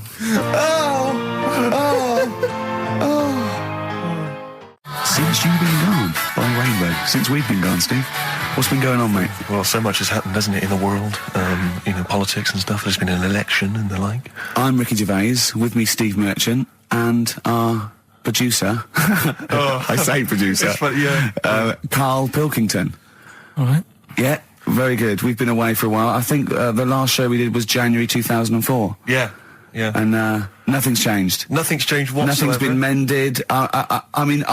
I'm pretty sure I threw that away in the bin before I left. Yeah, there are some of your old bacon rinds from that sandwich. yeah. The spare ribs on the floor. Yeah, nothing's changed at all. Oh, no, that's not true. The listenership's changed. It went down slightly, didn't it, on the last radio? Well, I don't know. I don't know. Is that what happened? Did it go down slightly, Carl? A little bit, I think. I don't think XFM gets new listeners because I think what happens is, because the reason it goes down just very slightly each time is that their old listeners die. Yeah. Definitely. Old Cure fans dying of... Yeah, smack addictions. Gout. Yeah. But anyway, I haven't listened to this station for a year and a half, so that's increased by 1, which is probably quite a high percentage. Exactly. I suppose that my question, to you, Rick, would be, why now? Why have you come back now? I was a bit bored of sitting at home. Okay. Yeah. Because we're just here for 6 weeks. 6 weeks. Well, we're standing in for Adam and Joe, aren't we? Yeah. Yeah. How the tables have turned. I remember when they were standing in for us, but... Yeah. I don't know. But the only reason I'm here is because my housekeeper cleans between 1 and 3. Oh, right, that's a good idea. So I thought I'd get out of the house. And, Are they listening to XFM? Well, no, she doesn't speak English. I'm not made of money, Rick. Okay. You know, if I can help out, you know, a young immigrant lady, then I will do. And there are so many things I can do for her in so many ways. Yeah. But her, you know, picking up my old tea towels and stuff is ideal. So that's why I'm here. But all I'm worried about is I think people kind of associate with the name Ricky Gervais. They associate a certain level of quality. You know, your live stand-up DVDs, there's a level of quality. You've put a lot of work into them. You've honed it. The TV work you've done, likewise. Should people expect the same from the radio show? Definitely not. No. Definitely not. Those things that, you know, you sit down, well, you know, we sit down, we write them for a long time, write them for a year maybe, then film them, and we worry about everything. This is, I'm not even sure I'm talking into the mic at the moment. I was actually doodling, as you saw there. Yeah. I'm eating a sandwich as we speak. Yeah. You know, although we do like music, that is true. That's absolutely right. Should we play some great records? Let's play a great record now. Coldplay, Speed of Sound. Steve, I know you like an insight to my musical taste, but that's my favourite Coldplay track of all time. I just thought I'd just throw that in. Not a fan of clocks? No, I think I've overplayed Parachutes a little bit, but that's my favourite one. Like it. I'm afraid to say I'm a bit of a Philistine when it comes to Coldplay. That sounds the same as all the other ones. I'm sorry to say. Oh, you'll have to meet these boys one day. Yeah, well, I'll tell them to their face. I don't care. A little bit rock and roll. I don't care. Well, I'm Ricky Gervais. That little funny little Wurzel type voice over there is Stephen Merchant, and with us our producer Karl Pilkington. All right. Whenever we say producer, of course, that is in inverted commas. Yeah. Done with the fingers. Well, he didn't have it. I wanted to play some off my iPod today to record it because they didn't have it here. It's a great track called Anthony and the Johnsons. He didn't even have the lead. He went, right, it's difficult. And he went, is it any good? I went, yeah, it's really good. He went, well, why haven't we got it here already then? That's the paradigm, is it? If XFM hasn't got it, it's no good. Four Non-Blondes doing well, is it? That's still in the cupboard, is it? Unbelievable. We're a little bit annoyed today, aren't we, actually? I'm really annoyed. Yeah. All that stuff we did last week, that Landauer sent us some sparkling wine, and we thought, right, you shamelessly plugged it. Yeah. How many times you mentioned it? Like 20 times? About 20 times. The finale was hitting Karl on the head with a cork. That's on the website, by the way. Okay. RickyGervais.com. Go there and see Karl being hit in the head with a cork, right? Yeah. We said, look, send us free stuff. We'll talk about it. Nothing. The cupboard literally is nothing. empty. The cupboard is bare. No one has thought. I tell you what, there's those guys from The Office. Yeah. Let's be honest, Rick. We are taste makers. We're opinion formers, you and I. Yeah. And you'd have thought if anyone was going to send us some free stuff. Yeah. You know, it makes me fume. And do you know what it is? It's because PR people and that, they've realised no one's listening. But not only are we going against all our principles and losing our dignity just for some free stuff. And integrity. Yeah. We're going against XFM policy because obviously they would have got thousands of pounds for Landauer to be mentioned last week. 20 times. No, it wouldn't. It's 40 quid, isn't it? It's 40 quid. Yeah. 40 quid for a 9-minute advert. Exactly. So advertise your quality stuff here. Yeah. Jeff's Garage. Cheaper than some other garages. Anyway, actually, if Did we play an advert once for a tattoo parlour? Yeah. Do you remember that? I'm sure we played an advert for a tattoo parlour. What tattoo parlour can afford to advertise on a radio station? Unless it's a tin pot one like this. Oh, God. Oh, got some good music today, though, Steve. Oh, really? I hope so. I'll be the judge of that. Go on. AC/DC. Oh.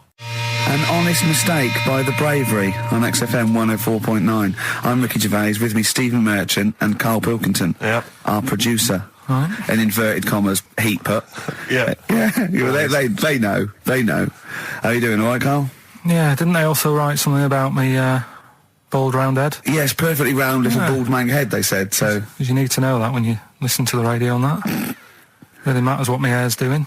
Your hair, have you given it a little polish? Because you look like a cue ball at the moment, and you've had a shave in it. I've never seen such a round head. It actually looks like a plate with ears. Yeah, well, for those that have never seen Karl, I actually, if you remember, I think he looks a little bit like Mr. Spoon from Button Moon. He does. If you've ever seen that show, and also he looks like, you know when they say they find with a little 4-foot human and it's actually 500,000 years old and they give it a name and it's the first, Australopithecus into. He looks like one of them as well. Perfectly round little. He is the missing link. He looks half human, half monkey. Because he's got a slight slouch as well. So yeah, it's those pictures where you see it going from an ape to a man. He's one of those in the middle. Yeah, and of course his monkey hands, his hairy little wrist to those skinny little things that you can get oranges out of holes with, and it's unbelievable. Why are you so all shaved and polished and everything? Got a wedding.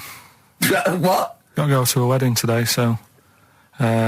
thought I'd, clean myself up a bit. Yeah. Shouldn't you be wearing a suit or something? No, I'll go home and put something on. Oh, okay. But, Suzanne said, make an effort. I sort of had a shave and that, and then I came out of the bathroom, she said, oh, your head looks a bit sort of eggish. She's right. She always worries about when I have a shave, because I just, That's your girlfriend, Carl. I know. Saying that. Just think, so don't worry about Heat saying it. The funny thing is, it's Boyd Hilton, I think, of Heat that wrote it. And he's got a little bald head. Yeah, no, don't slag him off. Yeah, but on the end of his review, does it say, written by Baldy Boyd? No, because it doesn't matter, it's a magazine. Don't worry about it. Looking forward to the wedding? A bit boring, isn't it? But you got to do it. They're probably listening. Should we do a shot? No, it'll be a great day for them, but I know what will happen. Suzanne will see, all the fuss and that, and then she'll get ideas, and I'll have to let her down and all that. Why is it you don't want to get married again? I always forget. It's just... Who's it for at the end of the day? I've been with Suzanne for 11 years, right? Sure. We're happy. Well, I am. That's what counts. You're never happy. I am. I'm all right. Yeah, no, I know you're happy with Suzanne and everything, but apart from that, you're never happy. You are the most grumpy, moany thing in the world. I mean, I get annoyed, but I'm always happy. I was annoyed here. I was happy coming here, but there was a bloke behind me walking and scuffing his feet. He had a pair of those stupid skulls on, and he was clicking and scuffing. Wear some shoes. You don't have to click. Pick your feet up. Flip-flops annoy me. But I'm happy. I'm just annoyed. You are just like, oh, the world's on me. It's rubbish, this. I know the world's great. It's just sometimes people annoy me by being there, But Steve said I should be locked in one of those towers that princesses used to be locked in fairy tales, because everything annoys me. But you're grumpy. I'm not. I'm all right. Oh, right. Okay. Listen, we better play a record soon. But coming up, Steve, I went away with Carl. Okay. It was a little present from Jane. It was a golfing day. I could take someone, took Carl. It was a brilliant day, absolutely brilliant. But it ended with us sort of drinking and chatting and me saying, right, I'm going to bed. Because Carl said the most ridiculous thing he has ever said. Think of that. That's something. Oh, sometimes, Carl, I think you're on another planet. Here's the only ones. Foo Fighters, Best of You on XFM 104.9. I'm Ricky Gervais. With me, Steve Merchant. And Karl Pilkington.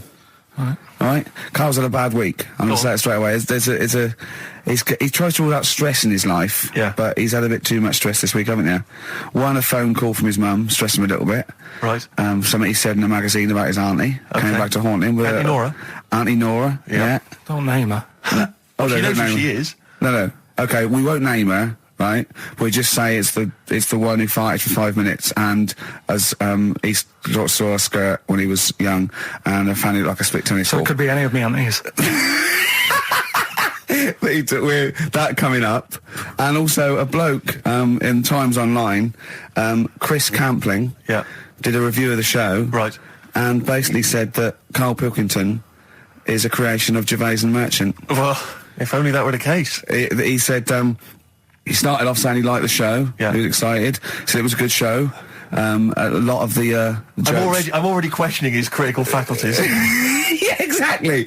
And basically said that we didn't contribute much, or seemingly didn't seem to contribute much, and we couldn't sort of like ad lib or anything. We just laughed at, particularly me, laughed at Karl Pilkington, who was coming up with some quite funny stuff. Yeah. Right? But then he does a twist on it. He goes, but the thing is, we're the puppet masters.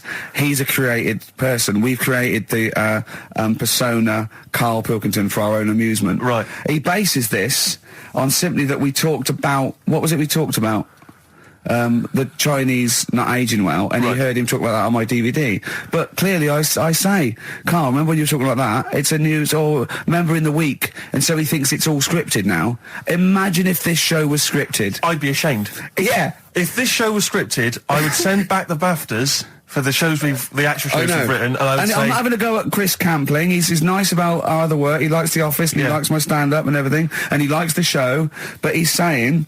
Because we're not spontaneous, we scripted this and invented Karl. So he's like, we've invented another Gareth. If we had created Karl, I would not have squandered a character that good on this poxy radio station. Absolutely. Also, does he know that we spend about 3 months on half an hour script? So how long does 2 hours of drivel? But the main thing is, as if this could be scripted, it's dreadful. It's shocking. Or maybe this is scripted. Hang on, you've lost me there. Let me just check the script. Maybe Chris Campling does not exist. Maybe I've made him up. I don't know what to believe. See, the name doesn't wash with me. What was his name? Chris Campling. Sounds odd. That's something that I made up, isn't it? Campling's almost like a joke. It's almost like a gay name, isn't it? Oh, he's a Campling.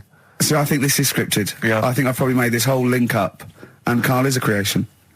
Campling, that's not a real name. No. I made it up. I should have come up with something better. Yeah. Sorry. Forever Lost. The magic numbers, and the magic number is 104.9. XFM. I'm Ricky Gervais, with me, Steve Merchant and Karl Pilkington. Right, 2 more shows. 2 are off air for don't know how long. Is that 2 more including this one? Yeah, no. 2 more after. Yeah, no. It's this is one, and then there's another one. Right, 2 more. And that's shows. the last one. There's 2 more shows. Yeah, including We'll start in now. If I'd have said this at the end, it might have been ambiguous. But I've said it at the beginning. There's 2 hours. That's a whole show. Right. So there's 2 more shows. 2 more shows, including this one. Yes, well, obviously. So 1 more show. After it's only 1:05. After this show, 1 more. Yeah, 1 more. Yeah. Next week there's 1 more show. That means 2 altogether. Oh no, it's only 1 more show. Good night. Okay. Now, it better be a good one, Karl. Have we got Rockbusters? Yeah. To win those prizes? Check. Have we got Monkey News? Check. Is it a real Monkey News, or is it something that's slightly made up that you... What? Always is. Check. Okay. Knob News? Yeah, we've got a bit of knob news, yeah. I'm worried that knob news, because it's only about penises, is a little bit sexist. Have we got any fanny facts? Can we sort that out for next week? I don't want to alienate our female audience. Welcome to Minge London. Good, I'm glad that's that. Well, brilliant. We've got a song with a story? Yeah, doing that. What is it? I don't want to sort of tell you what it is yet, because the song isn't that great. Do you know what I mean? It's not a song that's like an XFM song, but every time I hear it on, say, like Magic or whatever, yeah, I have an argument. 105.4. Yeah, I have an argument with Suzanne that, you know, what I think it's about, and she says, don't be stupid, it's not about that, and I'll say, no, it is. And so we're going to decide who's right. Yeah. Well, I don't know what song you're talking about, and I don't know what the argument is, but Suzanne's right. Definitely. No doubt about it. Yeah, we'll have a listen, but I'm hoping that once people sort of listen to it again with my thoughts every time. Well, this song sums up what people should think of you. It's don't believe a word. All right? That's the sort of links I'm capable of. If that doesn't bag us as Sony, then nothing will. Landed, Mr. Ben Folds. We've landed on XFM 104.9. Ricky Gervais, Steve Merchant, and little Karl Pilkington, and his magical little manky round baldy head. He was described as a wacky mank in one of the papers this week. Really? Brilliant. Well, remember we were talking about it last week, about he came round to my house and I popped out my Mr. Johnson, showed him to take a little look at. And his 2 That made daughters. the papers. That made the papers. Wow. What paper? It wasn't front page of the Times. It must have been like the Daily Star or something. Just squeeze Live 8 on the second page. Yeah, so Wacky Mank. Wacky Mank, that's Wacky great. Mank. Wacky Mank. We had an email from someone that reckons they remember you from body popping round Salford way. Yeah, Eccles Precinct, apparently. You know that, I wasn't doing it round there, though. What do you mean? I was round Stretford. Stretford-Arndale. And what were you doing? What sort of body popping was it? Just a bit of everything. Caterpillar. Bit of moonwalking. Do you have a little piece of line there you used to carry around? Well, mates had that. Right, you didn't borrowed theirs. Were you any good? But you weren't breakdancing, well, you weren't spinning on your head and stuff, you were more body popping. Well, I hope he wasn't spinning on his head, because you know that can sort of give you little brain damage and things. It can give you brain damage. Also, it can wear your head down, and also it makes your head perfectly round, because the gravity is pulling on. But if you keep on doing, obviously it's going to wear your hair out. Yeah. So you become sort of like a stupid, bald, and roundy headed. Yeah. So I very much doubt that you did do any of that. Did you, Karl? Didn't do any of that. Well. So you're shooting off in a minute, aren't you? Well, yes, because we were trying to make poverty history, Karl. Yeah. People are making poverty history all over the place. They're putting on a wristband, and it seems to be working, because I haven't been poor for ages. I haven't been poor. And Alex had a stop bullying. Alex was wearing a stop bullying wristband, and as he himself said, he seems to have sorted that out. You haven't been bullied for ages? I haven't been bullied for years. So wristbands work. I saw one in a shop window the other day which said, stop child abuse. And I bought one, obviously, because, first A lot of people say, you know, does it make a difference? But it was only £1, and I'd only spent it on kiddie porn. So, you know, I think I've made a little difference there in a small way. On a serious note, though, I like the idea that if you're a paedophile and you're walking along the street in your Mac, right? You got a puppy in one hand, a bag of sweets in the other, and you see this wristband, and you go, "Oh, stop it." Oh, okay then. Yeah, I hadn't thought before. That's what you think. Okay, fair enough. Yeah. Well, I won't be doing that again. Yeah, he was hanging around in Topshop for unsavoury reasons. You saw them in there for only £1. Carl, we haven't got long, have we? We've got an hour and a half because we've got to shoot off. I've got to shoot off down to Live 8 and introduce Rem.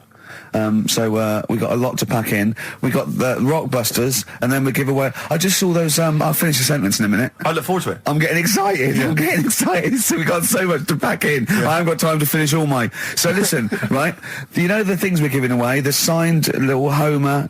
The Nigel Tufnell thing and the Flanimals, right?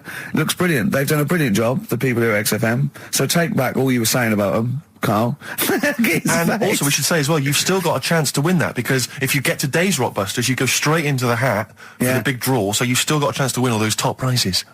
Play a record. Bit of Monkeys. Yeah. 104.9 XFM. You alright? This is Carl, producer of Ricky Gervais and Steve Merchant. They're not about today. Ricky's on holiday. Steve couldn't be bothered. So I'm left here with all the DATs. That's a digital audio tape of all the shows they've done since they've been here over the last, I don't know, year and a half or something. So we'll play you some of the best bits. All right, so here's the first bit.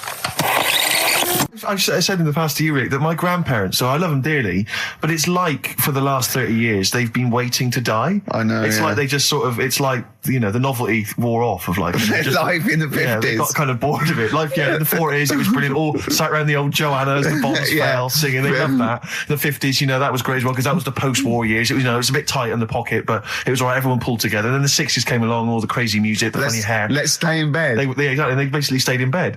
And it was one Christmas when my grandmother said to my dad, what do you like for Christmas? What do you fancy for Christmas?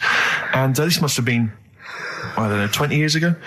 She said, what do you fancy for Christmas, Ron? And he went, well, you know, I could do with a nice big kind of warm winter overcoat. She said, don't worry about that. Don't worry about that, because your father will be dead soon. It's what you can have his. Meaning my granddad. Well, to be honest with you, my father's still waiting. Which is good news. Good news for my grandfather. Less good news for my dad. He's freezing. He's freezing. He finds out, how is he today? He's fine. Oh, okay. Oh, I'm freezing. It is it's such a weird mindset, that. I think it's that, to me, is what sums up people from that older generation, the 40s and 50s. And it seems to me that you've got that kind of mindset. It's like you were born in the 30s. And whenever you talk of your childhood, it's like you had like a baked potato to take to school. And a hoop and a stick is a Christmas gift. The other thing is, I think that that sort of generation, it seems that the man is dependent on the woman. There's a total dependence. Oh, absolutely. If she dies, he's done. Yes. He's done for. He'd just pine away. If he dies, she's got 30 years of pottering. Absolutely, yeah. Do you know what I mean? And going to, like, you know, the youth club and the church. I know what you mean, yeah. It's sort of like that. It's sad. Of course, it's sad for them, but it's not the end of their life. No, sure. And it sort of is the other way around. I don't know why that is. Yeah. It's terrible. That's a little melancholy thought for I know, Christmas I've really brought it. You brought it down. You've brought it down. I've brought it. This isn't a nice show at all. This is terrible. Well, we're going to have people just killing themselves. What? Right, you ready then? So, just in case you haven't heard it before, I'll give you some initials of a band or an artist. We're not doing Rockbusters now, are we? Yeah, I thought, well, we've just... we keep that going. Then we got... I love educating Ricky. That's my favourite thing now. Well, what do you want to do, Steve? I mean, let's do the clues. It's just like he's sort of bigged up the prize. And so this is only by email. Give the email address out now for people to write it down now, Carl. Right, it's ricky.gervais@xfm.co.uk. ricky.gervais@xfm.co.uk. Only entries on email. Yeah. You're going to get 3 clues. You've got to get them all right. And you win all the stuff. You win all those prizes you said. Okay, Carl, go on then. Right, and just a quick example. One of the first ones we did, it was like AK, and the clue was exploding pet. Yeah. And it was atomic kitten, right? Yeah. So you understand how it works now. These are your clues. The first one, that army has got some nice trenches. That army has got some nice trenches. Excellent. Yeah. And the initials there are DW. Do you write some of the questions for 15 to 1? Go on. So that army has got some similar phrasing. Trenches. Okay. Okay. The second one. What were the initials there, Carl, on that person? DW. DW. Yeah. Right. The second one. The top of them curtains are all wrecked. All the materials all worn. He acts it out though. We've got to get him on telly. We have got to get him on telly because his little face and his gestures. That's the second one. The initials being HV. Okay, the top of those curtains are wrecked. All the materials all worn out. Right, HV. And the final one. Here's the final clue. I was in Texas the other week. Right, I tripped and landed on my knees in a puddle. What's the initials? WH for that one. So I was in Texas, I tripped up, landed on my knees in a puddle. So that's WH. Incredible. You've got it! Is it great? It's fantastic! It's desperate. Okay, time during the record. Do you remember you're playing for these compilation albums? We got the Fatboy Slim DVD, Linda Green on VHS, and of course Executive Decision starring Kurt Russell as well. Oh God! So, Steve, do you want to pick a winner? I've got a winner when you give us the answers. Okay, so the first clue was that army has got some well nice trenches. Yeah. That was DW. Who's that? Dandy Warhols. That's brilliant. That's brilliant. All right. That's good, yeah. The second one, the top of them curtains are wrecked, all the material is worn. Yeah. HV, that's Holly Valance. Oh, he got a phone call for a woman saying I haven't heard it, and he was talking to her off air, and she went, what is it? So-and-so said them curtains. She went, right. He said, you know the thing around the top of the curtain is a palmet, not a valance, and he went, cut her off. Yeah, but my auntie's always making balances on everything. I'll tell you about that next week, right? I'm looking forward to that. Right. Is this the one that farted for 5 minutes? Yeah, the very same. Yeah. Right? So we'll talk about that. I was in Texas, I tripped up, I landed on my knees in a puddle, WH, wet knee Houston, right? Wet knee Houston. Yeah. So, you're a maniac. So, who's a winner? We've got Pete, Catherine and Laura in Newcastle upon Tyne. They're listening online, I assume, and they're going to get Digital. those great places. And remember, they got loads of stuff. They got the DVD here, they got Linda Green, they got Stone Roses, they got another compilation, and Executive Decision. Can't concentrate now. Oh, well, he's all stressed because the lady from MTV's here. She's going to film his little face. So the things he said in the week, he was so worried. He's got worried about the spot on his head. That won't come out. Just you got your best side. It's on that side. That's all right. Oh, yeah. The camera's out. Look, he's getting nervous now. Okay, Carl. Ignore the camera. Okay, just ignore the camera. Okay. Now, me and Steve have done our research for you, and we've got 2 amazing things to tell you. What should I tell them first? About the baby or the... Well, they're both equally fascinating, so you choose. I'll tell you the crab thing first, right? Steve actually saw this thing in The Guardian of the Week about our research thing, and then we looked it up, we looked into it on Friday, and it is incredible. Right, listen to this. There's a thing in a bay in New England, right, where it's like the biggest, they make silicon chips and stuff for computers, right? And because of the data protection thing, after they've done them, because they have to destroy the plates, right, well, the information's sort of put onto them, but there's still flakes of silicon. They sort of grind it down straight away, and some of the flakes got into the bay, okay, but some of the information's still on even the slight granules of silicon.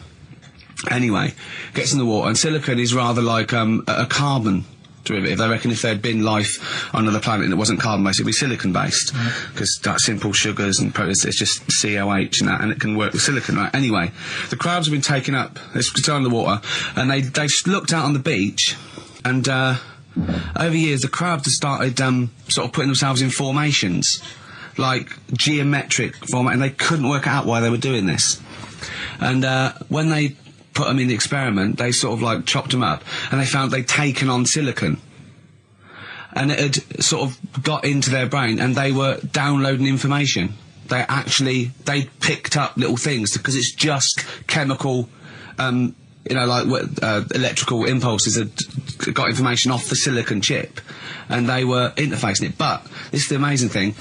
One bloke sort of thought of this, and he thought, well, if it's a simple computer, the brain, if it's just a simple sort of electrical thing, then maybe there's sort of, we could get it down. So what they did is they made a thing called a biointerface, and they put it into the crab's brain, just a really simple brain, so it's measured on Mangala, right? And it got impulses from it, and they were getting like computer so just flashes of like symbols and geometric things right on this screen to read the crowd's brain, and it was stuff like, you know, fragments of a. What made them do this in the first place? Because they saw the crowds behaving differently. They were behaving differently to each other. They were just like they were, you know, intelligent, and they were sort of solving problems and all this sort of stuff. Anyway, when they downloaded the thing, it was like they found one of the secretary's names where it had been on the silicon chip, where it was just like a flash of a computer screen. But the most amazing thing is, they downloaded a memory, right? It was like a snapshot where it had been burnt onto the retina of the crab, just a snapshot of something, and it was like a picture of the beach, like a couple of years ago, right? And they also did, incredible, it was like just a digital black and white sort of thing, so they could see what the crab had seen. Amazing. Jeez. Amazing. So intelligent crabs. What are they doing with them now? Super brain. Well, they think this is the upshot. They think they could use it as spy crabs because they could get these crabs. Also, the other thing is, as generations went on, right? So they put a crab in the sea or something, right? Lots of crabs in, and then as generations went on, a newborn crab, they downloaded the memory, and it had the memories of its great all together. It had every memory that any crab had been related to it beforehand, because it passed it on. It just passed it on. So not even ones that had been eating the silicon stuff. Yeah, no. These are just like ones that have had kids. Yeah, and they've got like, and they know so you'd know everything. Your everything right the way back. So would that work if we ate silicon? Well, possibly. So what are they going to? Well, they can use them for all sorts of things, though. I mean, that's what's incredible. I mean, I don't know how you train it particularly. I don't know, it'd be quite tricky to train, but I'm assuming if they can do it that way, then presumably they can give it certain silicon information, which they can then plant in it, if you like, within its sort of food. Also, if you get them onto enemy beaches, you'd have like 1,000 digital cameras just taking around. You could get like, you know, Osama bin Laden or someone. They don't understand the information they've got. No, they don't know they're doing it. They just download them. So it's not like you could torture them and they won't be able to sort of give you the information, because they wouldn't know what information they had, because they're just. But the first crab they downloaded, they just kept seeing the same picture of a big crab feeding it, which they really. Yeah. Wow. That's what, like its mother crab or something. Yeah. Just memories of it as a child. But they're not in colour, presumably. Because no, it's all in black and white. It's just a digital camera, because it's just they don't see in black and white, so it's just like a I don't know. I think it's burnt onto the retina or something. And the only one that they kept were the ones they saw a lot of the time. Wow. I mean, in a way, some of the educating Ricky I've got for you today is on the similar lines. Right. Oh, you've got to be impressed by that. You've got to be impressed by that. That's pretty good. I mean, I'm interested to see, you know, what they do. What they do with what the crab developments are. But yeah, no, that's pretty good. Yeah. But I mean, amazing. Yeah. Amazing. Well, just digest that information, because that's not even the most impressive one we found. I think it is. I suppose it's pretty impressive, but the next one's maybe more shocking. Okay, right. But let's play a tune, and Ricky's got another extraordinary. Okay. 4.9, I'm Ricky Gervais, with me Stephen Merchant. It's the best of. You've been voting in all week, sending your emails, so here's the clips that you wanted. Wu-Tang Clan and Gravel Pit, we love that, don't we? I love it, yeah. Yeah, brilliant. Classic track. We're talking about embarrassing stories and stuff, and I don't know if I've told this on the radio before. Have I told you, Carl? I'm not sure. But this was when I was working at the BBC. This is not even long ago, and I'd moved to London, and I was fairly new in London. And I was working at the BBC, and I had this BBC hire car, and I've never told it. If there's anyone listening who works for the BBC, I don't know if I can still get in trouble for it. But this BBC hire car, and it was like I'd been ferrying kind of actors and people and production people around all day in this car. And I was driving back, it was quite late, it was about sort of 7 or 8, and I was driving back, and I pulled in to get some petrol to fill up the car every day. And I went into this garage to fill up some petrol, and I was there, and two blokes came in a white van, right? They pulled into the forecourt, and I was filling up the car, and they went, "Hey, do you want to buy a couple of speakers?" And I said, "Yes, I do." Yeah. Because I'll tell you the reason. It was like I was so flattered that they thought I'd be the kind of bloke who would A, need some kind of classy speakers, and B, would like to buy them on the sly. Do you know what I mean? Yeah. I thought, they like the They've seen me. They've seen I look a bit of a hustler. Exactly. Yeah. I'm a street sort of guy. You can see by the way I use my walk. Exactly. Yeah. So I couldn't believe my luck. So they drove behind the garage, the little sort of garage bit at the back, and I went round there, sort of casually went round there, sort of locked the car, went round there. They went, opened the back. He had these speakers in there. I said, are you sure these aren't knocked off, mate? He went, no. We work for Dixon's. This is the story he spun me. We work for Dixon's, right? And we're delivery men. And if we make a delivery and the person's not there to sign for the goods, then we have to bring them back to the warehouse. But if we can sell them on the way back, then that's really good for Dixon's. Dixon's must love that. And instead of thinking, are you sure some kind of troubleshooter didn't... I mean, did someone go into Dixon's and go, you're not getting in the garage forecourt market? Jones. Exactly. Get a couple of lads in a white van. Exactly. Yeah. So anyway, so I sort of bought this story, and I was a little bit dubious, and I went, right, let me hear them then. And he wired them up to the car stereo, and boom, boom, boom, they're playing. So it was some groovy hip-hop. I was thinking, great, these guys know what I'm into. Yeah. And he's giving me the talk and stuff. And I said, I'm a bit worried these are knocked off. He went, no, listen, we got a bloke at Dixon's who can confirm this is fine, right? Phone him up, use my mobile, right? And quote this reference number, right? So I phone out, and I goes, yeah, I go, hi, some guys here in a garage forecourt trying to sell me some speakers. Just wanted to check. He went, it's fine. I went, should I just read the reference number or whatever? He went, if you want. And X14, and I'm like, yeah, it's fine. Yeah.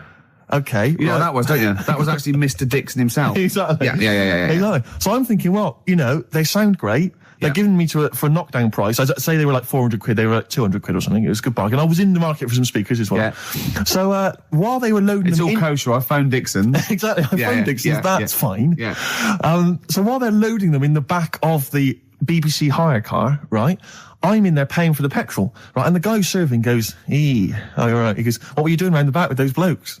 Right? Because obviously there's security cameras filming this whole transaction, right? And he goes, what are you doing around the back? And I went, brilliantly, there's some old mates. Some of my mates were just having a chat and that. He went, oh, right, okay, like giving me obviously the evil eye. So I went back to that. So I'm in the car now and I'm driving with one of the blokes who's in the van with me because I didn't have the money on me. So I had to go to the cash point to get the cash, right? So I'm driving with him and the other guy's following me in the van and he was like a northerner like you and he's giving it all the, all right, yeah, I tell my girlfriend's a DJ, she's got some of these speakers, they're fantastic, and he's giving me this. And then my mind starts working. Now that I've got a bit of time to think, I'm thinking, wait a minute, this all sounds a bit dodgy. Yeah. It dawned on me, Rick. You're fool, are you? You're streetwise. Exactly. You're streetwise, Steve. Not only that, I was thinking, how am I going to get them home? I've got to drop the car off at the BBC. How am I going to get these huge speakers back to where I live? And how can I pay for them? Because I've just spent £100 on Find the Lady with a couple of blokes in the square. It seemed like a fair game. Some of his friends were winning. But so I explained to him, I said, I can't get them back to like Brixton where I was living at the time. He went, don't worry, give us an extra 20 quid, we'll take them home for you. Oh, that's good. Deliberate. They do a whole service, you see. And there's also a backup guarantee. Did they have the guarantee, the 3-month guarantee? They didn't. No. But I said, I'm not sure about that. He went, well, why don't you put them in a cab, send them back, and your housemates can collect it? I was like, oh, no, there'd be no one in. And I was beginning to sort of get a bit conscious of like, maybe this was a bit of a scam after all. So I pulled into like a little side road. And I said, I'm not sure I'm into this now, actually. He went, what are you talking about? It's 200 quid for a pair of speakers. It's a bargain. You never get a bargain like this, mate. I'm going, not too sure, actually. I don't think I want them. He went, 150 quid, mate. 150 quid. I went, no, he's 100 quid now to you. And I'm thinking, wait a minute, this doesn't sound like the kind of work that Dixon's would be doing. Dixon's don't do that when I go in. This is it. Dixon's never negotiate in that way. When I go there, look around and I leave, they go, where are you going? Exactly. I go, we'll have anything then. Have anything for a So quid. I stopped the car and the white van pulled up behind me with his mates in. Sure. And I said, can you get them out? I'm not interested. And he went, 100 quid, mate. And he was just going, you tosser, you obviously want some speakers. And he was having a go at me. So I was carrying the speakers out and putting them back in the white van. And he was just shouting at me. He was going, 70 quid. I was like, 70 quid from 200? This is ludicrous. You realise that wasn't Dixon's policy then. Exactly. They don't usually shout you tosser as you leave the shop and walk down Camden High Street. They're not usually shouting you tosser. You should have took the offer of like the monthly payments they've got on at the moment. So eventually I put them in there and I sort of knocked the deal on the head and I got back in my car and they were in theirs and I just looked in the rearview mirror and they were punching the dashboard like with aggression and venom, like we let that deal slip through our fingers. And I've never been so terrified in my life. I just sat there and I was just thinking, oh my God, all I was thinking now is what if I go back to the BBC and they go, we've had a call from the police, the man at the garage, he saw you doing a dodgy deal. I love it. Well, what you do is you put the hire car in a drain in your front garden and then go in and out of the toilet, just pouring bleach down or Ajax and they never know. Right then, which leads us nicely into Knob News. Oh, it's the welcome return of Knob News. Right, okay, it's very much like the news at 10, this, isn't it? I do a bong, or in this case a schlong, and he gives me the headlines, the knob news of the day. Where have you collected all this knob news? Was there a lot of knob news this week? It was mental this week. The amount of stuff. The way it works, you give us the bong, I'll give you the headline. Okay. Steve decides which stories we're going to talk about. And now on XFM, Knob News. Schlong. Man grows knob on his arm. Schlong. Man gets doctors to make him a second knob.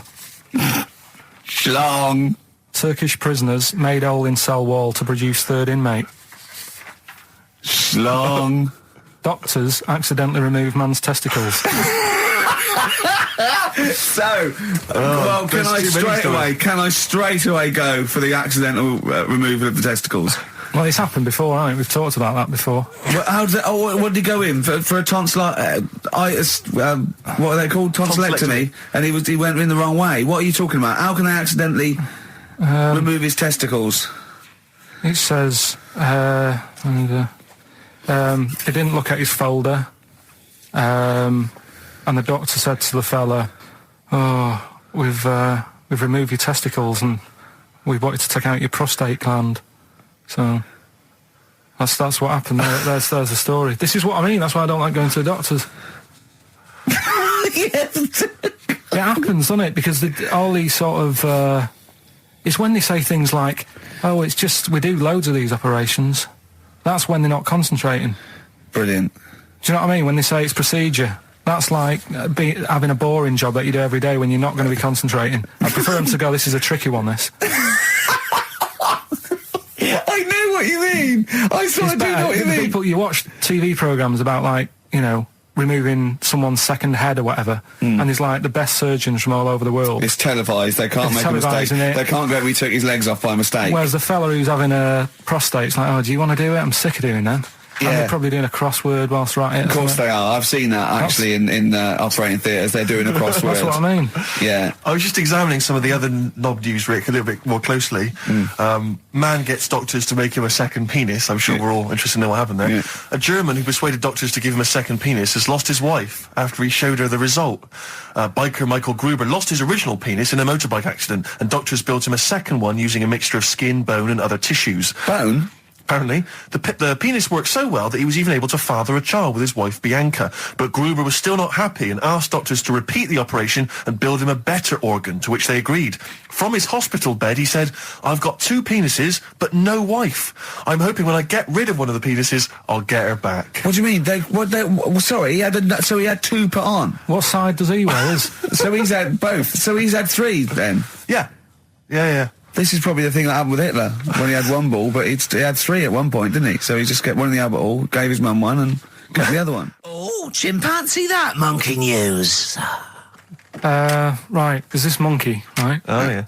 I think his name was number 6 or number 7 or something, right? In this lab, right? Yeah. And anyway, it's in there with, like, you know, the rabbits and little mice and stuff like that. And the rabbit smoking. The nurse, right? Not the nurse, the woman who works in the lab, what would you call her? Is it a nurse? Depends. Depends what her job was. If she was a lab assistant, you call her a lab assistant. All right. I mean, they probably call her by her name. All right, lab assistant, right? Kirsty. So she's... I think it's probably Kirsty. Right, Kirsty Morris. Well, she's in there, right? Yeah. And she don't work with many people and that. She's mainly on her own with, you know, just putting lipstick on rabbits and stuff like that, right? Chimp fancies her.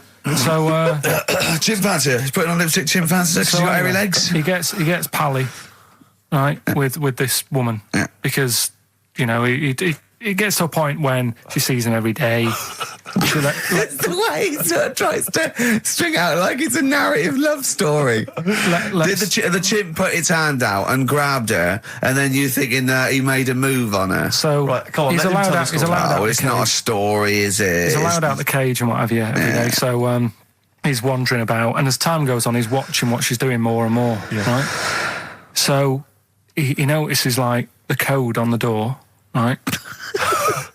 Right. Whatever, 247 or whatever. Yeah. He goes, right, I've clocked that, I've got that, I'll remember that, right? Yeah. And then he goes, right, there's a lot of lipstick and that knocking about, a lot of makeup. Right, okay. No, there's no way. Finish. No, because Steve, you know what's going to happen. I know what's going to happen. So he's there. It's ridiculous. And he's going, well, if it's there, you know what I mean? So while she's messing about with the rabbit, he gets there, he's in front of the mirror, putting a little bit of lippy on. Right? You No! I can't! It's gone too far!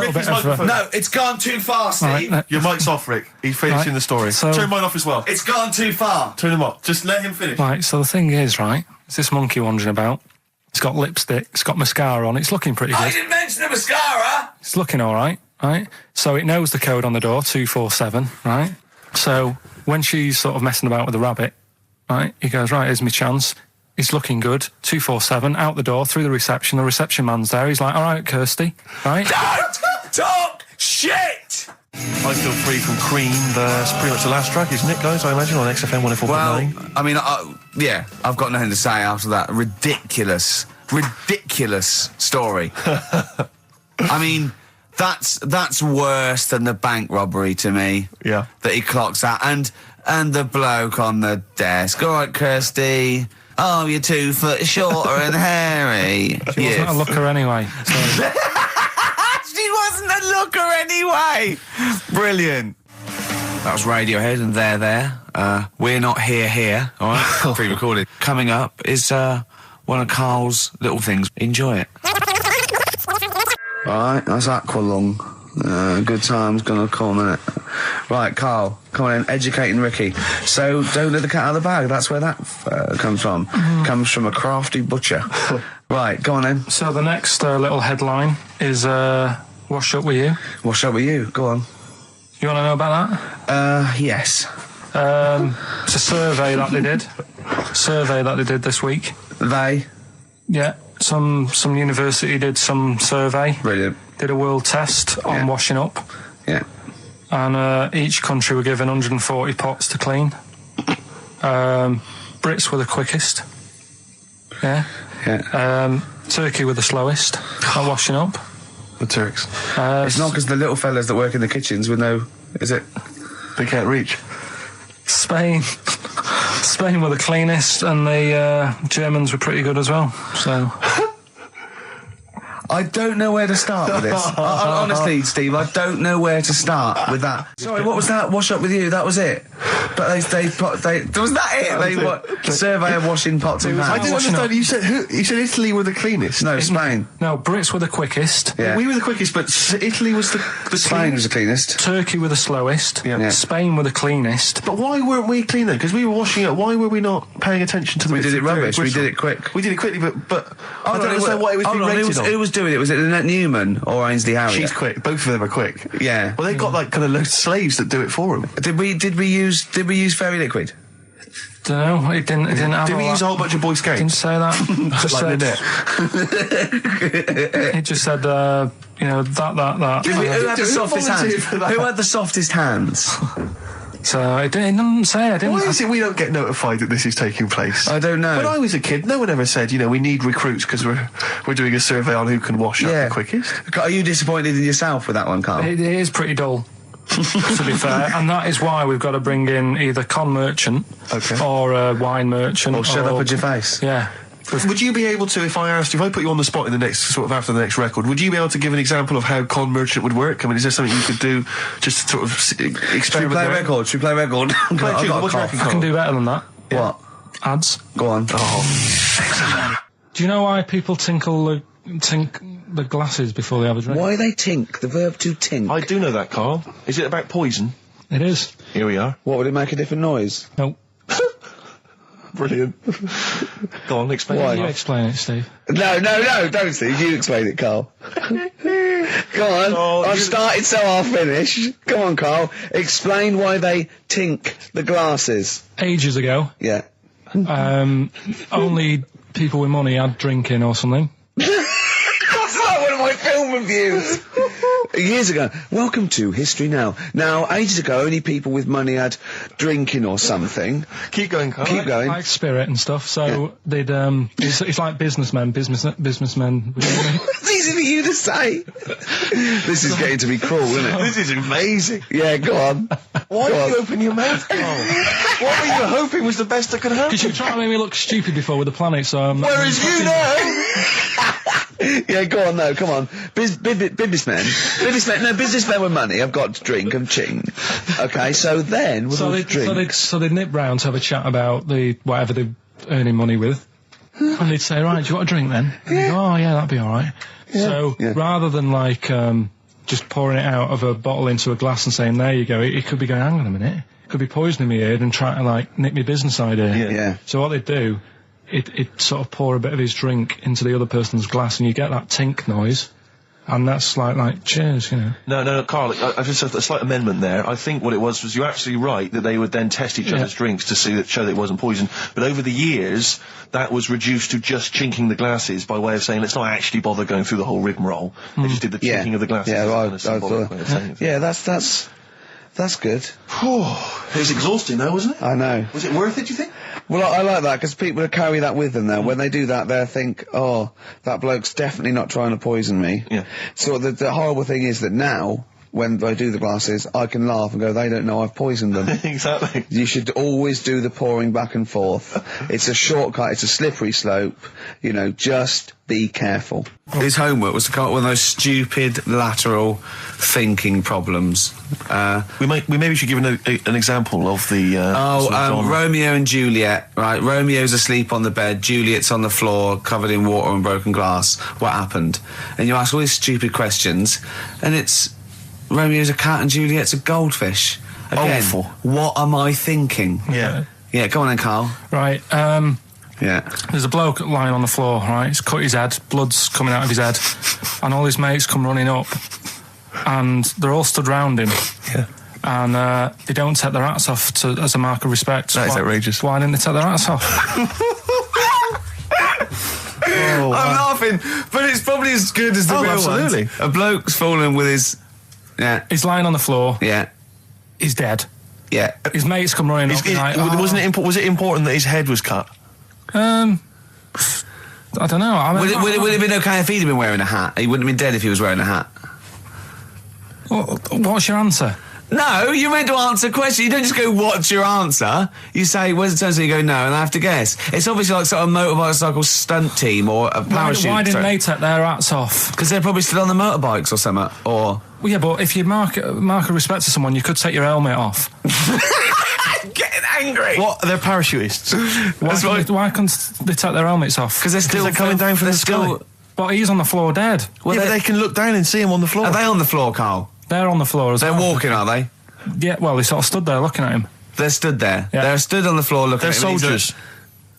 Why? But why? Because it might be in a battle zone. They might have their helmets on, and he's been shot in the head. No. Well, that does work. You see, this is my point. That one works. That one works. Unless you've given us a piece of information where that doesn't work.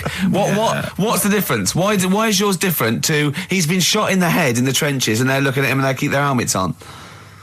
I just don't think it matters as much. If they're in the trench, they're already guarded a little bit, so they could take their hats off. It's the best mate, for God's sake. Okay, he's dwelling on this. Are they normal hats? What kind of hats are they? The answer. No, don't get ratty. What kind of hats are they? Baseball hats? If I told you what sort of hats they are, you'd have the answer. Wow. Okay, I've got to guess what sort of a hat it is then, have I? Right. Is it a trilby? No. Is it a bowler? I know what it is. What? They're spacemen. No. Oh, that's a good one. That one works as well. This is my point. I like that one a lot. It works. He's fallen on the moon, and not that the moon happened, it was set up, wasn't it, in the studio? We know that, yeah. Okay, Carl, what's your answer? Builders on a building site. Why is that different to soldiers? Because bricks don't fall in wars. But bullets fly! Right. Let's play a record and we'll come back to it, Carl, while you think about what you've done. Oh, yeah. You've embarrassed Let's yourself. play some classic Suede. Yeah, and this is for David and Kieran, I think, who wanted a bit of Butler. That was Jane's Addiction. This is the Best Of Show on XFM 104.9. I'm Ricky Gervais, with me, Stephen Merchant. Yes. This was a clip show. We recorded this a couple of weeks ago. I hope you had a Merry Christmas. It's not over yet, because tonight at 9:50 is the second part of The Office Christmas specials. It's brilliant. Watch it, and we'll be back next week live. I'm Ricky Gervais, with me, Stephen Merchant. Bye. Have a great new year. But if you want, I'll pay for you to take history again. Carl, we'd love to see you get a C or above. And well, we're willing I'll pay to... for you, and I'll get you some books. Right, now listen. We can, let's get, I reckon, when are the exams? June? Something like that, yeah. We'll try and register next week, and I reckon you can get an A or B. I'm history. I'm busy. In history. No, don't worry about it, it's just easy. I get you Brody's notes. If Heat magazine, they love you, Carl. They could probably sort something out. They could probably pay for a tutor. They got a lot of money, they sell a lot of magazines. I mean, it is always, almost always, and you found that out, I discovered this, it's always the Tudors and Stuarts. There's no fear for them not coming up. Now, what do you already know about them? You must already know stuff about Henry VIII and Elizabeth. No, because it's too long ago to even get interested in. Do you know what I mean? You can't. Is that why you didn't? To it. Okay. The Anderson thing, it was like, God, I bet my mum and dad were in an Anderson shelter. This is interesting. What, when they... Oh, my granddad would have, had something to do with this. But the Tudors, it's like, I don't know even if they had a family back then. Play a record. If we come back hang to on, this. hang Sorry, on, hang on. Steve, Just because I need to introduce the new feature. Yeah. I don't know if I had a family back then. Carl, listen, let me just ask you now, right? If you can finish this sentence, we've got a chance.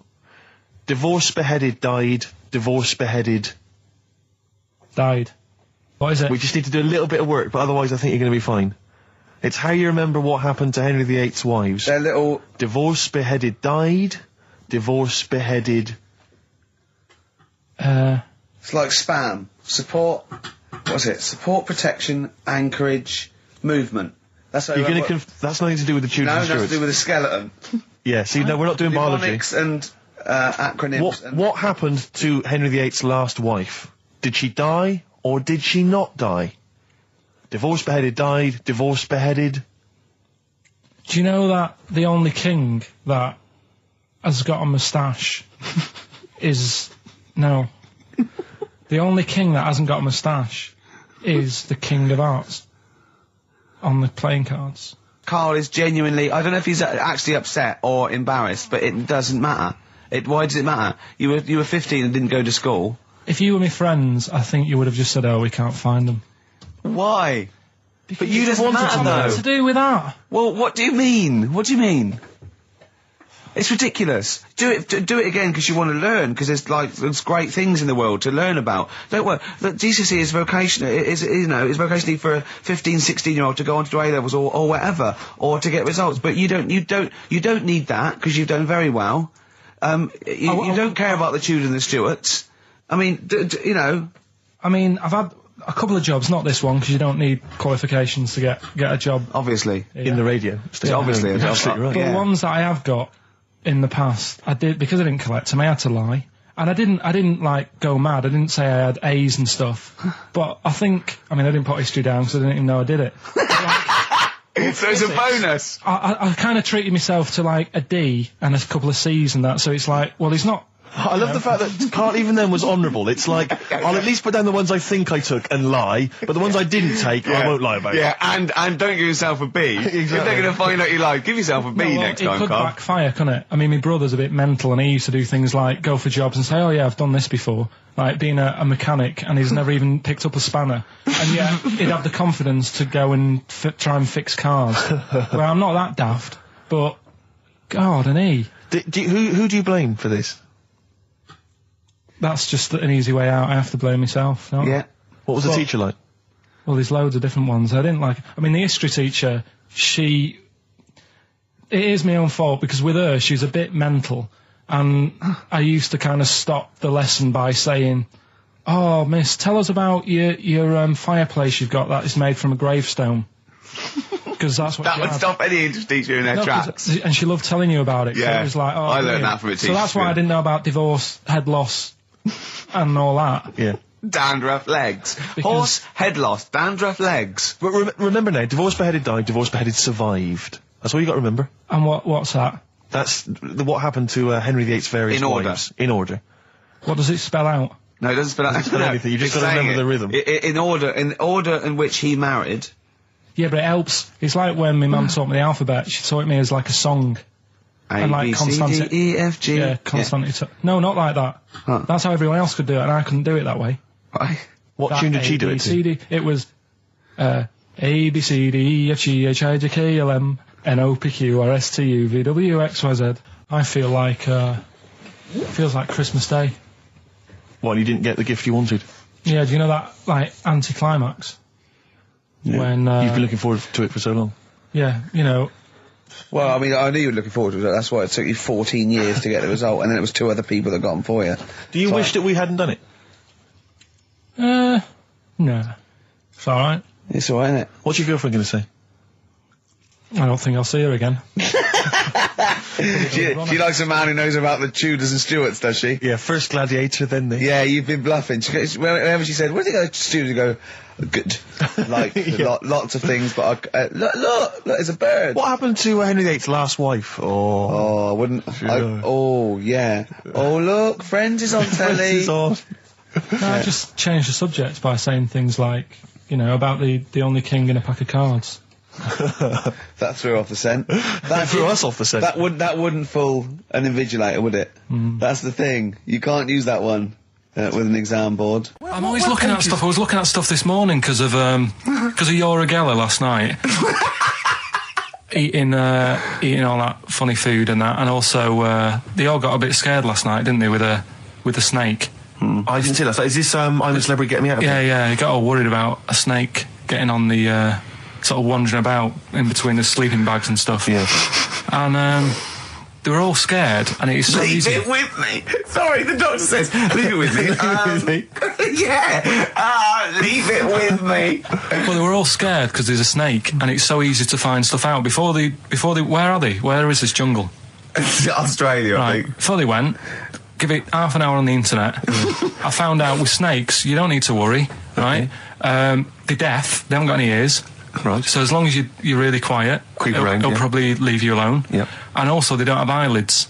So they were suggesting if one's coming towards you, just like kick sand in its eyes because it can't blink, and it leaves it a bit like annoyed, and it wanders off.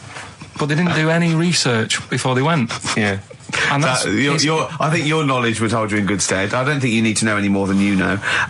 You've done maths, you think? Yeah. Did no revision for that? No. Okay. English, do you remember what it was? Did they ask you about Shakespeare? Did they ask you about books? I remember, but I must have done it because I thought that was... It was English language, not English literature, wasn't it? So it was like... spelling and all that? So was it like a comprehension? You read a passage and had to ask questions on it? Was it... did you have to write a short essay? I don't know, I can't remember any of that. Okay. I did a science. Okay, physics or chemistry? Physics. All right, well done.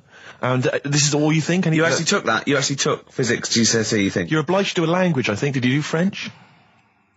I did French for a bit. But I don't think you are. I don't think you have to do a language. I think you have a GCSE, I think you've got to. Well, English quite good. I think that's his language he did. So you don't know about language? History? Geography? Just what you will find out, won't we? Okay. But you just can't remember. I can't believe you can't remember turning up for these things, because it's quite a big moment in people's lives. It is the thing that you've been working to all of your educational life. On the day that the things came out, I was working as a printer. Okay. And it was a really busy day. A lot of spelling mistakes. It was a really busy day, so you're bound to forget. Yeah. No, but I had to use gold ink that day. Oh. And it's, I mean, you're not a printer, so you don't know. No, that's the biggie, innit? But it's tough. You've got to really get your rollers clean. Karl, play a record, mate, and good luck with the exam results. Hopefully we'll have them for you by next week. It's time to give Karl... You're actually nervous, aren't you? I'm a little bit nervous. Just to recap, Karl is 30 this year. He never went to get his results of his GCSEs. So myself and Steve took it upon ourselves to phone his school, track them down, and we actually got your results. What did you think you took? Did English. Right. Maths. Yeah. Art. Right. And I think I did physics. Okay. Well, you didn't do any of them. Eh? You didn't do any of them. You didn't register. You registered for one exam and took one exam and got results for one exam. So I don't know what you thought you were turning up to, or you weren't registered, or you didn't... You're familiar with the notion of registering for an exam. You have to kind of officially register in order to be eligible. What do you mean, register? I turned up for a couple. Yeah, you can't just show up. You have to register for them. You have to pay this because it costs the school money, so they have had to have paid for you if they thought you were going to pass. You can't just turn up on the day and ask for some paper at the front. I never got a letter telling me that. Well, that's because you were never at school. But you did somehow register or registered for one exam. You registered for history. It's a topic that you've always been interested in. I was saying to Ricky before, World War II, I loved it. Not the actual event. No, the study of it. all the stuff like, about the Anderson shelters and stuff like that. Yeah. And the bombs and that. Mm-hmm. And then when I took it, it had nothing to do with that. It was more about the Tudors. So the Second World War didn't come up? You mean there were no questions about the Anderson shelters? Nothing. That's devastating. So what are you expecting the result to be? Is that seriously? Is that it? Yeah, it's the only one you took and registered. As far as the school is concerned, or certainly it's the only one that counts. It's the only result. It's the only one that counts. Yeah, you've got. I don't. Did you register for yours? Yeah. Yes. I've got certificates and everything. So what, do you do that before the exam? Do you have to go somewhere and sign something, or? Yeah, you don't check your results and then decide if you want to register. It's not like Millionaire, when you look at the question and go, I think I'll take the money. Yeah. You go. No. But anyway, you must have registered for one, or maybe your teacher put you in for Well, I didn't do it. They must have been confident. They must have been confident. They must have thought your best bet was history. Right, so what did they get? You got an E. Which I think, I mean, technically, is a pass. E? It's a bad pass, but there's F, and there's you're not going to be doing a PhD. You can get an F, right, which is fail, and then a U, which is ungraded. Now, I don't know why the U exists, because F means you failed. U is like them going, you not only failed, but you wasted my time. So we're annoyed that you took this exam. So you thought they'd register me to get an E? Well, they didn't. I think they were hoping. It was rather like you with the lottery. They were hoping for something better than You nothing. see, I assume that the man who registered for that thought he can scrape an E if Anderson shout was come up. Yeah. Well, that's it. You've got. Now, what I'd like to do, Carl, is I've started your re-education. You've read a book on Rasputin. I'll be asking you a few questions about that later. I've got another book for you to read next week. Next week, I'm not in the mood. What? Not in the mood. Oh, come on. Look, what's that? What does that say? It's that fella, it's the picture of the bloke that he used to use for Citizen Smith. Yeah? Che Guevara. Yeah. Yeah. He was quite happy, I think, when he found out that Robert Lindsay was involved. He went, yeah, of course you can. No worries, yeah. What are your feelings, Carl? What do you think? Are you depressed? I'm just a bit annoyed, because I'm sure I turned up for more, so it just wasted me time. Listen, they don't matter. I'm sure you're doing very well. You know, you can educate yourself. GCSEs are merely a step on the ladder to help you, not just for education, but, you know, they're more vocational than anything else. You're doing very well, and you're reading books. Don't worry about it. Coming up, I've got my, film review. Looking forward to it. It's a great one. It's a great film. I've got a song for the lovers, any minute now. Sure. And probably loads more chat. Yeah, there will be. PJ Harvey, This Is Love, XFM 104.9. It's Ricky Gervais show, isn't it? With Steve Merchant. Yeah, but you're going to keep quiet now, Steve, because I've got to do my world famous film review. Looking forward to it. Yeah. I know you criticise it because you say I do sort of like films that aren't on, you know, current release, or that I sort of just do the plot, or, you know, but, you know... Have you taken that criticism on board? I have. Good. This week's Ricky Gervais film review is Jungle Book. The Jungle Book? Yeah. That was made in, what, 1968? I don't know, but listen, shut up, right? It's a good review, right? Right, for people who either have heard it or haven't, you know, you might learn something. Sure. Because it's sort of my take on it. Has the review begun yet, or...? No. It's good from now, yeah? Okay, go. Right, the little kid, he's in the jungle, right? But he knows the bear and the panther, they're good friends. But... it's dangerous because you got to watch out the tiger and the snake. Now, the reason is they don't mind him, but he's human and he can make fire. They can't. That's why he's sort of in demand, even though they've conquered the power of speech. They can't make fire. And then the orangutan gets him. Now, he's in trouble. But the bear puts coconuts on and makes himself look like it. Then they fall off. They've got to get away. But then he meets a girl, and then they're not, you know. Okay. Do you write these yourself? Yeah. Or you don't get a professional to do it? Right. Oh, no. Okay. And what would you give that one out of 5? It's 9. That's a 9 out of 5. Strong review there. A strong film then for you. One again. And you'd recommend that for friends and family? Yeah. Okay. Just on video or DVD or in the cinema. Okay, good. All right. And the film again was? Jungle Book. Jolly good. All right, thanks very much for that. Well, now it's time for Song for the Lovers. This is the Smiths, and last night I dreamt that somebody loved me. Good. Okay, cool. Yeah, lovely. I forgot. Go on. The elephants. Oh, well, that's going to ruin it for everyone. They won't understand what you're talking about. Yeah. Smiths. Lovely song. Last night I dreamt somebody loved me. Beautiful. Song for the Lovers there on XFM 104.9. Can't believe I forgot the elephants. That was a key element of the review. Really? Yeah. Don't let it get you down, Rick. I know how these things depress you if you feel you've not done the film review as best you could. That kind of winds you up. Yeah. you stew about it. Steve, it's time for my world-famous film review. People love it. Yeah. How can I just ask before you crack on with the film review? I notice you often do films that people have already seen. Well, you see, that's what I mean. That's why I think your film review failed, because people didn't know what film you were talking about. They hadn't seen it. Yes. See, there was mine. I picked ones they've seen. Sure. Because when a lot of people would say that the benefit of a film review was the fact that they hadn't seen it yet, so they were going to make up their mind based on that review. I don't know who'd say that. I prefer Ricky's. Okay. See? All right, Carl. See, there you are again, being nasty to me. No, he's got a choice. All right, anyway, so my point is that how would you hope people would use your reviews? Right? However they want, really. Okay. So, would you hope that they'd maybe seen the film but they hadn't yet made up their mind? Whether they liked it or not. They liked it well, this is up to them. This is for everyone. It's easy. So if someone because I think, you did, one of your most famous ones, I think, was one for the Cuckoo's Nest. Yeah. Now that came out, I think, in 1975. Yeah. So maybe some people saw it in 1975, haven't yet made up their mind as to what they thought of it. Yeah, now this put them straight and what to look for next time, maybe. Okay. Ready? Ricky Gervais film review. Sure. Review. Right? Chosen Rain Man. Rain Man, okay. Now, this has been on TV quite a few times, and it was a multiple Oscar winner. Exactly. Okay. So, right. Rain Man, it's got Tom Cruise in it, and he's all right, he's normal, but he finds out he's got a brother who's a bit mad. Dustin Hoffman is doing it, right? And it's meant to be. He's all weird, but he's meant to be, so it's good acting. Now, he needs to keep his brother, but they don't want him to have a brother, and he doesn't remember a lot, but he dropped him in the bath and burnt him when he was little, clumsy idiot.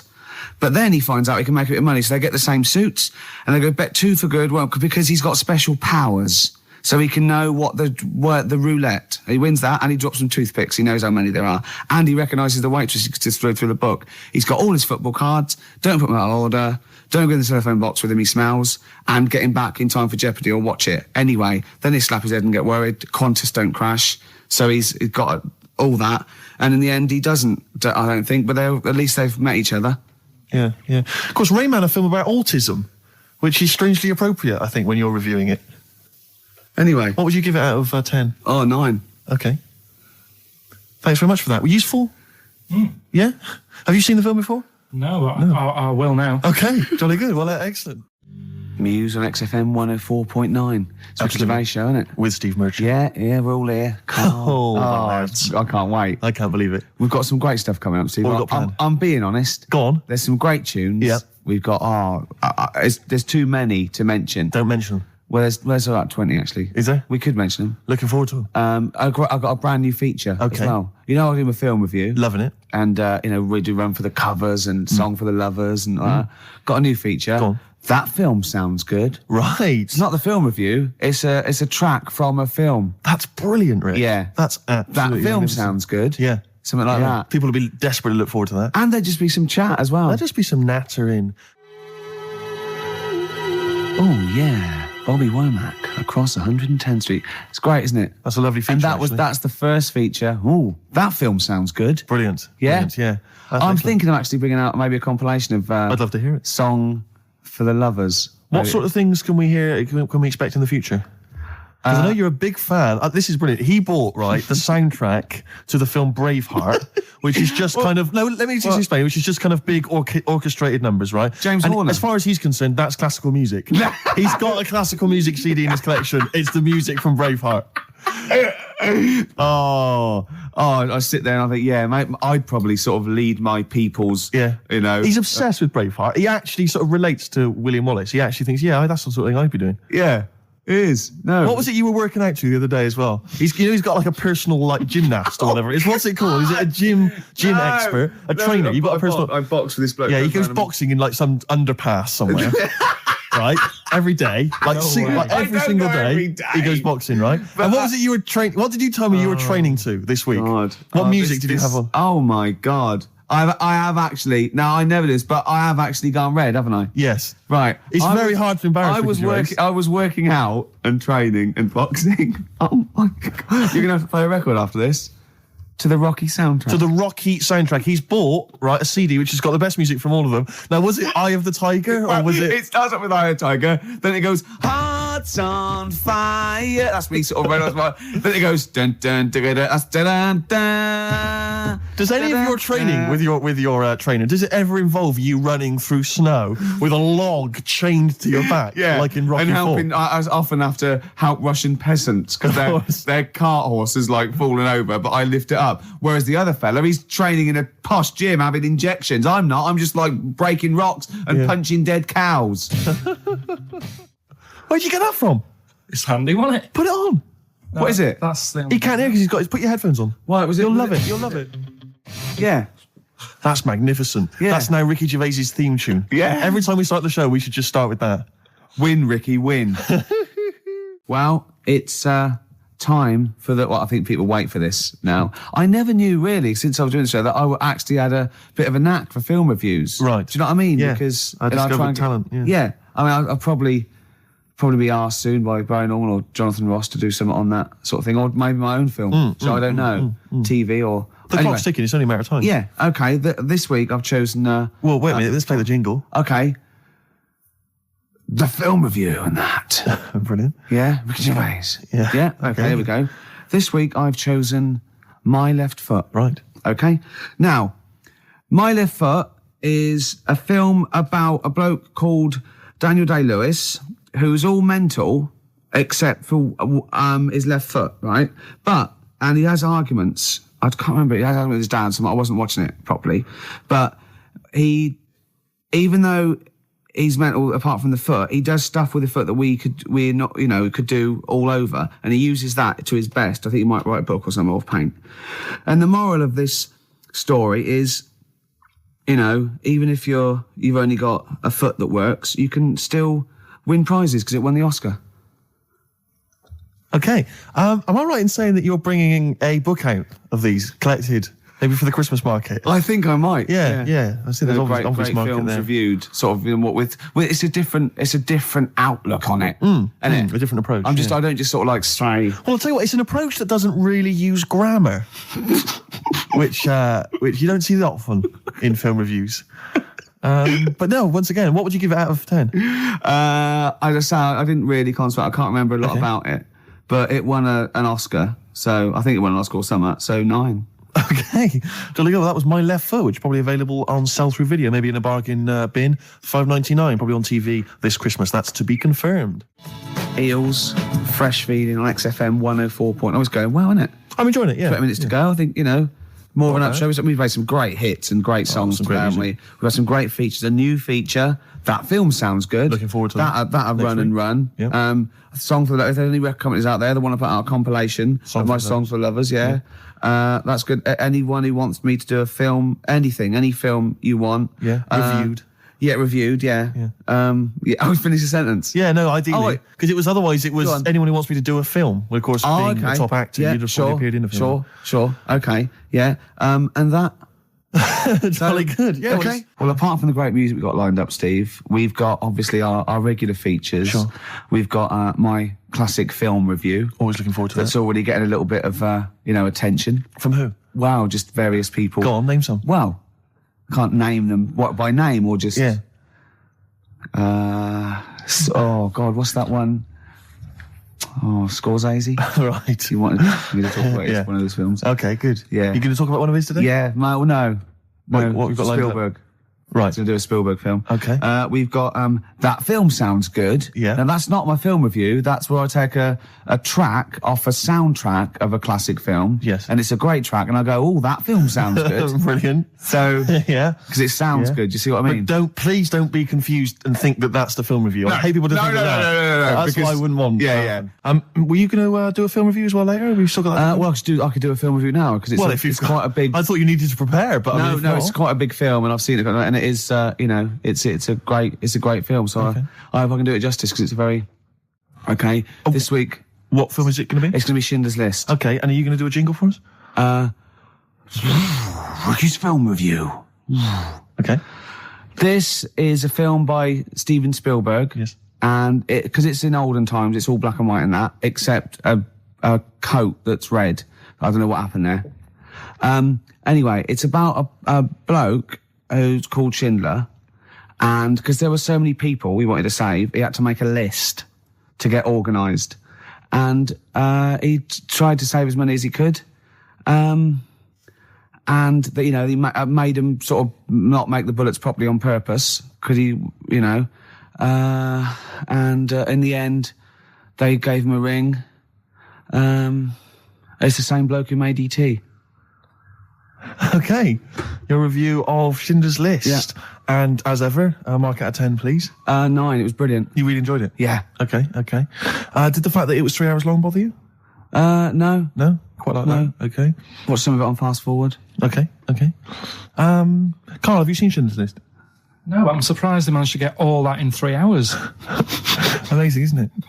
Would that encourage you to see the film? Definitely. Yeah. Okay, what would you give it a mark out of 10?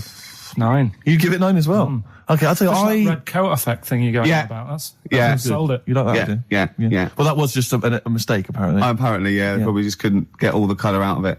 As I said before, if you've got a film that you'd like to have reviewed by Ricky Gervais, then email us, ricky.gervais@xfm.co.uk, and I'm sure he can, or even not just like, the people, but what about the ones who make the films? Like, the ones that actually make the film, what are they called? Hollywood. Yes. If they want me to do one for that coming out to sort of give it a little bit of a boost. You saw me give away the tickets. That was selling. Yeah. So, we can sell your product, and we make it look like it's all editorial, but really, if there's a little bit of money involved, I can probably give it a 9 out of 10 instead of 4 or something. Rick, would you do that without having seen the film? Yeah. That's fine, because they could just tell you what was coming up. And then if they said this, give us a good review and here's 20 quid. Yeah. If they go, there's no money in it, I'll probably give it a bad review. Let's just try that. Rick, can I just try that now? Because a lot of people listening won't be necessarily convinced. Lord of the Rings. Let's imagine I've paid you now to review the forthcoming film Lord of the Rings. What do you make of it? This is a brilliant film. Yep. And even though it's all about wizards and that, and there's people in caves called gonads, with beards, probably Robbie Coltrane's in it, because he's in the other one at the moment. And it's all swords and stuff, and there's some magic. But it is actually the Lord of the Rings, not just like, just one of them. He's the Lord of it, and he's excellent in it. So, right, mark out of 10? 9. Again, very popular film for you. Carl? Less convinced by that one, maybe? That doesn't sound as good as the other one. Yeah? What, are you going to give it 7? Still give it 9. You still give it 9? Excellent, because we split it. We'll split the money. Okay. Excellent. Good. This is the eels. It's not the end of the world. Super furry animals. Absolutely beautiful. XFM 104.9. Rick, you going to do your film review for us? We've got time for it, I think. I'm not, no. Why not? I'm not going to do it anymore. You're not going to do it anymore? No. You love it, don't you? No, it's great, and I just think it's time. I did a dozen, but I did all the films that I would give like 9 or 10 out of 10 for. I don't want to drop the standards. Right. I don't want to start doing films that are 8 out of 10. Yeah. You see? Yeah. That's where a lot of film reviewers go wrong. Yeah, Ross being one of them. Yeah, I've seen them go, this is worth 7. Don't do it then. Yeah. If it's no good, don't do it. No, it's yourself. No. Sure. So no more film reviews? No. Oh. Until a great film comes out. Sure, okay. Like Braveheart 2 or something. Yeah. Which would be 9 now. Quite uneventful. Yeah. I'd have thought. Yeah. So 9 for that. In advance. Rick. That film. Oh, now we come to the feature. We're carrying this over 2002 because it was such a great success. Everyone's talking about it. Do you remember I stopped my film reviews because I'm only doing films I like, and I've done all the films I like. That's where other film reviewers fail. Sure. Because they review substandard films. Exactly. My average is still 9.5 out of 10. Yeah. And no one's beaten that. Not Barry Norman, not Jonathan Ross. No one's got an average of 9.5 out of 10 for the films they reviewed. So I'm keeping it there. I don't want to drop my standards. However, that film sounds good. This is where I pick a classic track from a film that I might not have seen, right? But I like the song. I might go and see the film. This is Almost Famous. The film was Almost Famous. I haven't seen it, right? But a song. Now, don't panic. Listen without prejudice. This is Elton John, but it's when he was good, okay? When he was a bright, funky, young Brit glam star. Wonderful song, wonderful tune, wonderful lyrics. It's Tiny Dancer. Now, it's time for our first regular feature of the day. That film sounds good. That film sounds good. I stopped the film reviews because I've done all the films that are 9 or 10 out of 10. I don't want to drop my standards. Absolutely. This is a feature where it's a soundtrack of a film where I like the single from it. I might want to see the film, might have seen the film. Today is our first request. Right, interesting. This is for Martin, who wants to hear Live in the City by Stevie Wonder, and it's from Jungle Fever. Let's hear it. Well, I love the song and I love the film. Living for the City. Genius. Stevie Wonder. The man's From a god. film Jungle Fever. Absolutely. It's a great film. Yeah. Well, not to be confused with Living in the City, which I think is a Desiree track. So now never you did know, that. because you're a huge But Desiree fan. We were grooving along to that. It's a great, not my favourite Stevie Wonder track. I actually, He's Mr. Know-It-All, but a great track. Stevie Wonder's just fantastic anyway. And during that, we just had heads down, we just like, just enjoying the moment. We said turn it up, didn't we? We liked it. Yeah. Carl, just halfway through, just looking at me, he's got a driving licence. Yep. I went, what? He went, he's got a driving licence. I went, as he went, yeah, just for his own land. I went, you don't need a driving licence for your own land. He went, you might be right. He said, who else is blind? I remember hearing something. It was someone famous who shouldn't have a driving licence. Well, and they have. And I'm sure a lot of people. I'm sure it was someone who's blind.